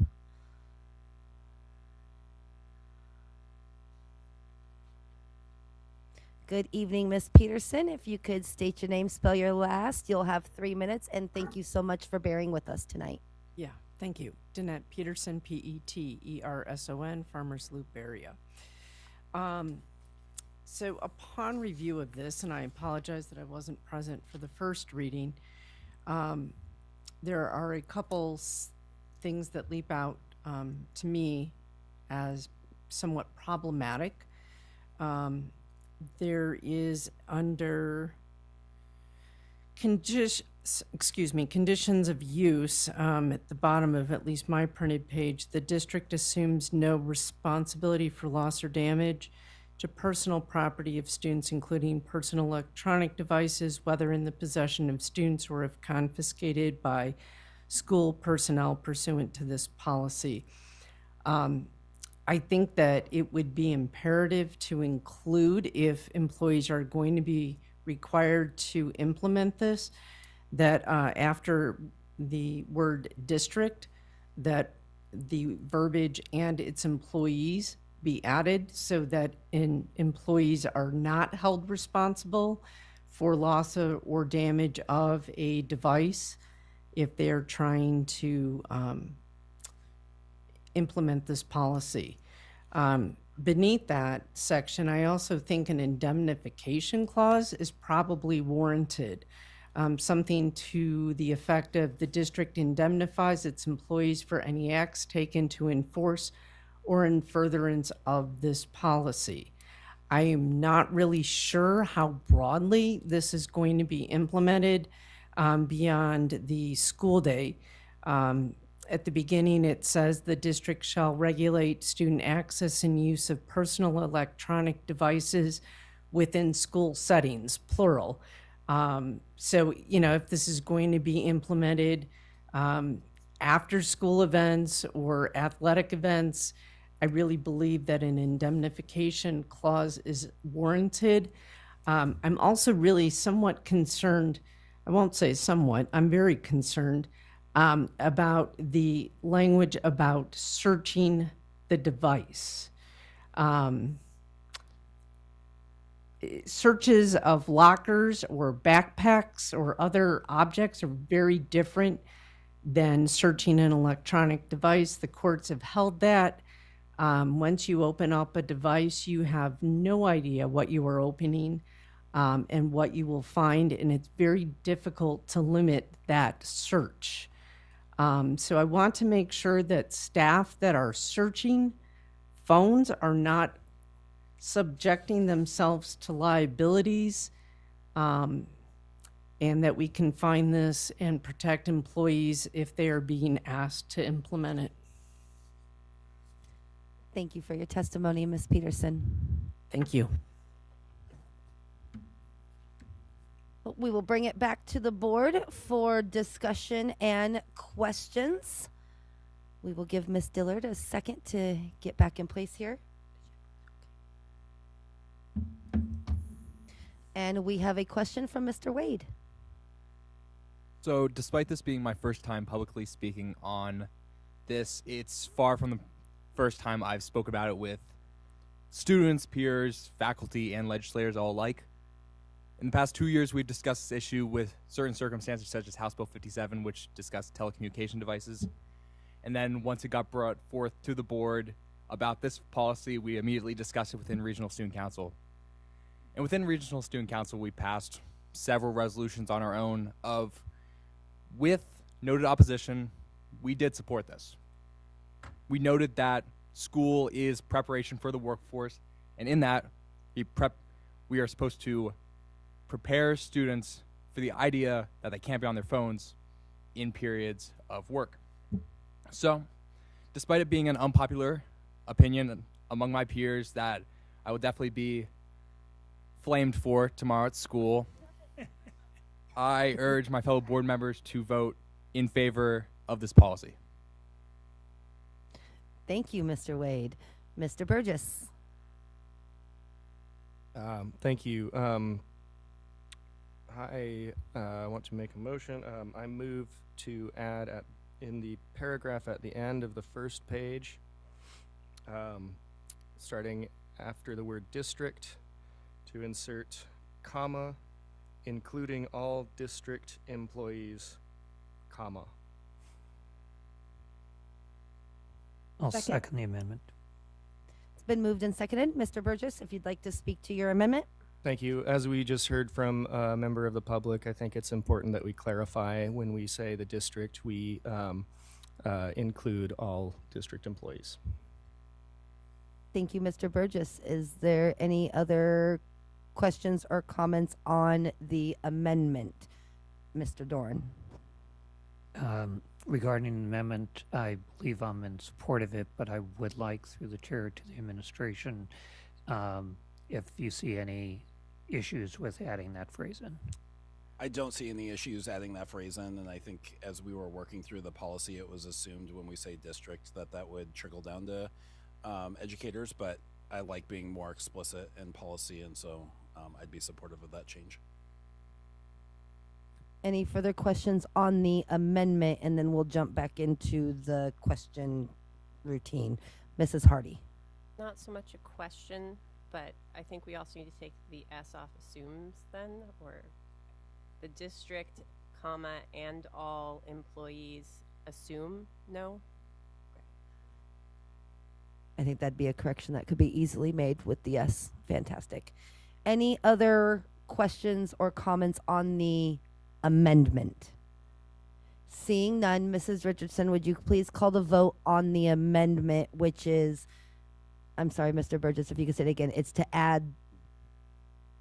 It would be a comma after district, and then including all district employees, and another comma.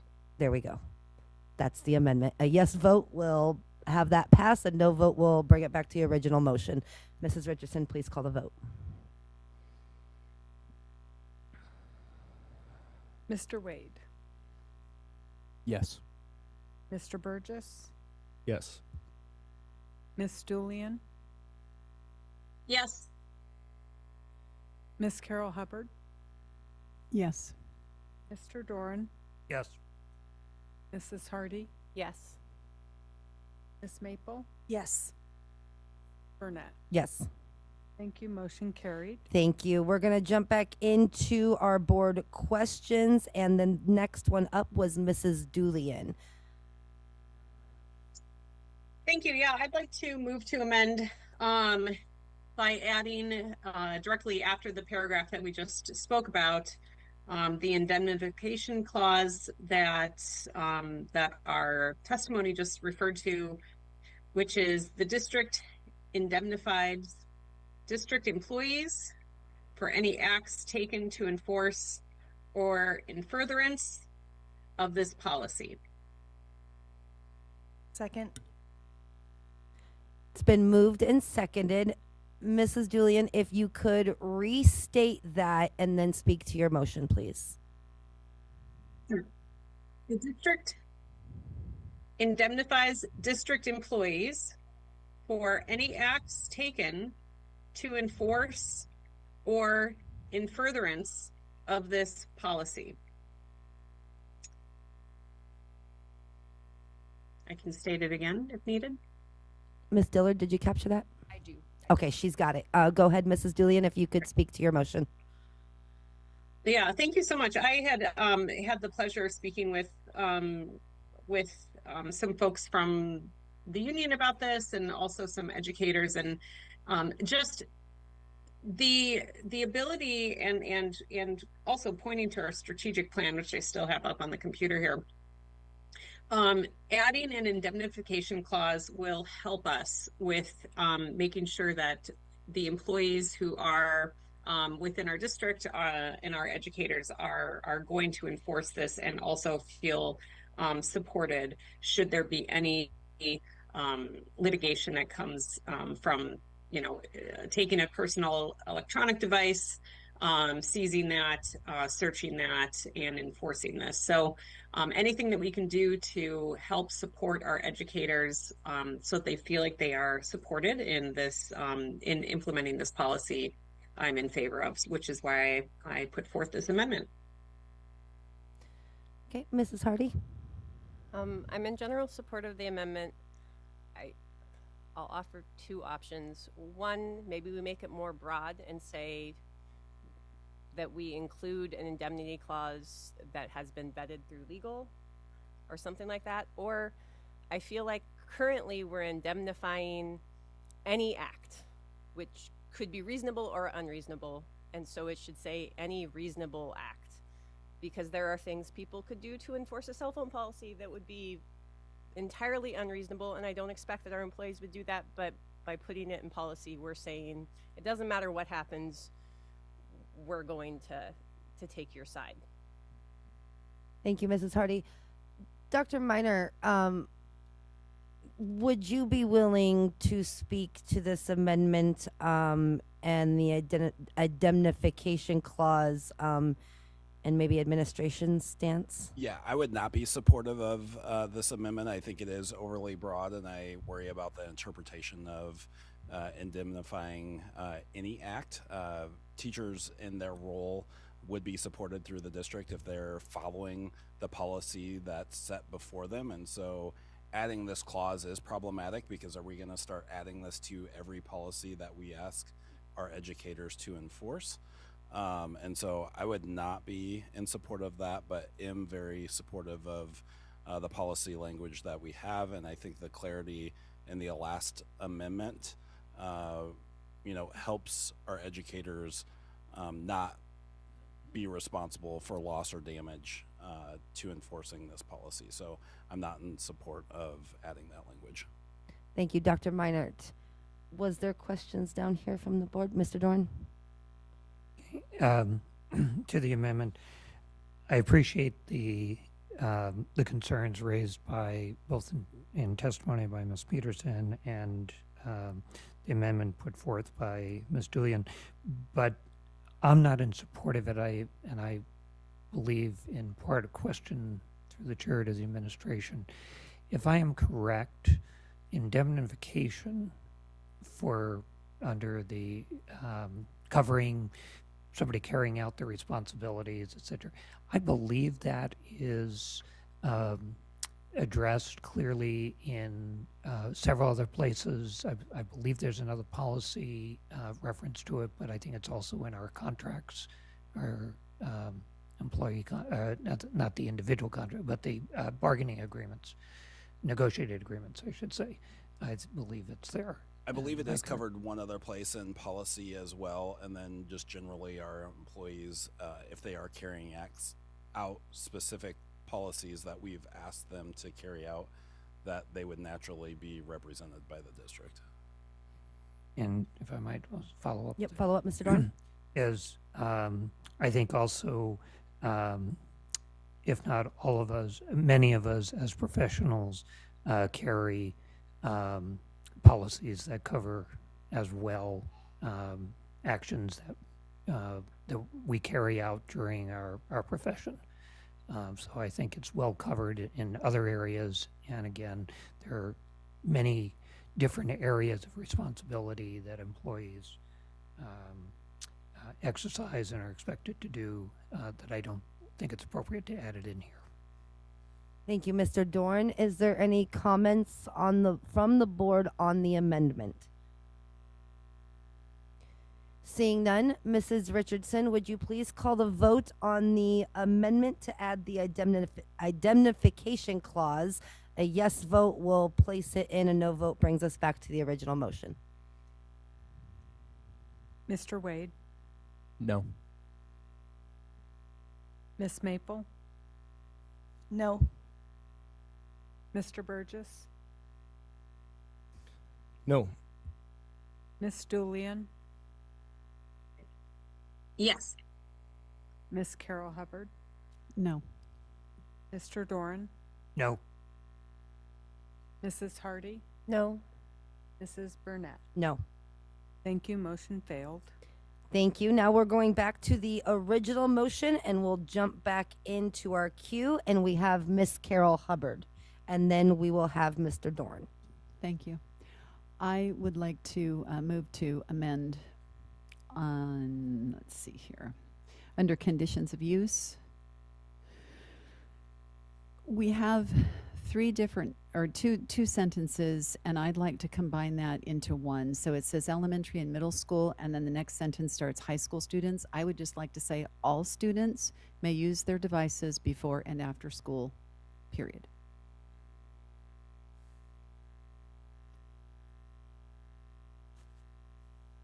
Can I ask a clarifying question?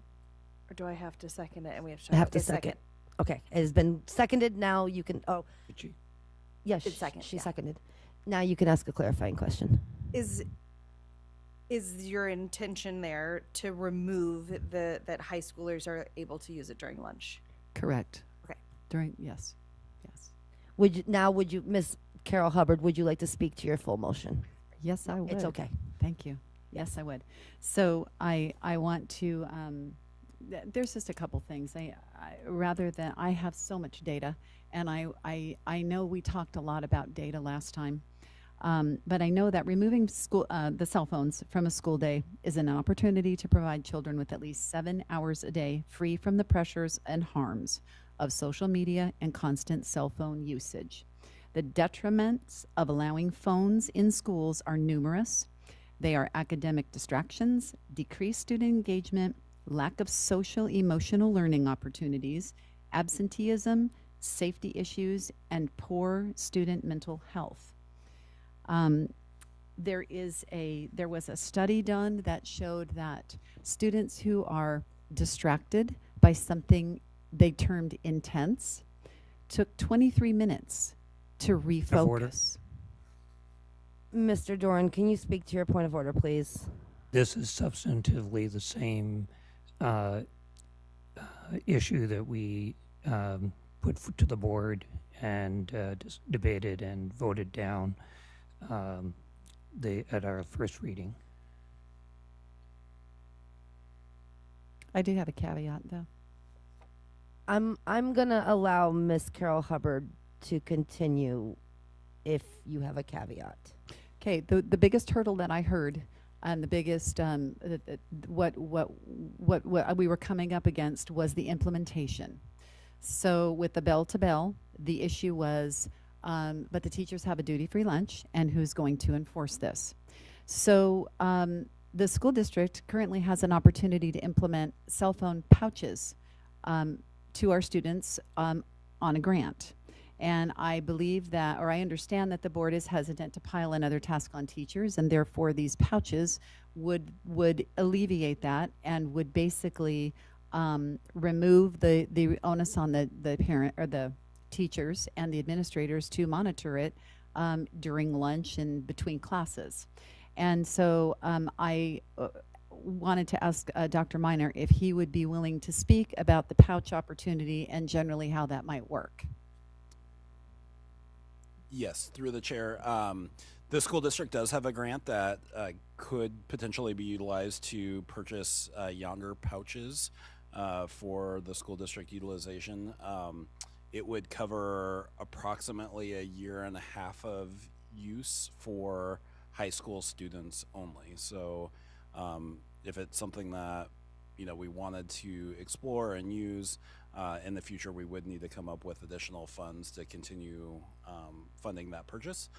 But initially, we do have grant funding that could be utilized to help support this effort. And last time, as I was asked about lunchtime cell phone usage and the minimal enforcement ability we have as administration, I would be supportive of using the pouches if the board went in the direction of a bell-to-bell ban. I really do think that's the only way that we could effectively enforce, the lack of cell phone use over lunchtime.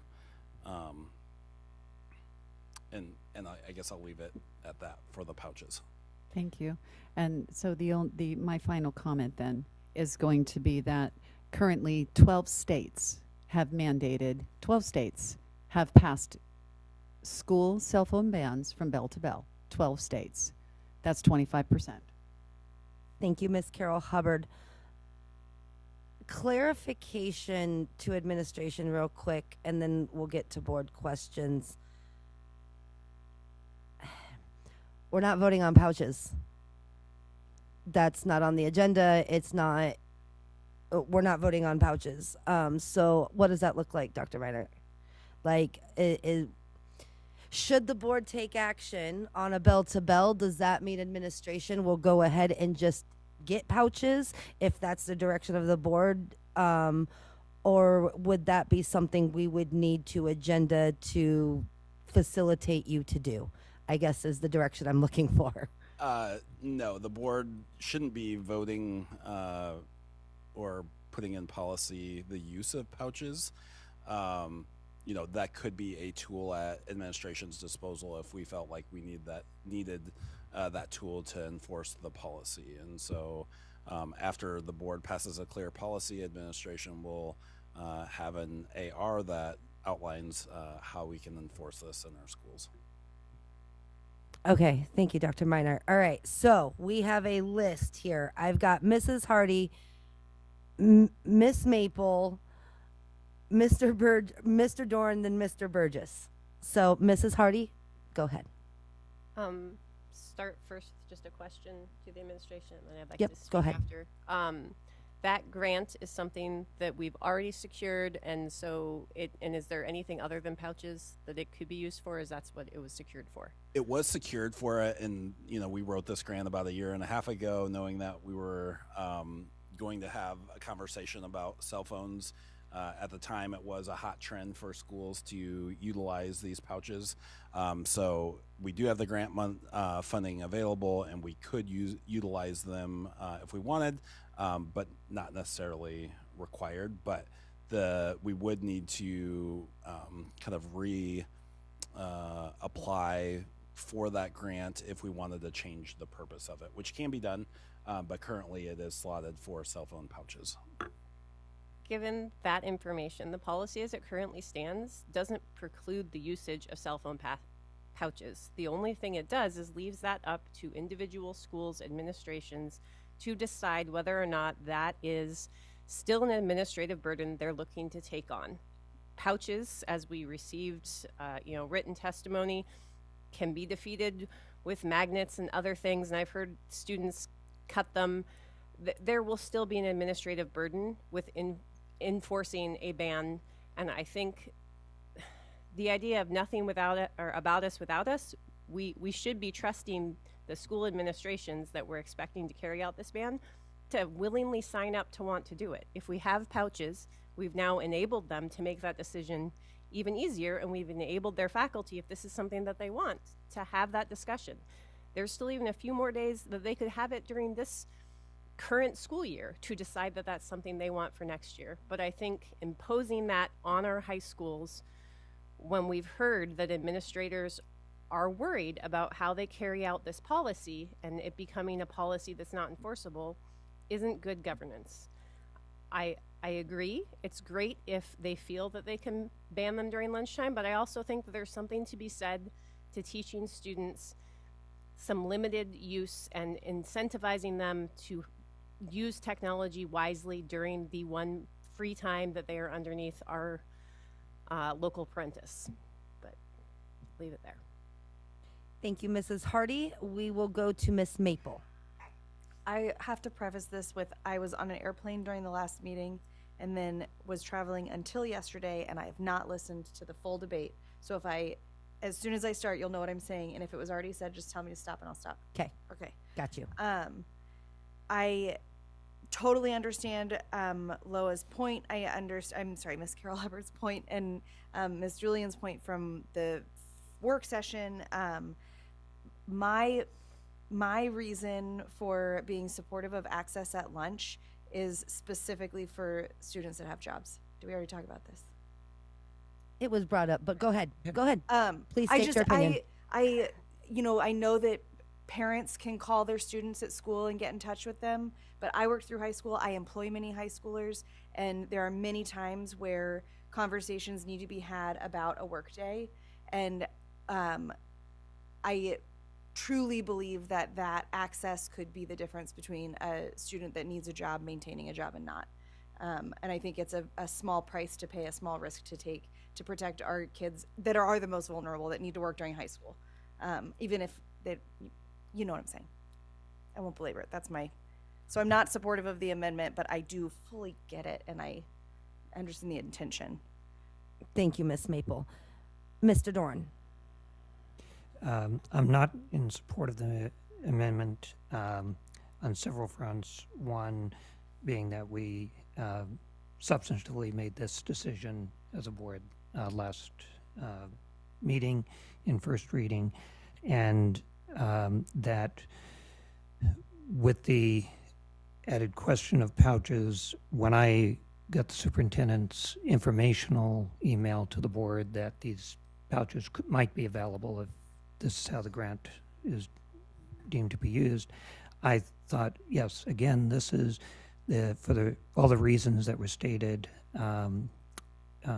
just now by Ms. Maple and by various board members in the vote 2 weeks ago, that having access for high schoolers during lunch is appropriate in terms of the work environment, preparation, opportunities that meet needs expressed by students and some parents that they would be able to get contact from their high schooler or to work or for appointments, being very appropriate there.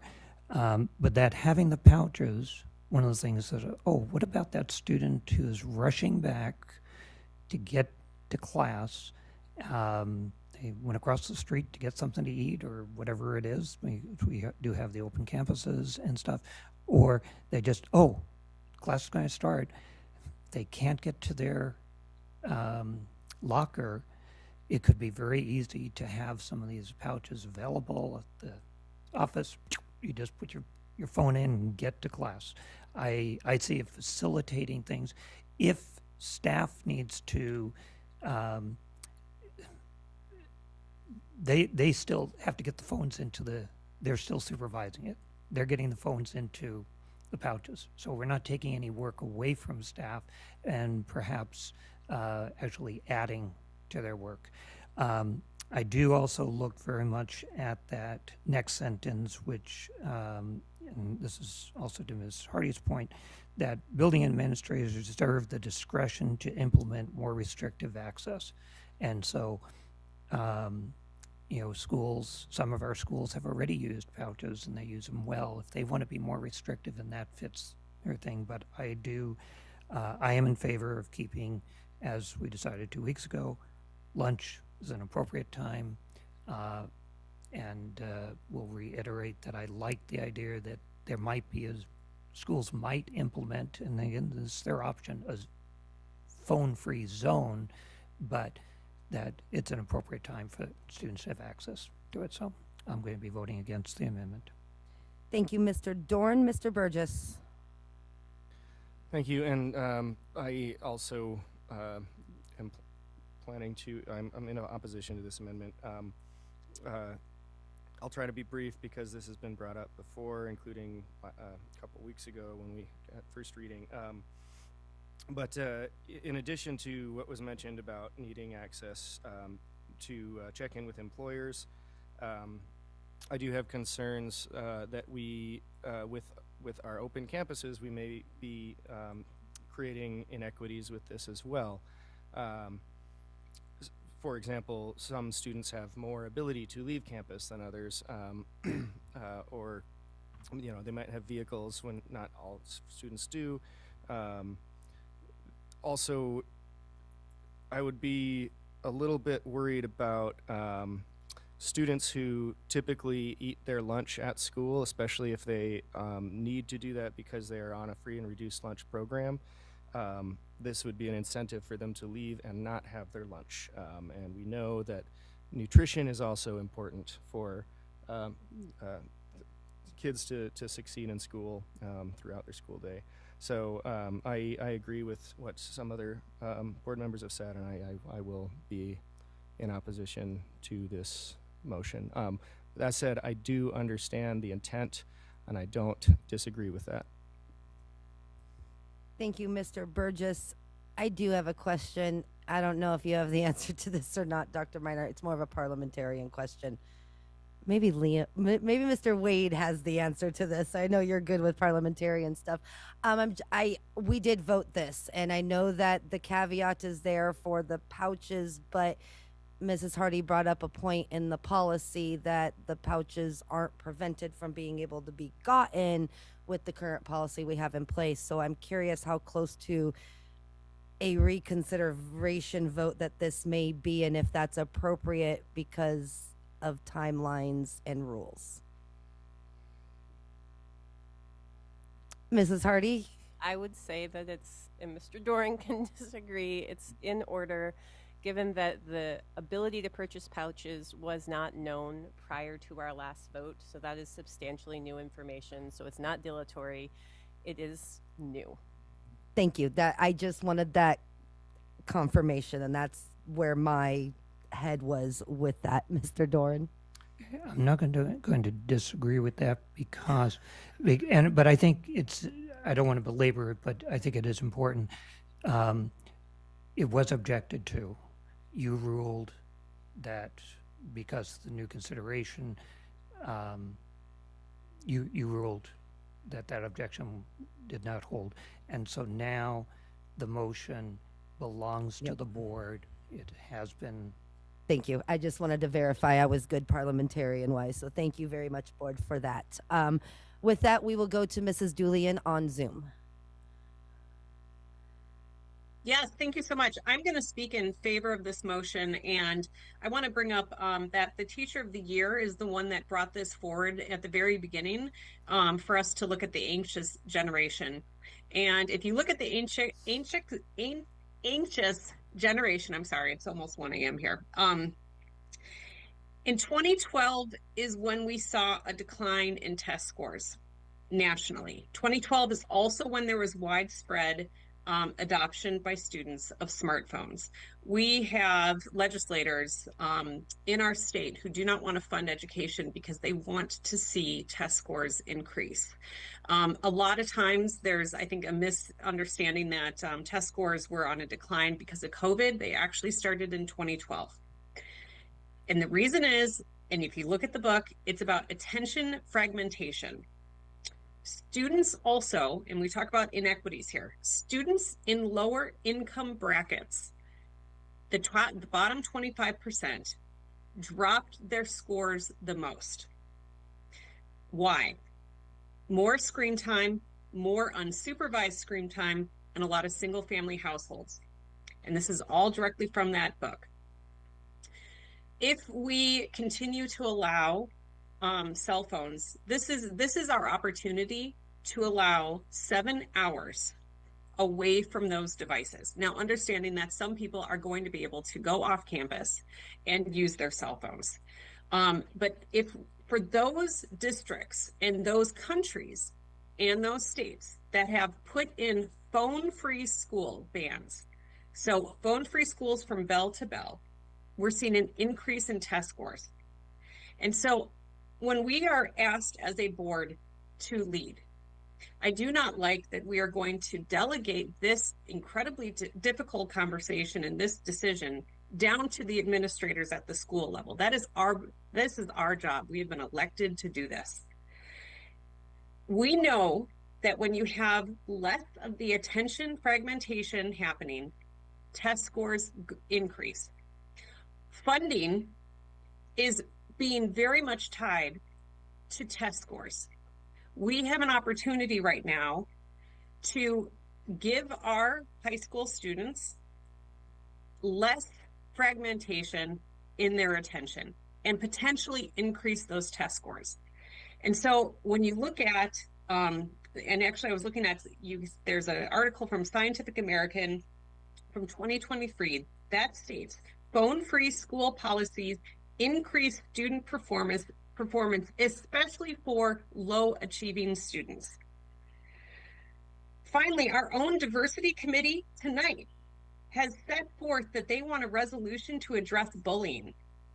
Reducing cell phones in schools will address bullying and also addresses the diversity committee's resolution that's going to be coming forward. So when you think about that, when you look at inequity, when you look at funding that's tied to student performance, I say let's be bold and let's make a stand and let's follow those 12 states and let's be the first one in our state to put forth a policy that puts our students first, that helps us get better performance, that's bold, and that does not delegate this to the administrators at different schools, that says we are going to stand behind this policy. We have the tools. At the last board meeting, it was stated by multiple board members that they would support a bell-to-bell ban if we had the tools. We have the tools now. So I'm asking for others to join. Thank you. Thank you, Mrs. Julian. Question for administration. If the pouches become a thing, students who leave campus, are they able to unlock their pouches and take their phones off campus and use them, or is it going to be like they're locked until 3 p.m.? No. Once leaving the school, they could unlock them. There's also mobile unlocking stations too that we could distribute to different staff members or administrators. And so, yeah, if they went off campus during lunch, they would be able to have access to their phones. Okay, thank you. That was my only question. Is there anything further from the board on this amendment, which will be to add on to the conditions of use, the bell-to-bell ban? Mr. Wade. I want to speak a little bit on this in terms of if we're restricting students from using their phones during their designated break time, and then we talk about open campus, at North Pole alone, we maybe have a third of our school leave. Now imagine a third of the school waiting to get their phone out of these pouches, therefore reducing their lunchtime. Therefore, you have kids already dangerously driving through North Pole, speeding even faster to get their McDonald's or whatever it be. So I would say that a bell-to-bell might be the most efficient way to advocate for a cell phone free zone in schools across the district, but at the same time it initiates more issue during breaks such as passing period or lunchtime. Thank you, Mr. Wade. Mr. Dorn. Just in terms of pouches, I'd like to go back. I think you earlier, Ms. Burnett asked a good clarifying question. We're not deciding on pouches. We're deciding on cell phone access or use, allowing, as one of the conditions of use, allowing use for high schoolers during their lunch. It's not a question for the pouchers. They may or may not, they may have other purposes within a school. This is not over pouches. And right now, it's just simply whether students can use, high school students can use their cell phones during lunch. Thank you, Mr. Doran. That is correct. That is the clarification here. And so with that, Mrs. Carol Hubbard, could you restate what your amendment was? Yes. It would be to combine the two lines of elementary and middle school and then the high school students. So basically, it would just say all students may use their devices before and after school. Thank you, Ms. Carol Hubbard. So with that, I am going to call for the vote. If you agree, vote yes, and that will vote that amendment up. If you disagree, vote no, and that'll take us back to the original motion. Once again, this is combining the conditions of use statements. Mrs. Richardson, would you please call the vote? Mr. Wade, No. Mr. Burgess, No. Miss Julian, Yes. Mr. Doran, No. Mrs. Hardy, No. Miss Maple, No. Miss Carol Hubbard, Yes. Mrs. Burnett. No. Motion failed. That brings us back to the original motion. Mr. Doran.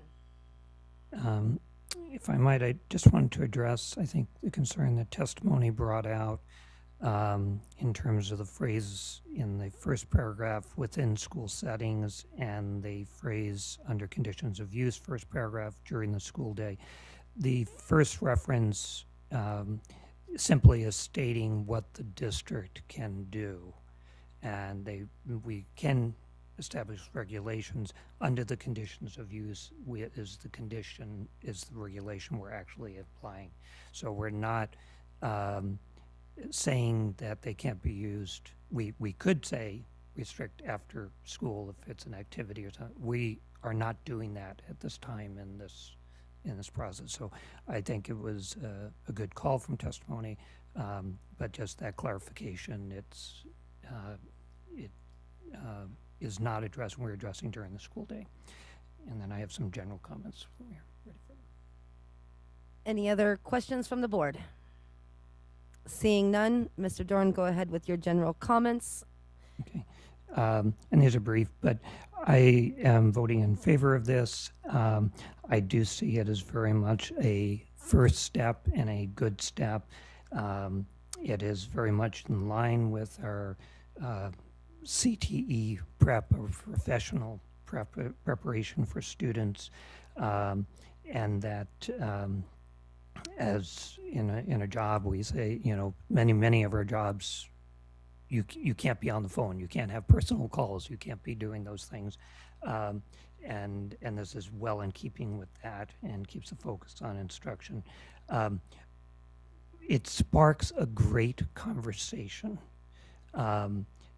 That it has been, this is one policy in terms of electronic devices we will be looking at and need to be in line with our strategic plan adopted tonight as well. How we use technology in the classroom. How much time students are on the screen for computers, how they're using them, where they are. Are they taking messaging while they're on the computer, or where does that technology aspect come into our things? It also sparks conversation about remote learning, and particularly about assessments. That actually there's growing, as right now, correlation, not causation. And I thank Ms. Carol Hubbard for loaning me her copy of The Anxious Generation. Interesting conversation in it. It sparks a lot of good conversation, provides very little causative information, but things that are perhaps in correlation, but especially on assessments, you start seeing drops in scores for statewide assessments as more of them have been put on computers. And that has been delivered starting in increased numbers in 2011. In our state, it was 2015. And there's growing correlation, including some NAEP efforts, that computerized assessments yield lower results, especially for lower socioeconomic students than paper distribution. So I think this sparks some great conversation as we implement our strategic plan, and the cell phone policy is one step towards that. So I am in support of it. Thank you, Mr. Doran. Mrs. Hardy. I don't think it needs to be an amendment, but just to part of the testimony we had about searches. And we have a cross-reference to the board policy, but the board policy just states the same thing that's in here. If it's possible to also add the cross-reference to the AR that is really descriptive and says what those limited situations are and all of that, I think just for people who aren't used to navigating board docs, it might make life a lot easier to know, like, we can't search, and it even says in the policy that it needs to remain in the hands of the student or the parent at all times. And it was a really well done policy AR you guys made last year. Yeah, I would support that if you guys could do that. I don't think it needs an amendment. We could just put a cross-reference in there. That'd be great. Thank you. Any further comments or questions from the board? Mr. Burgess. Thank you. I just want to speak in support of the policy. Wait, are we still on the amendment? Oh, sorry. We're on the Okay, I original. lost We're on the track. original. Get ready to call for the vote. Yes. Thank you. That's what I thought. Okay. It's been a long night. Yes. Just double checking. Okay. So I want to speak in support of the policy. This will certainly help with the concerns that have been raised in the anxious generation and by board members. And I very much appreciate it. And I would urge I would urge a unanimous vote on this. I know that it might not be in some board members' eyes to be the perfect policy because it doesn't prohibit the use during lunch. But remember, if we don't pass it, then we don't have a policy at all. So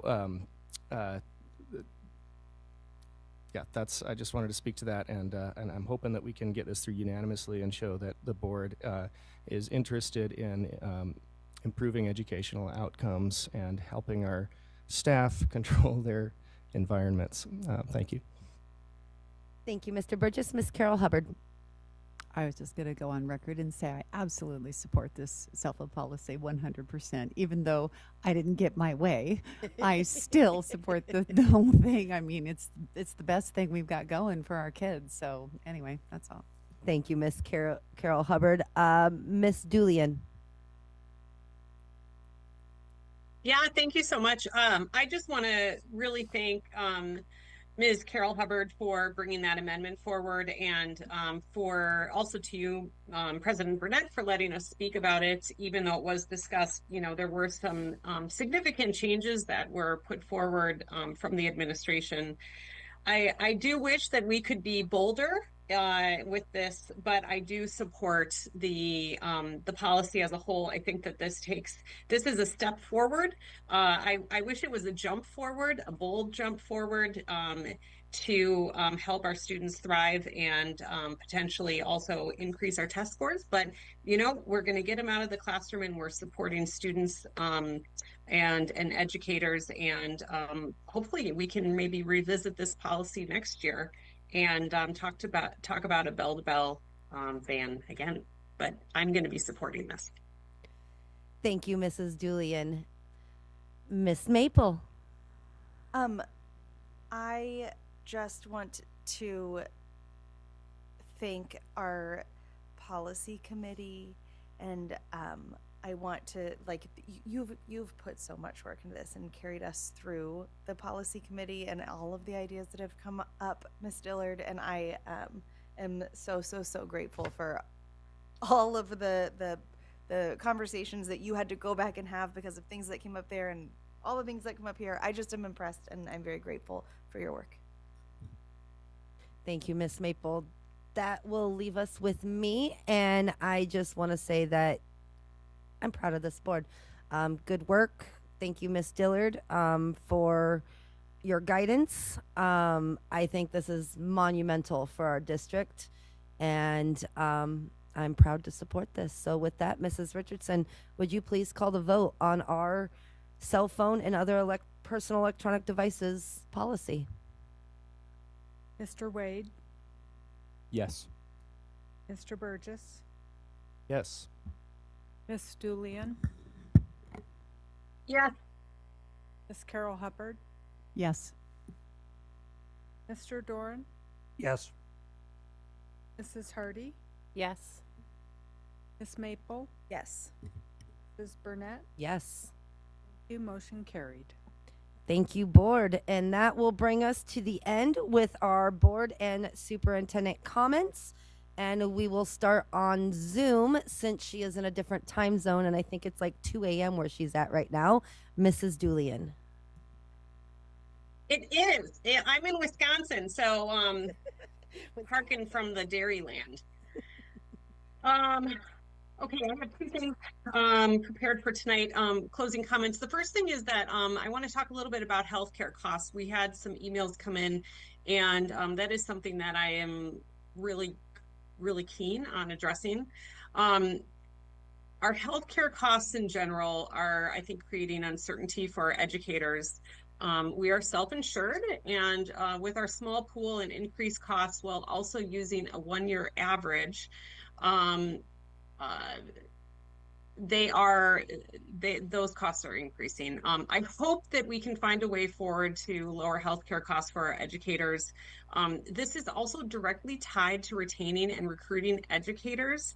Addressing this issue also applies to our Pillar 4 in our strategic plan, of which we just put forward tonight, which is investing in our people. So that's something that I hope that we can address as we kind of move forward into the next fiscal year.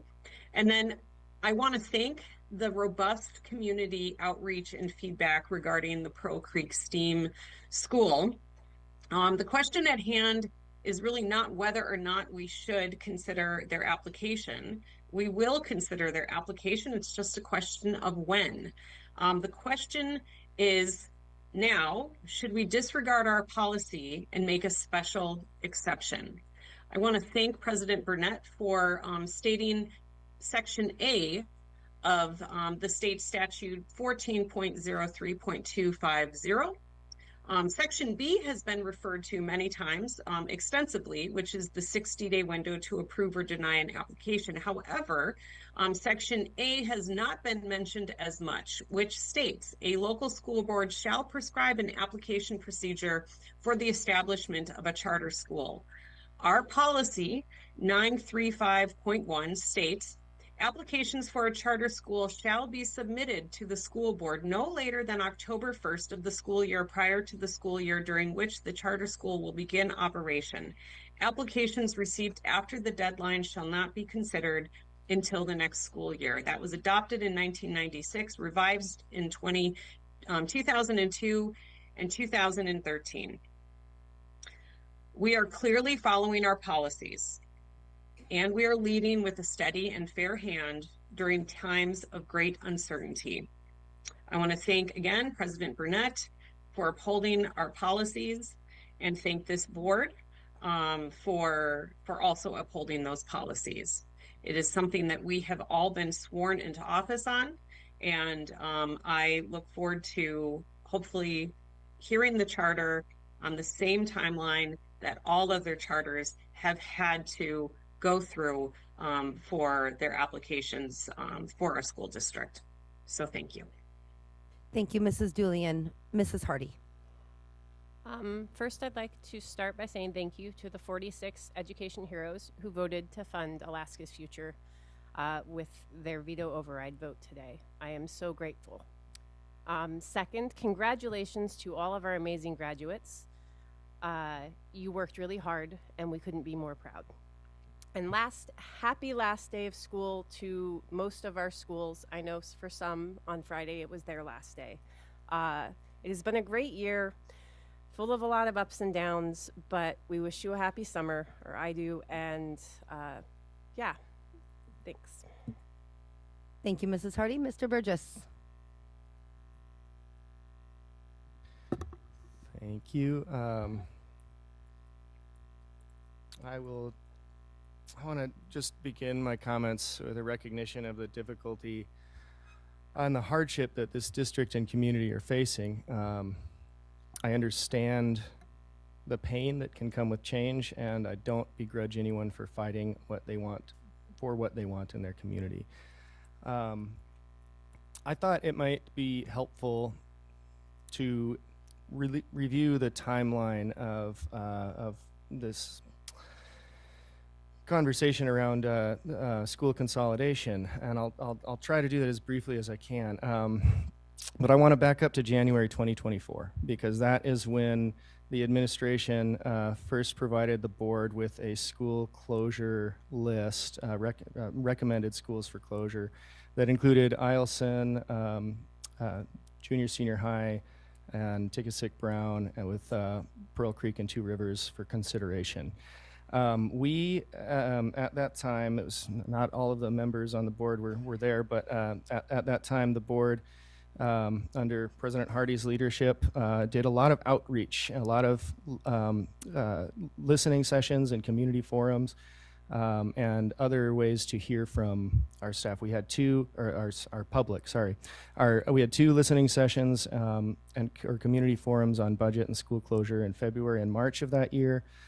Public testimony was extended at multiple regular meetings, and we held 3-hour public hearings where all we did was hear about that topic from the public.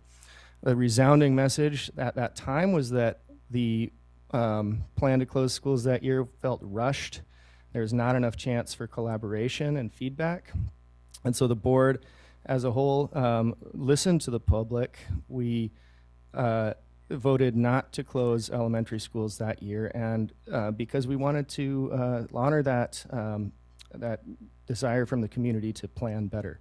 But we knew and broadcasted to the community that the following year we would need to close schools. That's this year that we're in now, of course. And so we started that planning process immediately, or we directed administration to, coupled it with the strategic planning. We recruited community members to participate prior to the end of the school year last year. We had a focus session in June, and then facility utilization focus group met in August, September, and November, twice in person, 3 times virtually. And from those efforts, in which many community members were involved, we produced a framework to guide the administration in selecting schools to close. That was finalized in December. Then moving into this school year, we held community conversations before board meetings in September and October, again under President Hardy's leadership, to try and improve dialogue with the public, where we could have back and forth conversations instead of talking at each other from the dais or from the audience. January 6th of this year, the administration released their recommended consolidation plan that, again, had been finalized in December. The following week, there was a public hearing prior to a work session and a listening session in North Pole. The week after that, we had another listening session at Lathrop. The following week, that we had a 3-hour public, we had a public hearing before a work session and a 3-hour hearing the next day. That same week, I attended the FNA meeting with Assistant Superintendent LaPlante and our Director of Student Services to hear from our Alaska Native community, so more time spent trying to hear from all of our community. Throughout all of this time, individual board members were visiting schools, talking with PTAs or other parent meetings. We had conversations with many parents and educators. Hundreds of emails were received. The board read all of them. On February 4th, we voted to close schools, and this was incredibly hard on the community and on the board, and I certainly don't want to minimize any of that. I do stand by the votes that I made during that process, because despite the pain of knowing that these school closures are reshaping our communities in dramatic ways, I strongly believe that it was the best option we had available to address declining enrollment and underutilized space, the ongoing challenges with staffing, and the extreme budget deficit resulting from decades of flat funding from the state. So after that school closure vote, the administration started incorporating the board's decisions into their recommended budget, and that's when planning for next year truly started. Really, it's probably started before then, but that is a point at which the administration had more information to work with. 6 days later, we received a letter of intent from the Pearl Creek Charter School, APC, and a week after that we received an application. At the end of February, the Pearl Creek APC members met with our Assistant Superintendent, Sarah Gillum, our Director of Alternative Programs, and our Chief Operations Officer. There was general discussion that included discussions of the budget and impacts of the budget, I believe, impacts to the budget. On March 17th, this board voted on our budget. And again, throughout this time, individual board members were also engaging with community members through meetings, phone calls, and emails. I myself had several calls and a couple in-person meetings with Pearl Creek Charter advocates or APC members or other members of Pearl Creek that were not necessarily advocating for the charter. Some of those calls I initiated because I wanted to hear from people. And I really spent enough time on this that I had to be reminded by both my wife and my therapist to set better boundaries. So sorry, that's meant to be a joke, but I bring this up for a couple of reasons. And first, there has been this narrative spread that the board and the administration has refused to engage in discussion with concerned parents and Pearl Creek Charter advocates in particular. But you know, I think the evidence is in front of you. We spent many hours actively soliciting feedback, the time away from our families, our kids, and our jobs, and I think that demonstrates that we do value collaboration. After the countless hours of public and private meetings that had been held, again, away from our families, children, and sometimes my job, to listen and communicate the facts and our perspectives, I hope you could understand why I would take issue with that narrative. Second, this board and the administration worked for the past year and more to develop a plan for the coming school year, as is our duty and responsibility. It's really one of the board's most important roles to develop the budget and see that it's implemented. And we have developed that budget. We made it on certain assumptions. The school consolidations was in some ways a part of that budgeting process. And there are plans that are already being enacted in the early stages based on the decisions that this board made.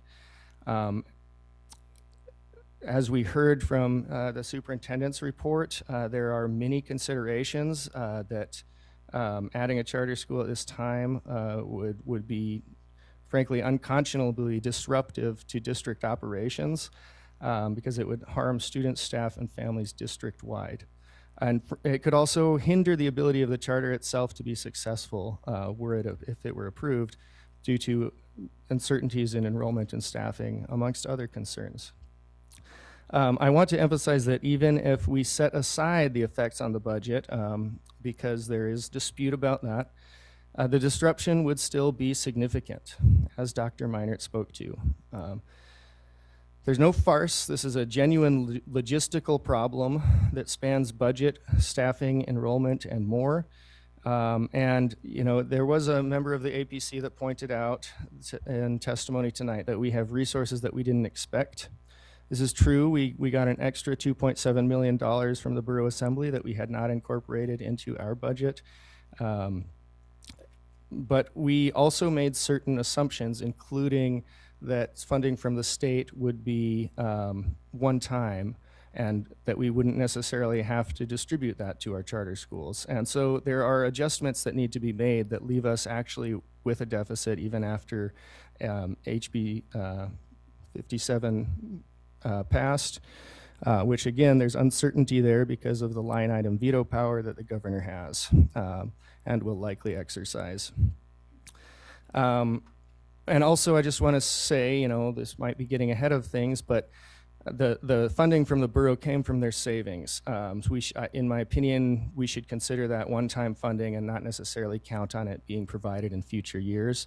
And we have a responsibility to think long-term. We also have a dwindling saving balance in our multiple savings in our emergency fund balance, as well as our savings for laptops and materials. And those are all the reasons that we have a policy that includes a timeline for the submittal of an application for a charter school. We have a fairly regular cycle of work every year.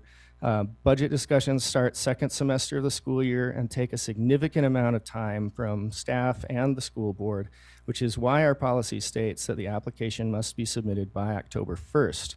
We just generally have more time in the fall semester. In addition to this cycle, the board and administration are constantly working on policy, oversight of operations, community outreach, and many other things. And an expectation for us to drop everything in order to hear a charter application in 60 days of its submittal, regardless of the consequences to our other work. I think it's unreasonable and untenable. Following our policy is not ignoring an application. It is not avoiding a conversation. That is really our duty. And there are reasons, as we heard in testimony, good process produces good outcomes. There's a narrative that we're abdicating our responsibility or failing to follow law, but the same statute, as Ms. Julian just pointed out, that discusses the 60-day timeline starts by saying a local school board shall prescribe an application procedure for the establishment of a charter school in that school district.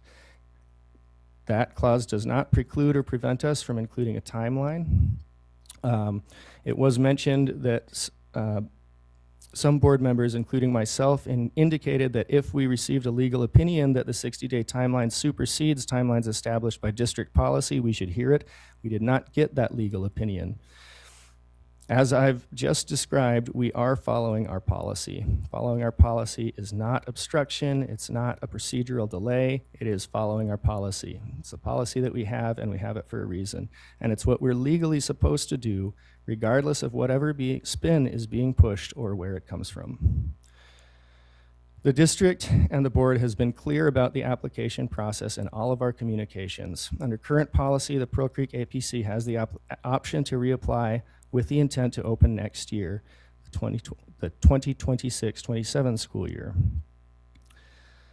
I want to emphasize, again, I do understand the feelings of pain, of anger, of uncertainty that have been expressed by our community. Change is difficult.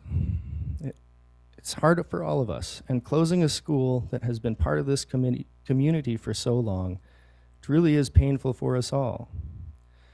But my duty and our duty as a board is to all of the district students and this community as a whole. Waiving our policy to open another school this year would be contrary to that mission.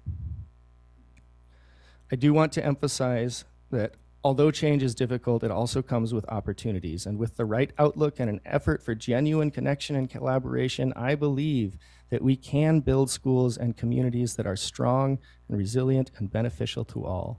But we must move forward together.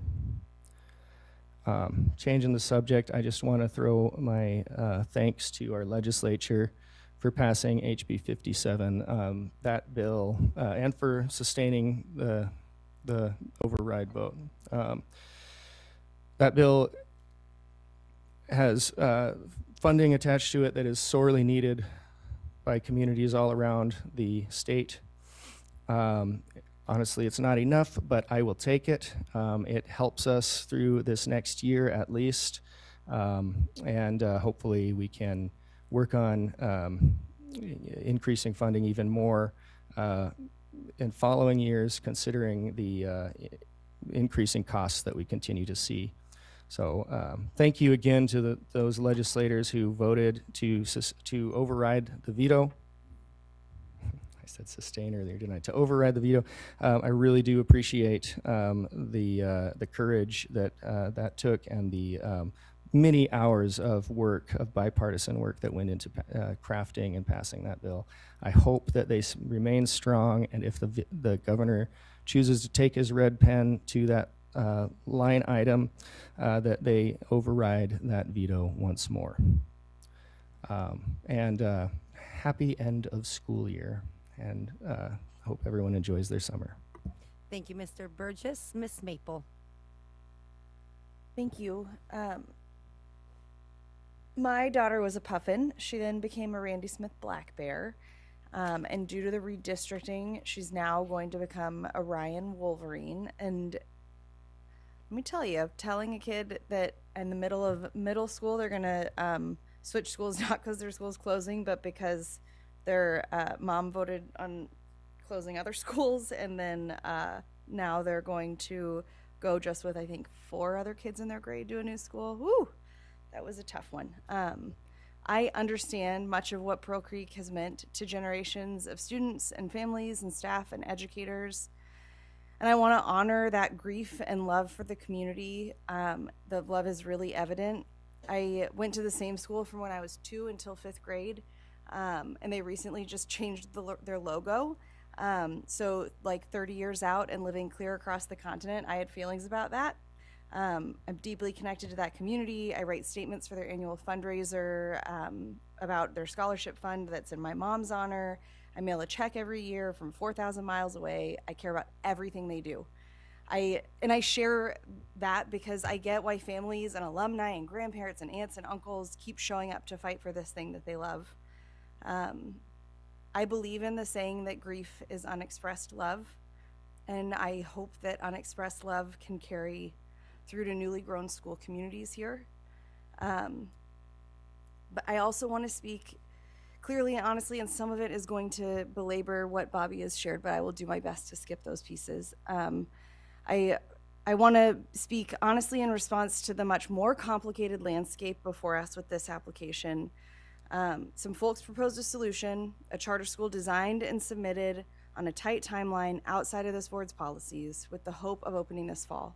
I understand the instinct to act quickly to preserve something that matters, but just because a solution comes from a place of passion or with the support of many people doesn't make it the right one for this moment. We've been in and are still in a fiscal crisis. We're navigating historic underfunding, declining, we all know. There's no financial stability in sight. This additional funding is not financial stability. The proposed fast track to a new charter during the very budget cycle that forced us to close 3 schools and significantly alter a 4th is not sustainable, it's not equitable, and it's not in the best interest of our district at large. Some of you feel like you've been ignored, that we're not being transparent and forthcoming with information. I'm genuinely sorry if my actions or my words have made anybody feel that way. I want to be really clear that I've read emails, I've listened to public testimony, I've met with many of you privately in person, talked by text, talked by phone, talked while I cooked dinner for my kids. This board has spent hours in this room and in private discussing this topic. We are all seeking solutions, but that doesn't mean we will always agree. And disagreement is not dismissal. Putting this item on the agenda is not just about having an honest conversation, as we heard tonight. It's about considering spending money we do not have. It simply makes no sense to consider this at this time. And that honestly is completely beside the point, as Ms. Julian indicated very clearly. We've declined to put it on the agenda because we're following our policy, just as we said we would. I've heard many references to this board previously saying we would consider fast-tracking an application, and you're not wrong. We've had that conversation about this.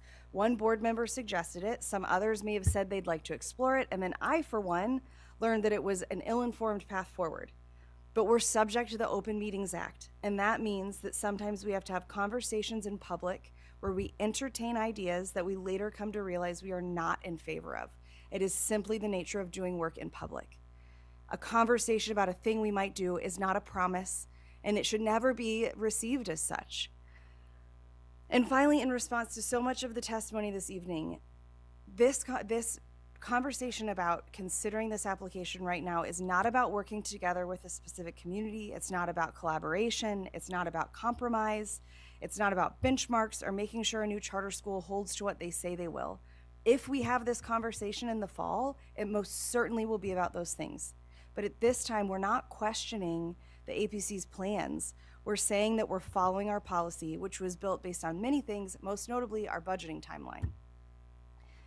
This is about having adequate resources. It's about making decisions not based on pressure or passion, but on what is viable, responsible, and fair across our entire district right now. We do not have the luxury of wishful thinking. We have the obligation of stewardship. That means sometimes we have to say no, even when it's hard. It means resisting a beautiful distraction when long-term stability is at stake. And it means balancing innovation with stark and harsh realities. And for me, it means holding the line, even when that means going against the voices of many people that I love and respect, because those are not the only voices I was elected to serve. Thanks. Thank you, Ms. Maple. Ms. Carol Hubbard.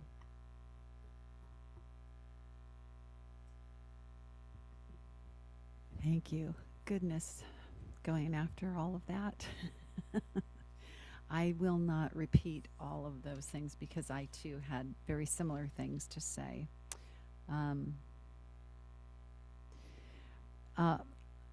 So to address the situation with the charter schools, I just want to make the statement that I feel that we, as a nearly united board, support our president, we support our administration, and we support our policies and our procedures. And there's, as everyone has already said, there's good reason for doing that.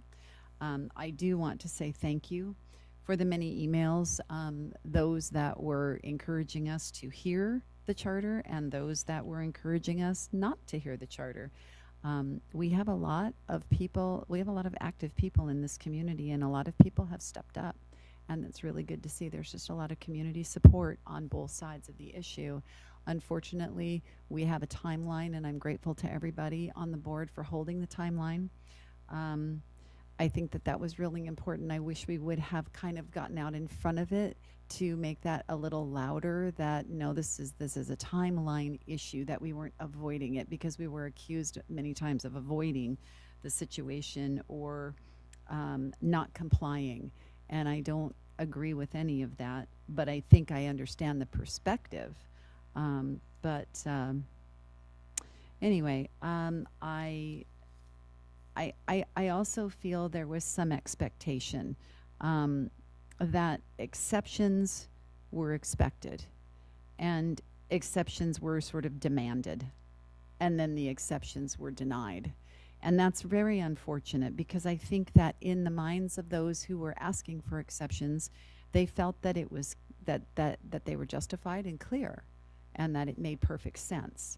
And unfortunately, we were coming at it from a different perspective. After having just cut $16 million out of a budget, which I have never done before, that was very painful. And there's nowhere else to go. And even if, well, anyway, just the timeline issue is for me the biggest hurdle that I think needs to be really kind of hit home, that it's about the timeline.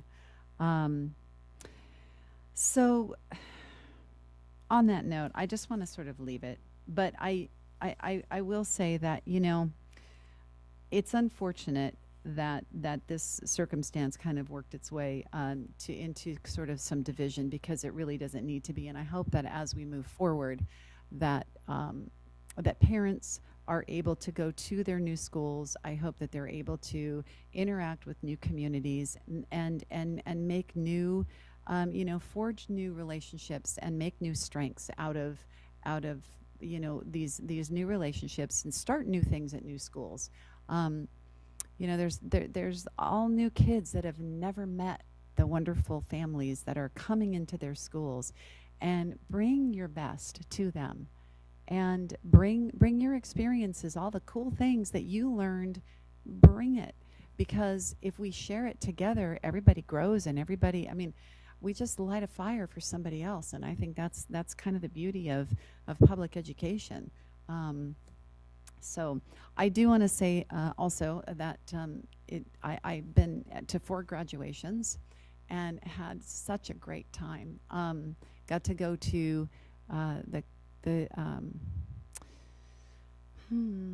let's see. I went to the Star of the North. I went to North Star College. Completely different ceremonies, and both absolutely fabulous. Went to Best and went to the CEC, and again, 2 completely different ceremonies and absolutely fabulous. I've actually had the best time ever, and I've been able to have I've been with different board members every single graduation, so that's been really fun. We have 1 more to go, and I will get to be with Mrs. Hardy. No, Mrs. Maple, sorry, in the middle of June, we're going to go. So I'm looking forward to that. But congratulations to all the graduates. There's been a lot of great things accomplished this year, and so I'm super happy to be able to congratulate them. And I hope that as summer comes along, that everybody's getting ready for that, and I hope everybody has a great summer. Thank you. Thank you, Ms. Carol Hubbard. Mr. Dorn. Thank you. I've got several things. First, I want to start out to say welcome to Mr. Wade. And he may possibly be listening on the radio, as he said at home, which I fully understand. Because I believe he probably has a final exam tomorrow, and so he's being the good student. But it also struck me in saying welcome to him as student rep on the board, the real importance and significance of having a student representative on our board.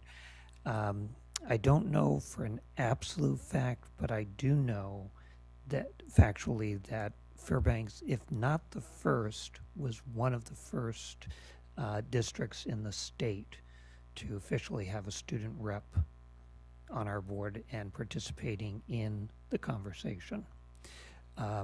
And he underscored the importance of having that student voice here when he was able to share that Regional Student Council supported the cell phone policy, noting that they had some angst about it, but when they looked at it as a council, that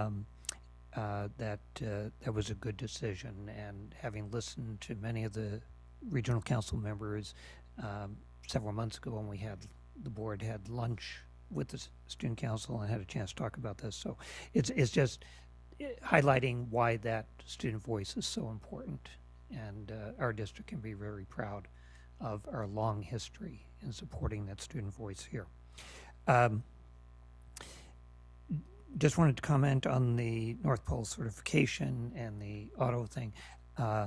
Certification was ASCE, I believe, but just to acknowledge that the idea that has been a multi-year process, and having talked with the auto instructors there over the years, Jerry Millian and Travis, the current one, Travis Cortez, the effort they put in, because there are so many steps to go, and the support from the last 2 administrators, principals there, and the rest of their staff, supporting them in pursuing that.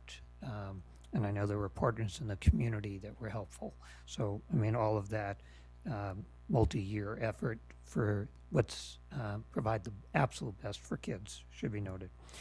Do want to comment on the state funding outlook, and definitely add my thanks to the legislators, especially those in our Interior delegation, Representatives Stapp, Dybert, and Carrick, and Senators Kronk and Kawasaki for voting for HB 57 initially and in the override today.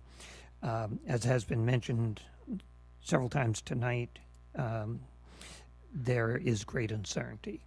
I listened and watched the governor's press conference that he did on Monday afternoon in terms of vetoing HB 57, which was really a compromise, came out of discussions, and to give Governor Deadlevy credit, he invited leaders from the majority and minorities from both chambers of the legislature to come together to meet with his staff. They did talk, they had lots of conversations, and HB 57 was not the be end all of for everything that we that either side would have liked, but there's policy in there and things that the governor has called for before, as well as others and legislators themselves, and looking at the monies. Really great job to the legislature to come up with that and move things forward. Significant that we have a BSA increase, which will stay. Question is whether it will be funded. And hopefully, as the governor has often said, he's been supportive of fully funding education, which he meant was the BSA equivalent, that he will continue to do that, and I would encourage him to. If it doesn't, it does mean we come back to cuts. We've already cut $8 million this year, and we, over the last several years, we've cut in excess of $50 million. Great thanks to the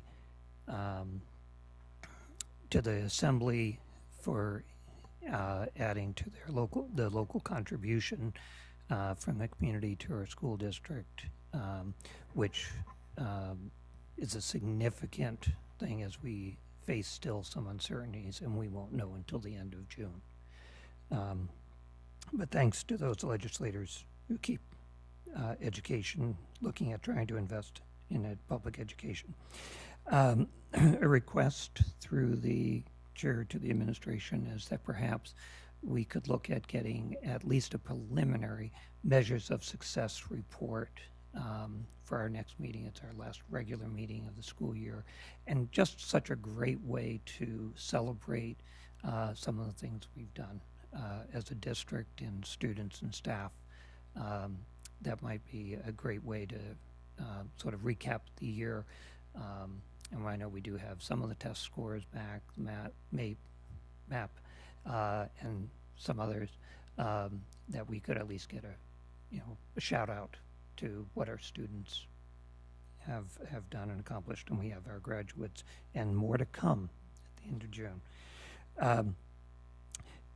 Want to briefly say it was wonderful going through the personnel action report and information report. I was thrilled to see the list of new teachers who have already signed contracts for August. That is so important to us. I look forward to welcoming those teachers and others as they continue to join this district. I joined this district a long time ago, and it is an incredible district to be part of. Despite all our ups and downs, bumps in the road, it is really tremendous in visiting schools and seeing educators in action, students in action. Glad to have them aboard. The other one that stood out to me is very encouraged by seeing the number of custodians who have been granted have requested leave and been granted leave. Partially because what that tells me is they want to be part of our district. And I know for many it's difficult transitions for some, but I hope that list personally will increase because it is opportunities for us as we do have openings and needs within our district that those people have that opportunity to come back. So thank you. And I'll end with, as many of us have attested to, the graduations. And every year I take away some things from the student commentary specifically. A year ago, what really struck me is that whether it was valedictorian, salutatorian, student speaker, none of them gave sort of canned, stereotypical speeches. Last year, their focus was on the relationships that they had developed over the 4 years and what those relationships mean as they went on to different things post-secondary. This year, in one form or another, sometimes bluntly, they brought up the question, that a lot of graduates are faced with. People would say, well, what are you going to do? What's on your plate for after graduation? They turned that question, and this came out in almost every student speech in one form or another to really say the right question is, who will you be? Who will you become? And that really struck me. And especially when I look in terms of the strategic plan that we just adopted and what our vision for students is. It's really, who will they be as they continue their learning, make their choices, set their future, and really take that into be. So I really want to say thank you to all the students who shared those thoughts and who brought our community together in so many venues. And so with that, thank you. Thank you, Mr. Doran, and that will bring us time for adjournment. With that, I will take a motion to adjourn. Move to adjourn. Second. We are now adjourned.